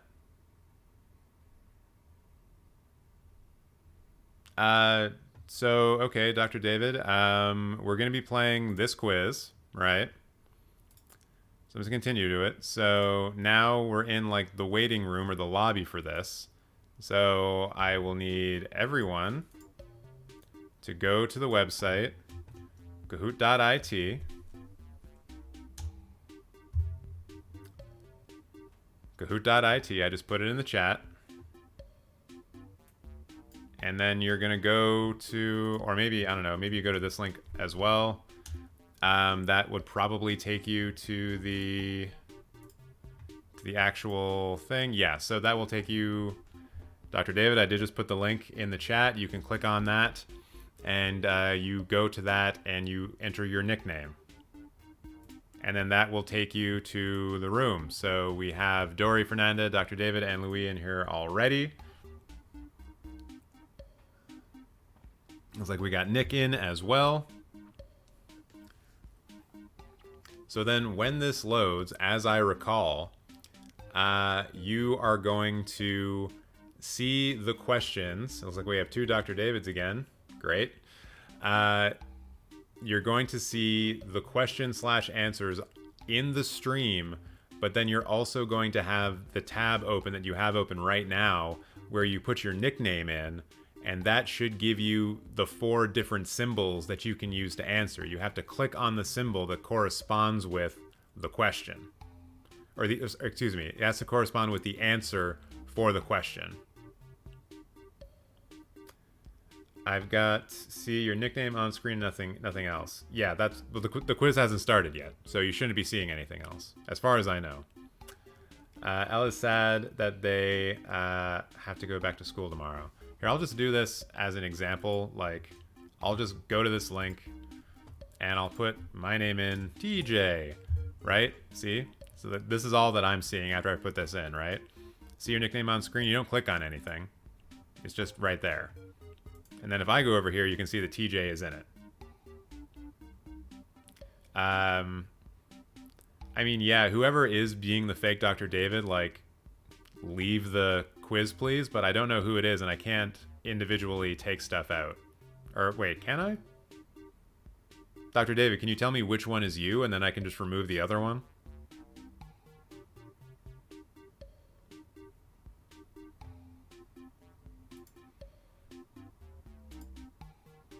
Leave.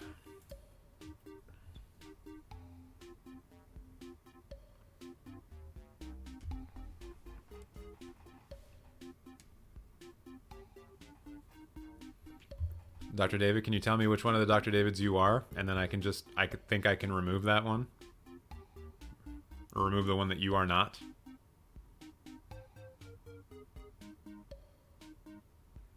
Okay, so I'll just get rid of that one.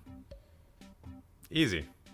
All right, so now I'm gonna click start, and once again, you're gonna start seeing the questions in the stream, and then the tab that you have open that you used to put your nickname in, that should be the place where you see the different options to select. They will be shapes.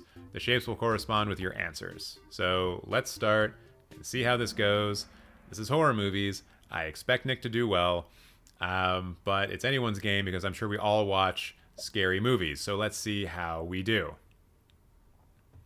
Which movie is based off of Stephen King's book? That's not how you spell The Shining. Jaws, It, Halloween, or The Shirin Ring. Which movie is based off of Stephen King's book? So please click the shape that corresponds with the answer that you would like to put in. And the correct answer is It. I apologize to the person who picked The Shimmering. That is not actually a Stephen King book. You're thinking of The Shining. So let's see what this does for the scores. Dory is in first place with Fernanda in fourth. And then we've got Paul and Louis in second and third, not far behind. All right, let's move on to the next question. Dr. David, if it timed you out, there's nothing I can do about that. I'm sorry. The website, there's obviously something going on with the website. Maybe it's your browser settings. Maybe it's something on your end, but that's not anything that I have control over. So I apologize for that, but I don't know. Oh, you're saying it timed out. Like, but are you, so like, where are you clicking though? Because if you're clicking on the stream itself, that's not going to work. But if you are clicking on the shapes, that should work. And I don't know why it wouldn't work if you're clicking on the shapes. Once again, I can't do IT from here because I don't really understand the problem. But we have to move on with the next question. So, and for anyone who wants to join, you can see down here the kahoot.it link, and you can see the pin number here. It's still only the first question, so anyone who's just joining right now will be able to get in here. Miriam, what are you playing? It is movie trivia called Kahoot. We just did the first question, so there's still time to get in. If you want to join, once again, just go to the link, kahoot.it, and put in the link down here below, and do that. The pin is right there. I'll put it in the chat. 721-5045. Dr. David, the other thing that might be happening with you is that because you are, yes, you can still join now. You're just going to be one question behind. Dr. David, the other thing that could be happening for you is that you are far enough away that there's enough like lag that the option to actually select the answer is gone by the time that you see it in the stream because there is a disparity there. That's why this is like not the best way to do a quiz, but it's a way that a lot of people have enjoyed so far. And thank you to everyone who's joining in on the quiz so far. If you'd like to join the quiz, please use the link and the game pin. Let's move on to the next question, question number 2, and see what we get. What is the name of the camp in Friday the 13th? Is it Camp Death Lake? That's a great name. Camp Shine Lake, Camp Kikiwaka, or Camp Crystal Lake? We've got people answering. Looks like Yasi is driving. Well, don't play a game. Just listen to the smooth sounds of my voice to help you get through your drive. It's racist against non-Americans. Well, technically it would be prejudiced against non-Americans. Miriam saying Kiki. Miriam, if you sign in, you can actually answer like in the quiz itself and get points and stuff. Ooh, Ella moving up. Hello Groomer is in here. Awesome. Awesome name. With Dory in the lead. Let's move on to the next question. Which state does the Halloween, or the movie, wait, what? Which state does the movie Halloween mainly take place in? Is it Ohio, Vermont, Illinois, or Maryland? I think I know the answer. But actually I don't. I don't know if I know the answer to this one. Oh, by the way, please like the live stream if you haven't liked the live stream yet. That'd be super cool of you to do.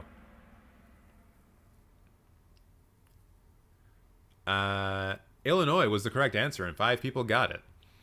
Congratulations. Yeah, color matching is another way that you could do it. Miriam, it's a horror movie quiz because we did a Disney princess quiz just before this, so we'll switch back and do something that's not horror for the next one. So we've got Dory in first place with Paul right on his heels. Hello Groomer moving up to 3rd, and Ella and Louis rounding out the top 5. Let's move on to question number 4. What was used as fake blood in Psycho? Ooh, was it chocolate, syrup, ketchup, food coloring and corn syrup, or water and food dye?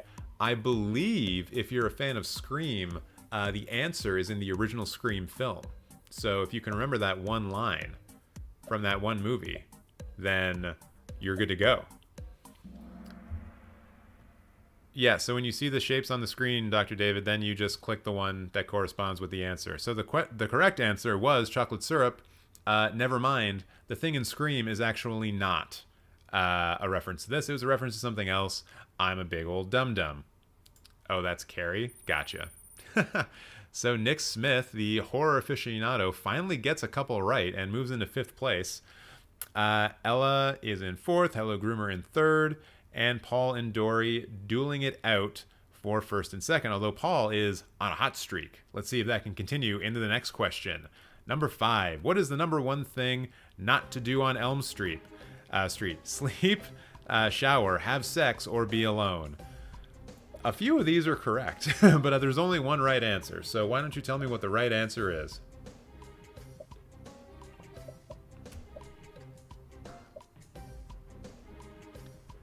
Dr. David, putting in the chat won't get you the points, so unfortunately it doesn't count. So sleep is the correct answer. Someone put be alone, so there you go. And have sex is not the correct answer. It is sleep.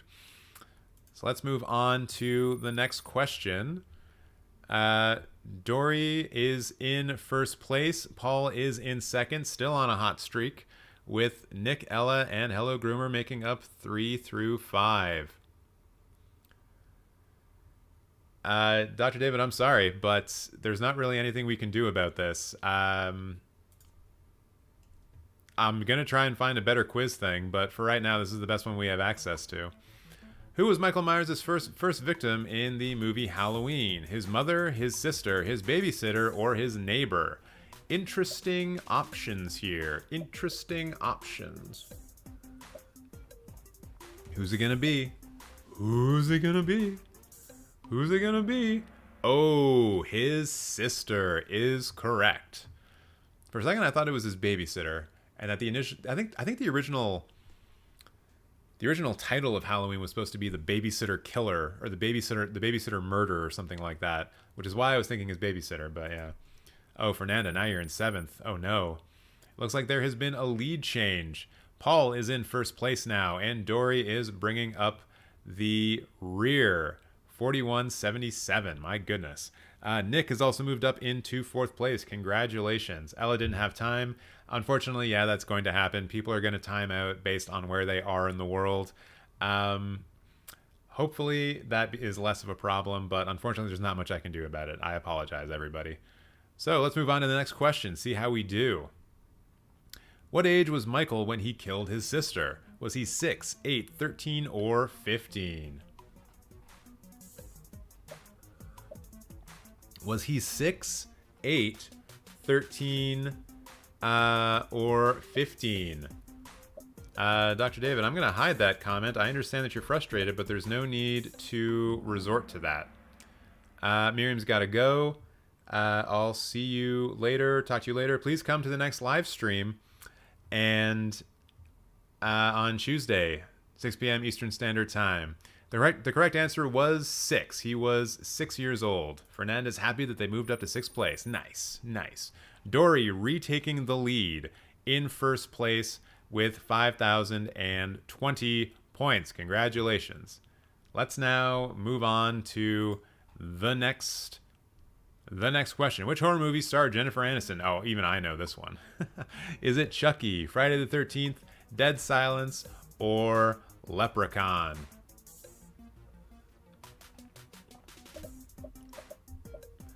It's out on my end. I had 15 seconds left and I got timed out. Yeah, because like you guys are seeing, like there's lag between when I see it and when you guys see it, but you have to answer in the same time that I would if I was playing it. That's probably not a great that's not a great explanation of it, but really this kind of trivia game should be played on something like Zoom, like a Zoom call, as opposed to this, because there is a delay and it is obviously causing issues for people depending on where they are, how good their internet connection is. Unfortunately, there's nothing I can really do about that. Once again, I will try to find a trivia platform that is better suited for this kind of situation. But unfortunately, this is just what we have to deal with. And hopefully people don't get too upset about it. So let's move on to the next question. Ooh, Dr. David moving up into 5th place. And then we also have Dory still in the lead by about 700 points. So it's going to be hard to catch Dory, but there's still a number of questions left. Which serial killer uses the line, "What's your favorite scary movie?" Ooh, good question. Is it Ghostface, Jigsaw, Chucky, or Hannibal Lecter? Obviously, it's Hannibal Lecter. Y'all should be choosing Hannibal Lecter for sure. For sure.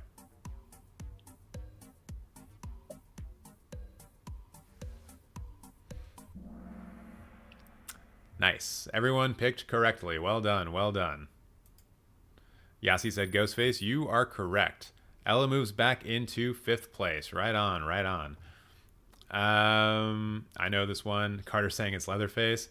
I assure you, Carter, it is not Leatherface. By the way, Carter, did you see the latest Letterboxd roast? Because I believe you're featured in it at one point in time.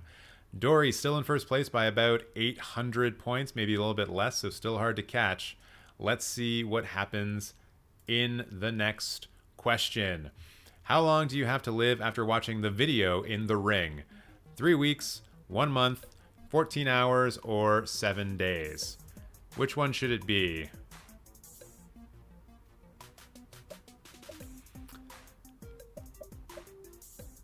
For the first time, I am enjoying the red lights. Dr. David, we can try moving on to something else, but we're going to finish this quiz at least. How long? Oh yeah, so it is 7 days. It is 7 days. 14 hours would be way less tension filled if that were to be the case in the actual film. 3 players just hit an answer streak of 3, and Fernandez back in the top 5. All right, so still in 1st place, we've got Dory. Lead's still about the same, so I think it's going to take a misstep from Dory to allow Paul to catch up. What job did Courtney Cox's character have in the movie Scream? Was she a lawyer, actress, talk show host, or reporter?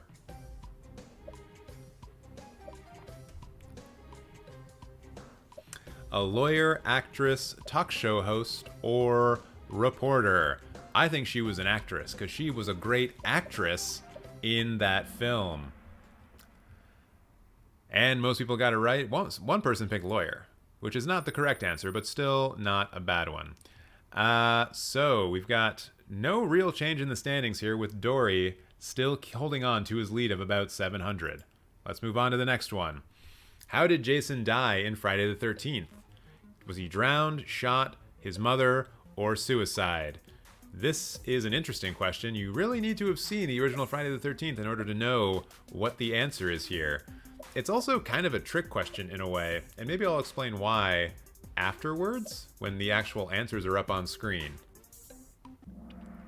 So drowned apparently is the correct answer, although the reason why I have an issue with this answer is that at the end of Friday the 13th, Jason jumps out of the water and attacks the girl. Maybe that's supposed to be in a dream, but I think that's supposed to be in real. No. I guess it was a dream. So I guess maybe this is true, but this is a suspicious answer, if you ask me. So let's see what we're doing with the standings. Dory, I think that lead just increased there, but all of the other placements look to be keeping the same. Looks like our top 5 is pretty solidified. Let's move on to the next question. Where does the movie A Nightmare on Elm Street take place? Michigan, Ohio, South Dakota, or North Dakota? And also, guys, just looking at the time, probably will not do like a full quiz thing like we did last time where people just answered in the chat, because we were doing that for like 2 or 3 hours. So I'm probably not going to do that tonight, but I will use time over the next little while to find a better trivia platform that we can use. So apparently the right answer is Ohio, but most people picked Michigan. So it looks like Dory has increased the lead to a full 1,000. Like, Dory literally just needs to get one wrong. Let's see what we get in the next question. Which horror movie did Johnny Depp have a role in? Was it Nightmare on Elm Street, Hostel, Carrie, or Friday the 13th, Part 3? I wonder if there's actually a number of horror films I could have put in here so it would have been a trick question.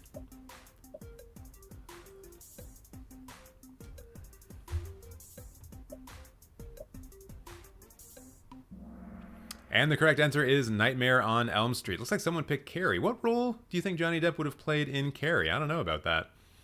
Probably could have been okay in that movie. Looks like Dory's still pulling ahead with Paul, Hello Groomer, Nick Smith, and Carter in 2 through 5th place. Let's move on to the next question. What disaster happened in the Final Destination? Wait, what? Oh, in the first Final Destination. What is it? Was it a car crash, a plane crash, a train crash, or a roller coaster crash? Sweeney Todd, that has nothing to do with Final Destination. I like that, though. I like that. I would have said Sweeney Todd? What? All right, looks like most people got plane crash correct. Someone picked car crash, which is one of the Final Destinations, but not the very first one, unfortunately. And yes, Fernando, you should always go with your gut. It's not a plane crash. Well, the plane does crash, though. Like, it eventually crashes, right? Dory's on the hot streak. Ooh, has a highest answer streak of 9. Whew. Hard to catch, hard to catch. And the top 5 still remains the same. Honestly, Nick, I expected better out of you. How many mass serial killers were in the movie You're Next? Ooh, that's difficult. Was it 4, 2, 1, or 3? 4, 2, 1, or 3?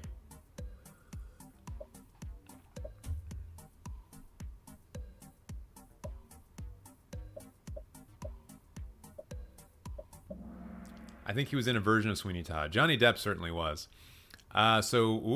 This could change the outcome of this game. Only 3 people picked correctly. And I think the clue here is masked serial killers, because I think there are more killers in You're Next, but only 3 of them are masked. So this is going to be interesting. Let's see what happens to these standings.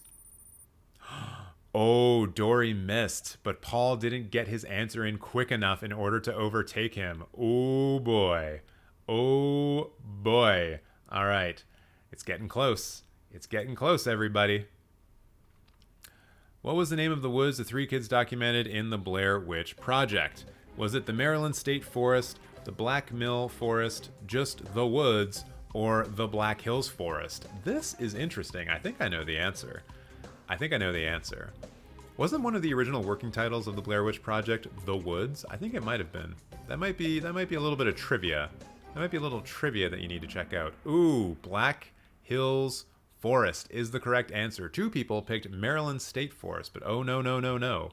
It's not the Maryland State Forest at all. That was tricky, says Fernanda. I agree. That was a tricky question. Let's see if it affected anything. Ooh, Nick moving into third. Finally starting to perform at his full capacity. With Dory and Paul still only 500 apart. And we're now in the last question. So if there's going to be any kind of change, it's going to happen now. What was the paranormal expert's last name in The Conjuring? Is it the Warrens, the Walters, the Jameses, or the Hesses?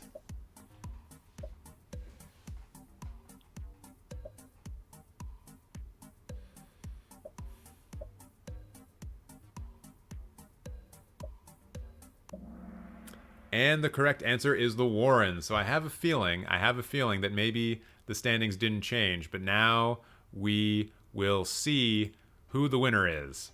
Looks like Dory's already predicting a win. In third place, we have Hello Groomer. Oh my god. Paul in second place, which I believe means that we are looking at Dory in first place again. Louis got 7th place. Runners up, Nick was in 4th and Carter in 5th. Congratulations to everyone. Well done. Well played. You did your best. I'm sure of that. And Fernanda's saying that they need to watch more horror movies. That is always the case. Nick, I'm so sorry. I'm so sorry. Paul tried your best. Everyone tries their best. That's all you can really ask for when it comes to stuff like this, you know? All you can do is play your best. Disney princess time. Well, we already did one Disney princess, though. We already did one Disney princess. And Louis has been asking for a Marvel quiz for a long-ass time. I got here a bit late into the game, but that was fun.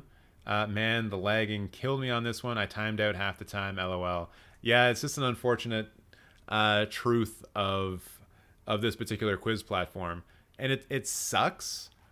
It sucks because it's clearly the best quiz platform to use, but there's obviously a lot of issues with timing out and stuff. And I guess, I don't know, maybe the lesson here is that Dory, even though I know he doesn't, maybe he just lives in my exact same building, and that's why he's able to answer so quickly. You are always late, Don. Ha ha ha. That's true. That's true. Dr. David, I can see that you're frustrated, and I know that it is tough because you want to participate. But a lot of other people here are also dealing with the exact same issue that you're complaining about. And if you feel like you are wasting your time here, then I invite you to leave, because there's not much I can do about the issues you're having. I'm sorry, but that's just the truth of the matter. I wish I could do something, but I can't. So let's go back to Kahoot. Because yeah, I obviously can't do like a chat-based quiz, because the last one we did was like hours long, and I'm not going to be streaming for that long. I have seen people say, do a princess quiz, do a Marvel quiz. I don't know why I have to log back in every time I come back to Kahoot. If not Marvel, do Pixar. I mean, a lot of people have been asking for it.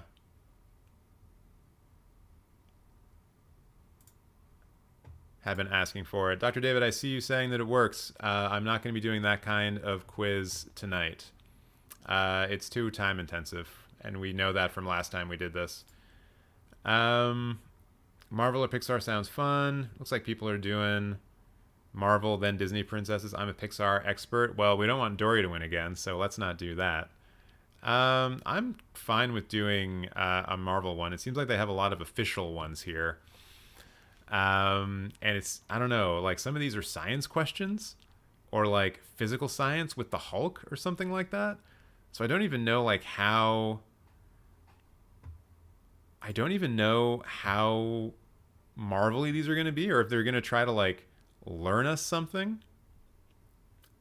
This is the thing though, like maybe because some of these like the Hulk one for physical science, actually, okay, science with Cap.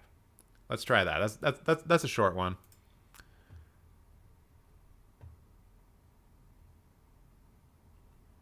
It looks like a short one. Let's see how this goes, because you might not actually need any yeah, you might not need to know any like Marvel stuff here.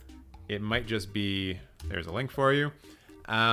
It might just be like science related questions that they use Marvel films for like prompts, right? So that could be it.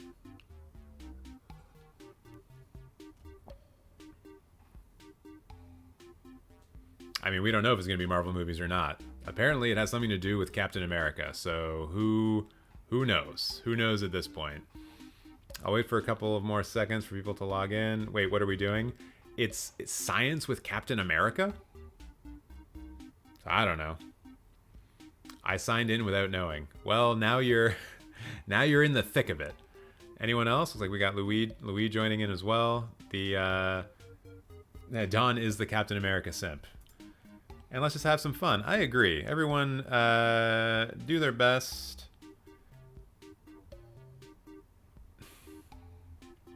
All right, Dr. David, if you feel that way, then please feel free to leave the stream. I feel like I've been nothing but patient with you. And if you don't like it, if you don't like how it's going, you don't have to be here. So let's move on with the quiz.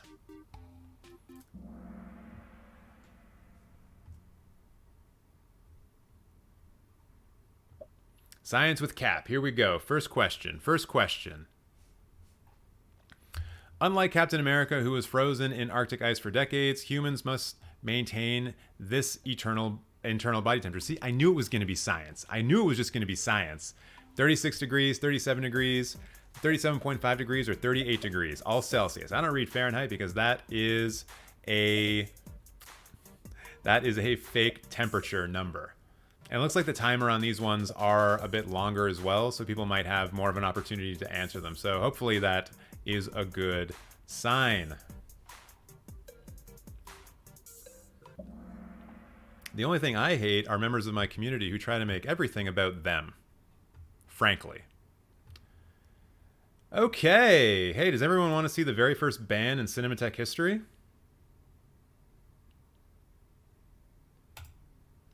Too bad. But doesn't matter how long you've been here. If you're going to be a fucking bitch, you're going to get banned like one. Goodbye. Fuck's sakes. All right, let's move on to the next question. Oh, wait, first we got to look at the standings. We got Dory, Orchid Groomer, Dr. David apparently doing very well, even though he's so upset.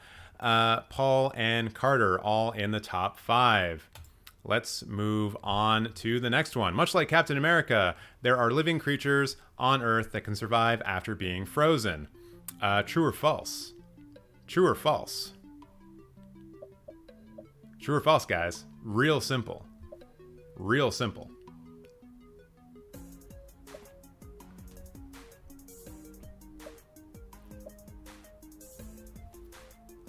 Looks like we got a lot of answers in here. Which one's going to be the right one?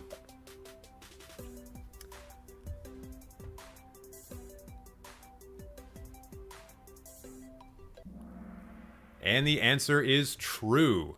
Much like Captain America, there are living creatures on Earth that can survive after being frozen. It is true. I wonder if they would count things like amoebas in this, you know? Maybe. Maybe.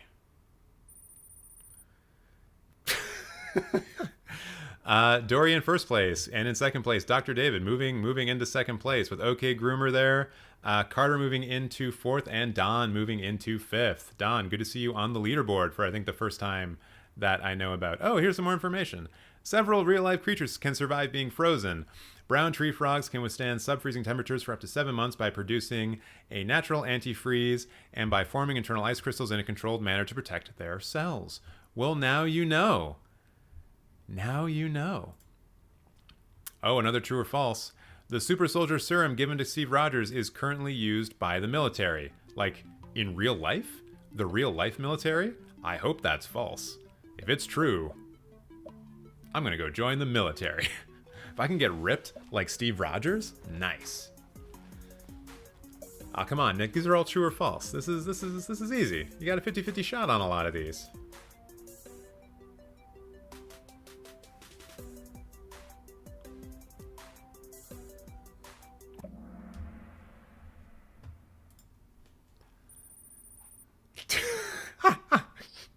And Dr. David moving up into first place, finally getting that sweet redemption that he wanted. Dory in second place. Okay, Groomer in third. Real tight race for the top 3 spots, though, for sure. And we've got Carter and Fernanda in fourth and fifth place. You're Canadian, not American. I am Canadian, not American. That is true. Captain America gained muscle strength via super soldier serum. In what ways can normal humans strengthen muscles? Walking or running, lifting weights, dancing, or riding a bike? This is a weird one.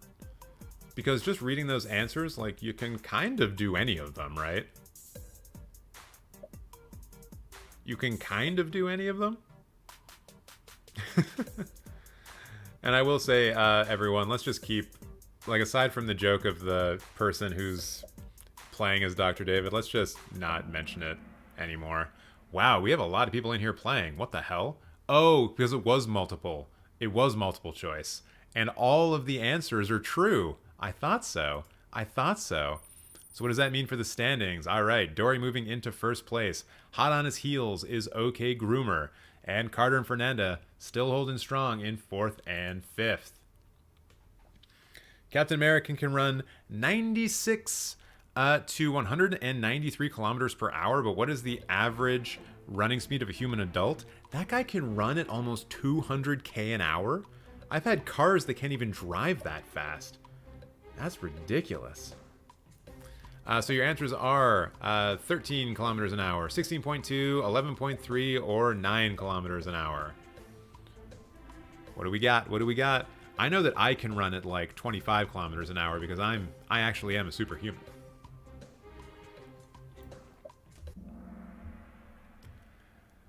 "13 kilometers per hour is the correct answer. Ooh, could be some lead changes. Could be some lead changes. Nope, nothing at all. Dory and OK Groomer definitely pulling away. Carter is real sad about their winning streak. Ruh-roh.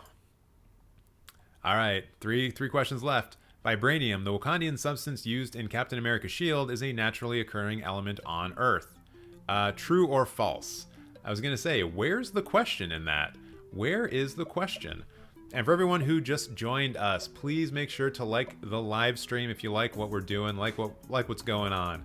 We're just doing a little bit of light movie trivia here. It's a Sunday. We're just relaxing. That's all. That's all. Ooh, and the answer is false. Yes. False is correct. Vibranium is not real. It's kind of like unobtainium in the Avatar movies. It doesn't exist at all. So, this is a weird quiz, but it's fun. Yeah, and you're getting like some, straight Marvel facts as well. Dory in first place, Fernanda moving up to fourth, and right behind third place. So let's move on to the next question. If biotechnology advanced so that a super soldier serum could be made, what negative impact could that have on soldiers? Increased speed, increased strength, outlived loved ones, or an abundance of energy. Uh-oh. Uh-oh. Which one of these is a negative? Probably the increased strength. I would hate to be so super strong. Oh no, it's actually outliving loved ones. Of course. Of course. Of course. So Carter moves up into fourth place. Dory still got first place under control, but only by like 200 points. So could be a deciding final one. Is it going to be double points? It's a multi-select. Which image shows Captain America moving at a constant speed on a distance time graph? What in the hell is this trying to do? Is it a line on a 45-degree angle? Is it a line that goes up and then to the right? Is it a smile, or is it a straight line? I hope you all remember your schooling from when you did graphing. X-axes, Y-axes, what does it mean? What does it mean? Oh, and also, it's a constant speed. I'm actually, do I know what the answer is here? Ah, yes, it is this one. Oh yeah, that would make sense. Because time would be down here, and distance would be up here, and if it's a constant, then it would be like that. Yep. So, oh, this was a trick one too, because there was only one answer when it should have been, but it was multi-select. Oh my goodness. I wonder what effects this will have on the scores. And with the podiums, in third place, Dr. David. Congratulations. Second, OK Groomer. And number one, who is it? Who is it? Dory. Dory wins again. Congratulations, Dory. Carter and Fernanda were in 4th and 5th place. Ella asking for an actual movie quiz next. Yeah, it's probably a good thing to do. If I click on... Oh, no, I don't want to sign out. 5th is just where I belong, I guess. Don't say that, Carter. I think you've got a winner's spirit inside of you. Oh, wait, no. I don't want to see this thing. I guess we're going to watch the podium again. Or maybe I'll just go back to Kahoot. All right, I think this is going to be maybe depending on the time. I think I'm going to log off at like around 11. So maybe we'll do 2 more. We'll see how the time goes. Let's see if we can find 90s. Yeah, we got some people asking for 90s. Let's do that. Because I would be interested to see what's going on with 90s. Movies. That was a real Marbles one. That one was literally from it. Okay, 90s movies. There one. That's kind of a big one. 17 questions. 90s movies, 15 questions. 80s and 90s movies, 14 questions. Wow, a lot of these are a lot bigger than I thought they would do. Do MCU, please. All right, let's do 90s movies, and then we'll do a proper Marvel one. We'll do a proper Marvel one after that. So I guess this one, because it's had the most players and is the most legit. Short 90s. I don't think there are any short 90s ones, honestly. Like, there's an 80s and 90s one. Short 90s. What does that even mean? Like, there's this one, 80s and 90s, that's 14 questions. Everything else has, like, almost no plays, so I don't trust them for being good. So we might run into a lot of issues with them. Well, I don't think there are any, like, I don't see any, like, 10-question quizzes here. Unfortunately, it's all sort of longer ones. Oh, wait, no, here's one. Okay, this one's 10 questions. I don't know what the quality is going to be like. It looks like the answer time for all of these is 10 seconds, though. No, that's too short. That's too short for what we were doing. What about this one? Okay, yeah, the answer time for this one is 20 seconds, so that should be good for the lag. Everyone should be able to answer, hopefully. So let's do this one, and then we'll do a Marvel one next. I promise. I promise we will do a 90s one next. Or sorry, we'll do a Marvel one next, after the 90s one. There is your link.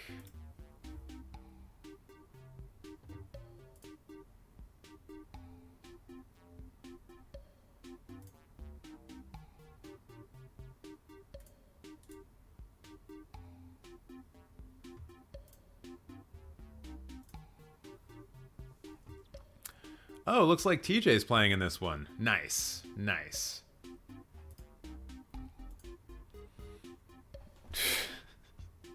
All right, you know what? Nah. I'm done reading that name. Oh, yeah. Just gonna do one thing while y'all are signing in.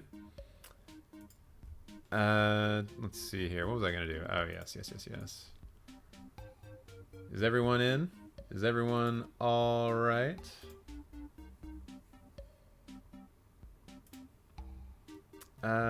Just gonna try. There we go. Done and done. All right, looks like we've got everyone in here.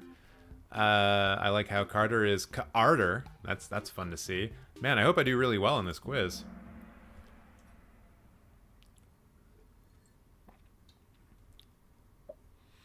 And here we go. Who's gonna win the 90s movies quiz? Name this 90s movie. Ooh, is it 10 Things I Hate About You, A Cinderella Story, Not Another Teen Movie, or A Knight's Tale? And as you answer that, I'm gonna get some more tequila. I mean water.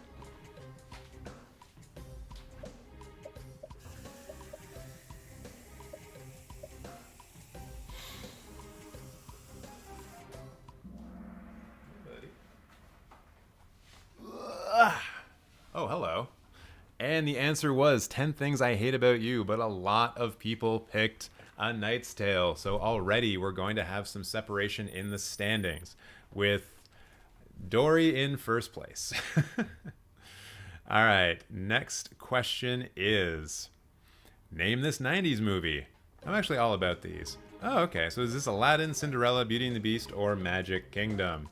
Fernanda really loved 10 Things I Hate About You. I hope you got that question right. In fact, I'm pretty sure you did. So which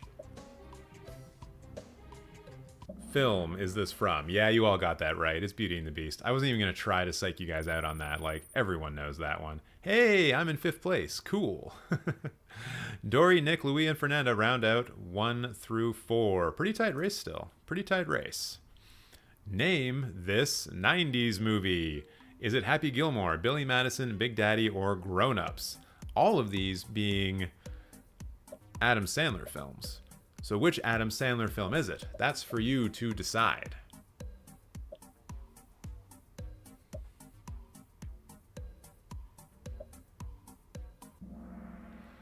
And the correct answer was Billy Madison. Wow, a lot of people got that wrong. Yo, where are all of the Adam Sandler stands at? Because apparently they're not here. So what did this do for the standings? Oh my goodness, that was a huge change. Louis leapfrogging into first place. Dory dropping to second. Taste of Cherry in at number 3. Nick at 5th. And Fernanda at 5th. Whew. Whew. All right, next question. Name this 90s movie. What's it going to be? What's it going to be? Is it Mrs. Doubtfire, Tootsie, Home Alone, or The Babysitter's Club? Obviously, the person that they're depicting is a snack. And Tootsie Pops are a snack. Therefore, the answer is Tootsie. You're welcome. Right answers only from TJ. It was Mrs. Doubtfire. I'm more of an Uncut Gems guy myself. Alonzo, I feel that. I feel that. And someone picked The Babysitter's Club. Well, I'm glad I didn't steer someone wrong. And no actual change with the standings. So Louis still in first place, and everyone trying to gain ground on him. Question 5. Name this 90s movie. Is it The Mask, Dumb and Dumber, Dumb and Dumbest, or Ace Ventura? Hi, Rocco. Would you like to jump up on my lap and stop scratching? Stop scratching my chair? And say hi to people? Is that what you want to do? Come here, cat. No? No? You're just going to be a little jerk? All right, and the correct answer was Dumb and Dumber. Of course it was. It looks like not everyone was able to answer on that one. So what does that do to the standings? Ooh, Dory moving back into first, followed by Taste of Cherry, Nick, Louis, and Fernanda. Rocco, show yourself. He doesn't want to. He's, I was going to say he's shy, but now he's back again. Are you going to get up here or what? Your presence is being demanded, Rocco. All right, let's move on to the next question. And if Rocco pops up, then you'll see him. Name this 90s movie. Hey, it's Rocco. Is it Secret Agent, The World Is Not Enough, Die Another Day, or The Matrix? Whoa. Rocco, what are you doing, man?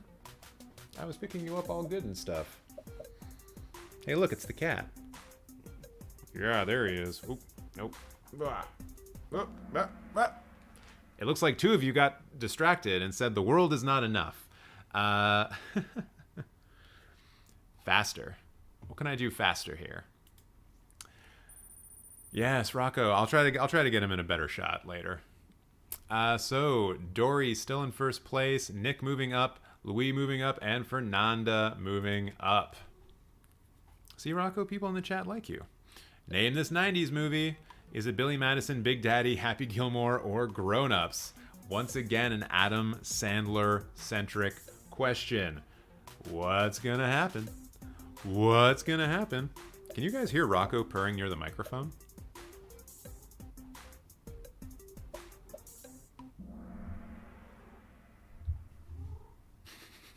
And the answer is Big Daddy. Looks like a couple of people got that wrong.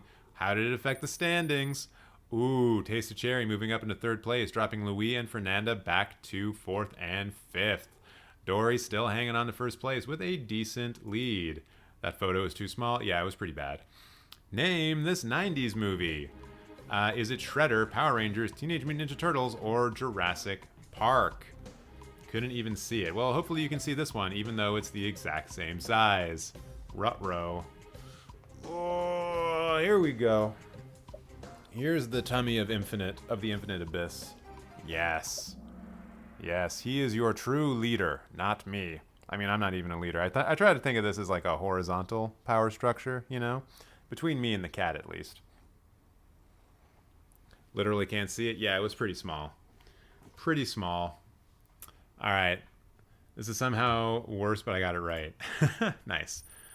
So Fernando, with that right answer, moving into fourth place. And Dory still on top, lead of about 800. Let's move on to the next one. Name this 90s movie. Is it Space Jam, Apollo 13, Armageddon, and October Sky? I kind of love how they even have Space Jam here as an option. Pretty cool, pretty fun. I would pick Space Jam for the lulz, and so should you.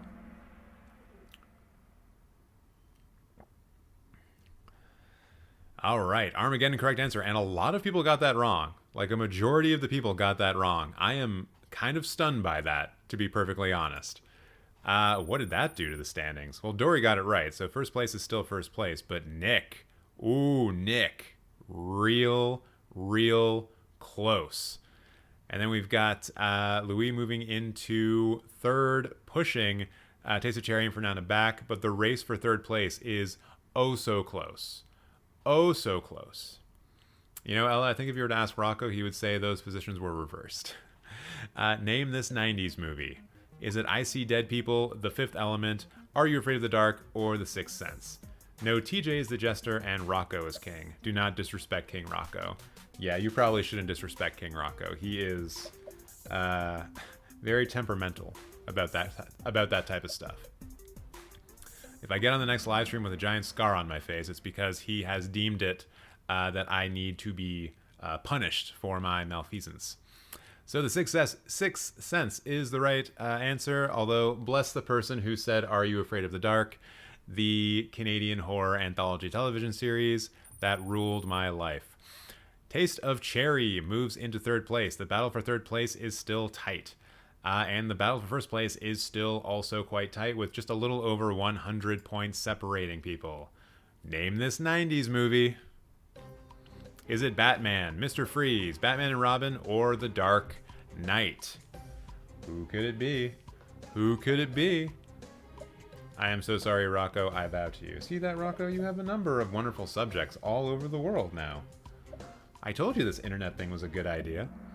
And the correct answer is, of course, Batman and Robin. Someone guessing Mr. Freeze because they saw Mr. Freeze, but unfortunately that is incorrect. I'm actually kind of disappointed that like the person who's pretending to be me isn't doing better. I would have had a lot more fun with that. The battle for first place is still raging hot, and the battle for third place is even hotter. Let's see what happens after we answer this next question. Name that 90s movie.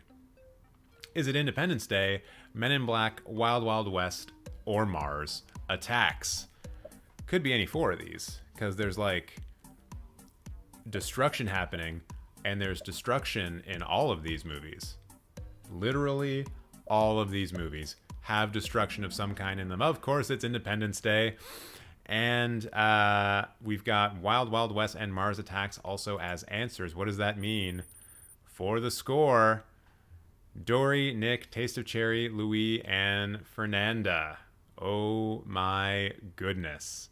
Oh my goodness. So Dory now moving a little bit further into first place, but my God, that battle for third, still hot. Still hot. Who's going to take it? Name this 90s movie. 10 Things I Hate About You, Clueless, Not Another Teen Movie, or 90210.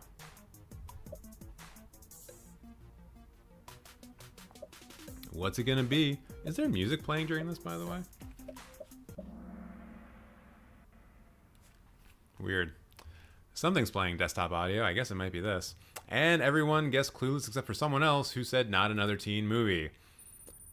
The standings remain the same, although there's now a tiny bit more daylight between third and fourth, although not by much. Still very, very close. Let's see what we get with question 14. The Sandlot, The Mighty Ducks, Matilda, or Rookie of the Year. Which 90s film is this?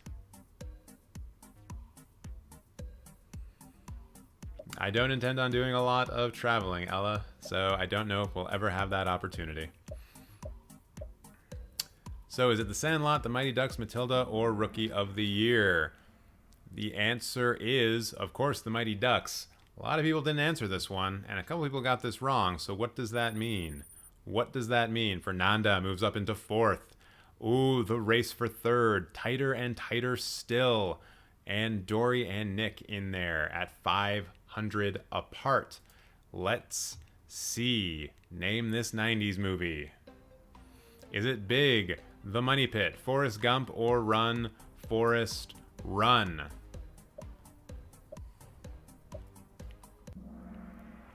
Wait, that one went really quick. I don't know what was going on there, but the people who were able to get answers in were able to guess correctly with Forrest Gump. Ella, no need to apologize. No need to apologize. Just the reality of the life that I live. So Louis moves into third place with a bit more of a commanding lead, although I have a feeling the Taste of Cherry and Fernanda didn't get an opportunity to answer. And Dory firmly in first place. Yeah, I'm sorry about that one, guys. They definitely didn't give enough time. There was only like 5-6 seconds on that timer. Name this 90s movie. Okay, this one's 20 seconds. So, is it Home Alone, The Sixth Sense, Christmas Carol, or sorry, A Christmas Story, or A Christmas Carol? You should all have time for this one, and you should maybe all get it right, although, once again, these images are very, very small. Very, very small. Very, very, very small. And, ooh, some people didn't have time to answer it, but 3 people did get it right. That says to me that these standings might be changing a bit. Oh, no, no, no. It does mean that Louis moves into third place with a bit more, or a little bit under 300. And I think maybe Dory got that question wrong because now Nick is within striking distance. So let's move on to the last question. Name the 90s movie. Is it The Jungle, Jumanji, Matilda, or Mrs. Doubtfire? Who's going to do it? What are the final places going to be? Who's going to win? Who's going to do it? Let's see, let's see, let's see, let's see, let's see. And Jumanji is, of course, the correct answer. So this may all come down to who answered Jumanji the fastest.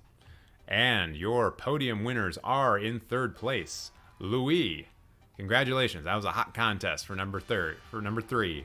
Nick gets second place, and in first place, again, is Dory. Congratulations, Dory. Taste of Cherries in fourth, and Fernanda in fifth as runner-ups. Congratulations to you all. Well done, well done. Now, I know I promised y'all a Marvel one, so we're going to do a Marvel one. I just probably need to go back here and sign back in again. Like, seriously, Kahoot. You need to fix this a little bit. Dory is unbeatable. Yeah, I think Dory just has, like, the best connection to me, honestly, and he's able to answer the fastest. Not to say that his achievements are not incredible, but there may be an advantage. So let's see. Are there any Marvel things here that are actual Marvel movie quizzes? Okay, so we're definitely not doing the 36 question one. There's one here with 10 questions. I'm going to do the one with 10 questions because Rocco gets fed at 11 and he's going to want his food.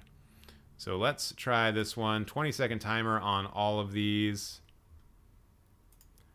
Let's do it. Don, why are you saying no? I'm doing Marvel like you asked. A mid one. This will just be a little bit of a taste for the next time we do quizzes. We'll probably do quizzes like what, every Sunday? Does that sound good to everybody? Something everyone can look forward to. Doing a little quiz action.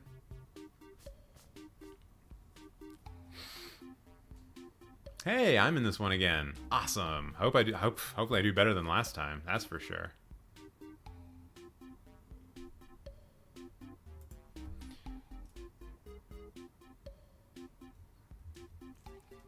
Peter coming in with a licorice pizza take. They kiss at most. True. But also she says that she loves him and they run away together hand in hand to, like, have a relationship. Which, to me, is the issue. Plus the fact that she's, like, actively pursuing him for most of the film. So yeah, that's it's not a good look. It's not a good look. She showed a teenager her boobies. Yep, that's another part of it. Okay. So, looks like we've got 8 people in here. Anyone else going to be joining? Ooh, at least one more with Don. Rocco, do you want to join in?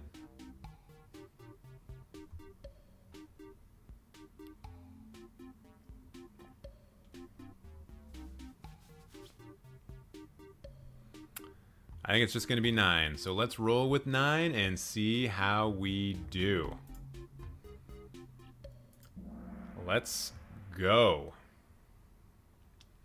Marvel movies. 3, 2, 1. Let's go. Who played Spider-Man in The Amazing Spider-Man? Was it Tobey Maguire, Tom Holland, Andrew Garfield, or Donald Trump? Did anyone else just imagine Donald Trump in a skin-tight Spider-Man costume and want to die immediately?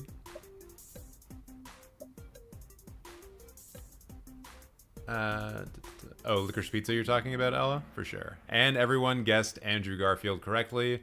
I guess one person didn't get in on the time, unfortunately. Ooh, it looks like Don's in first place over Dory, and I'm in third. Not by much, but I'm there. I like it. All right, question number 2. In what Iron Man movie was Whiplash the villain? Was it Iron Man 1, Iron Man 2, Iron Man 3, or The Avengers? You must pick one. You must pick one. I know the right answer, and hopefully the person pretending to be me will also know the right answer. Pfft. Real weird take, Peter. Real weird take. Okay, so here is the right answer. It is Iron Man 2. Let's see what this does to the standings. Everything's pretty much the same. Real slim margins here. This one might go down all the way to the wire. Question number 3. In what X-Men movie were you introduced to Beast as a young adult? Was it X-Men First Class, X-Men Last Stand, X-Men Days of Future Past, or X-Men Origins Beast? You all know that movie, X-Men Origins Beast. That was a pretty good one.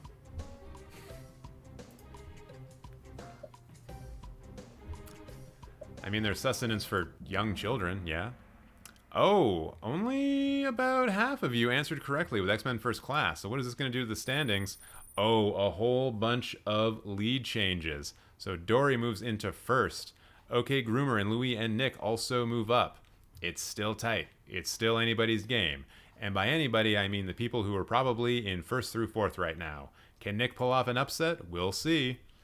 In what movie was a major character recast? The Avengers, Iron Man, X-Men 2, or Spider-Man? How could a major character be recast in Spider-Man when it was the first film? The person who made this quiz probably should have thought about this a little bit harder. And the answer is Avengers. I believe they are referring to War Machine, where Don Cheadle took over for Terrence Howard. So 3 people got that right. Probably going to mean some lead changes. Oh, Dory dropping down to third because Don and Louis are now 1 and 2. And I'm back again in 5th. Nice. No, Hulk. I mean, Hulk would have been one, but... Oh, Hulk would have been recast in in Avengers. Gotcha. Yeah, that is true. In what movie is Spider-Man going to be... Wait, what? In what movie is Spider-Man going to be in 2016? This must be a real old quiz. Okay, so was he in Civil War, Apocalypse, Rogue One, or Doctor Strange? Rogue One? Rogue One? Weird. Weird. Alright, yeah, Civil War was the right answer. So let's see what this did to the standings. 4,000 points for Don. Louis getting in there just behind him. Dory in third. And I'm still in fifth, I guess, within striking distance of Dory, maybe. So, looks like this one's probably going to be a battle between Don and Louis until the very end. What's it going to be? What's it going to be? Which person died in Avengers Age of Ultron? Was it Ultron, Quicksilver, Hawkeye, or Spider-Man? Really, if it was the Age of Ultron, then it couldn't have been him, right? Because the movie's all about him. Isn't that right, Rocco, who's still here on my lap and purring like a gentleman? Yes, you are. And the correct answer was, of course, Quicksilver. Did Ultron not... Ow, hey, no scratching. Hey, no scratching. Didn't Ultron die in that movie? I mean, I know Quicksilver definitely died, but didn't Ultron die in that movie too? The race for third place is still close with Dory right in there. But Don and Louis still battling, with Don getting a slightly better lead. Ella misclicked. Oh no. In the movie Ant-Man, who was the Hydra agent who stole the yellow jacket particles? Was it Mitchell Carson, Gideon Malik, Baron Zemo, or Daniel Whitehall? So who was the Hydra agent that stole the yellow jacket particles? I don't know if I'd be able to get this one right because I don't know most of these names. The right answer was Mitchell Carson. I probably would have picked Baron Zemo because he's the only one that I recognize. Oh, more lead changes. Most importantly, fake TJ moves into third, with Louis retaking first place, Don dropping to second, Dory down to fourth, and OK Groomer in fifth. Let's see what we get next. Who did Andy Serkis play in Avengers Age of Ultron? Was he Ulysses Klaue, the Hulk, Caesar, or Gollum? Obviously he was playing Caesar, the ape from the Planet of the Apes movies. Come on, dude. I know I'm using your quizzes for free, but like, also write better quizzes. And Ulysses Klaue is the answer. A number of people guessed Caesar, even though I told them not to. What are you doing? And Louis was the only one who got that right. Wow. Of the top five. Okay, I mean, this is pretty much Louis to lose now for sure. Race for third place. Not as close as it used to be. Can TJ, fake TJ, overtake Don? We shall see. How many movies has Stan Lee cameoed in? Was it 30, 28, 15, or 3? What? Wow, what a question. Pick a random number, everybody. And actually, yeah, because this quiz is old, like, there might have been more since this quiz made, so the answer is 28. I hope the actual answer wasn't 30. Who can say for sure? Not me. But this one will definitely affect the standings. Looks like Louis got it right, which is what he needed to have happen. And Fernanda has overtaken fake TJ. How dare you? I am upset on their behalf. Don still kicking in there in second place, but I don't... Oh no, they still could win if Louis completely misses. And I guess we'll just have to see what happens with this very last question. The actor who plays Yondu in Guardians of the Galaxy was also in what show? Was it Game of Thrones, Daredevil, The Walking Dead, or Elmo's World?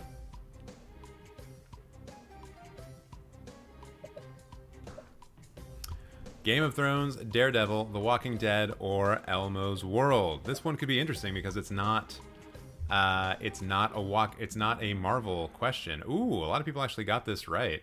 Looks like Fernanda is very confident that she's going to get third place. Let's see who gets it. Let's see who gets it. Fake TJ. Nice. Don in second place, and in first place is not Dory, but Louis. Congratulations, Louis. You always talk about the MCU, so I expected you to do well in this quiz. Runners-up were Dory and Taste of Cherries. Apparently, according to Fernanda, it's my fault. I promise you, I had nothing to do with this.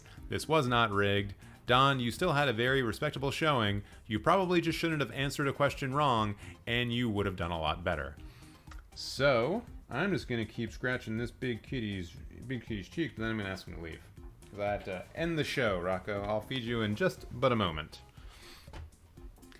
Whew, all right. That was a good one. That was a good one. Good times were had by all, and that's how I'm going to choose to remember it.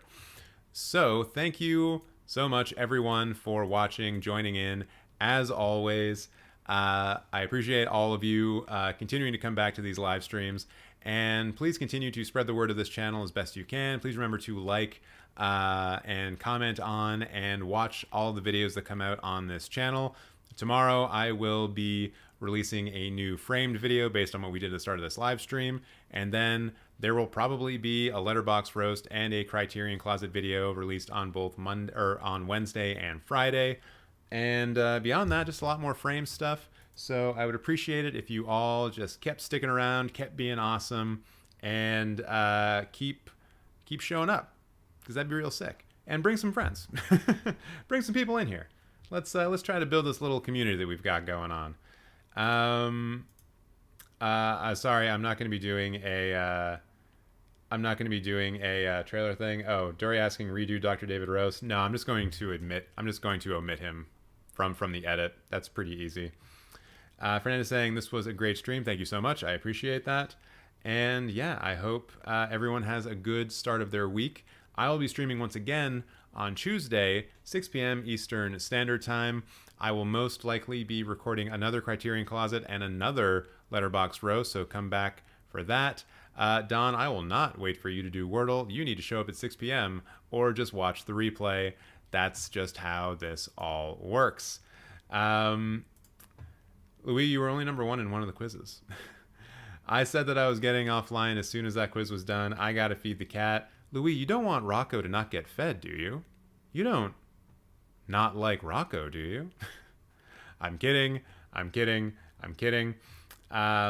So we'll watch the trailer on the next one. Don't worry about it. Tuesday, 6 p.m. Eastern Standard Time.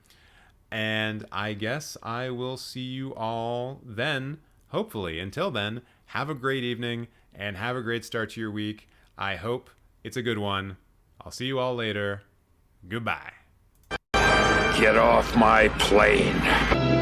He's looking at you, kid. I have been, and always shall be, your friend. The Force will be with you, always. In case I don't see ya. Good afternoon, good evening, and good night. Hasta la vista, baby.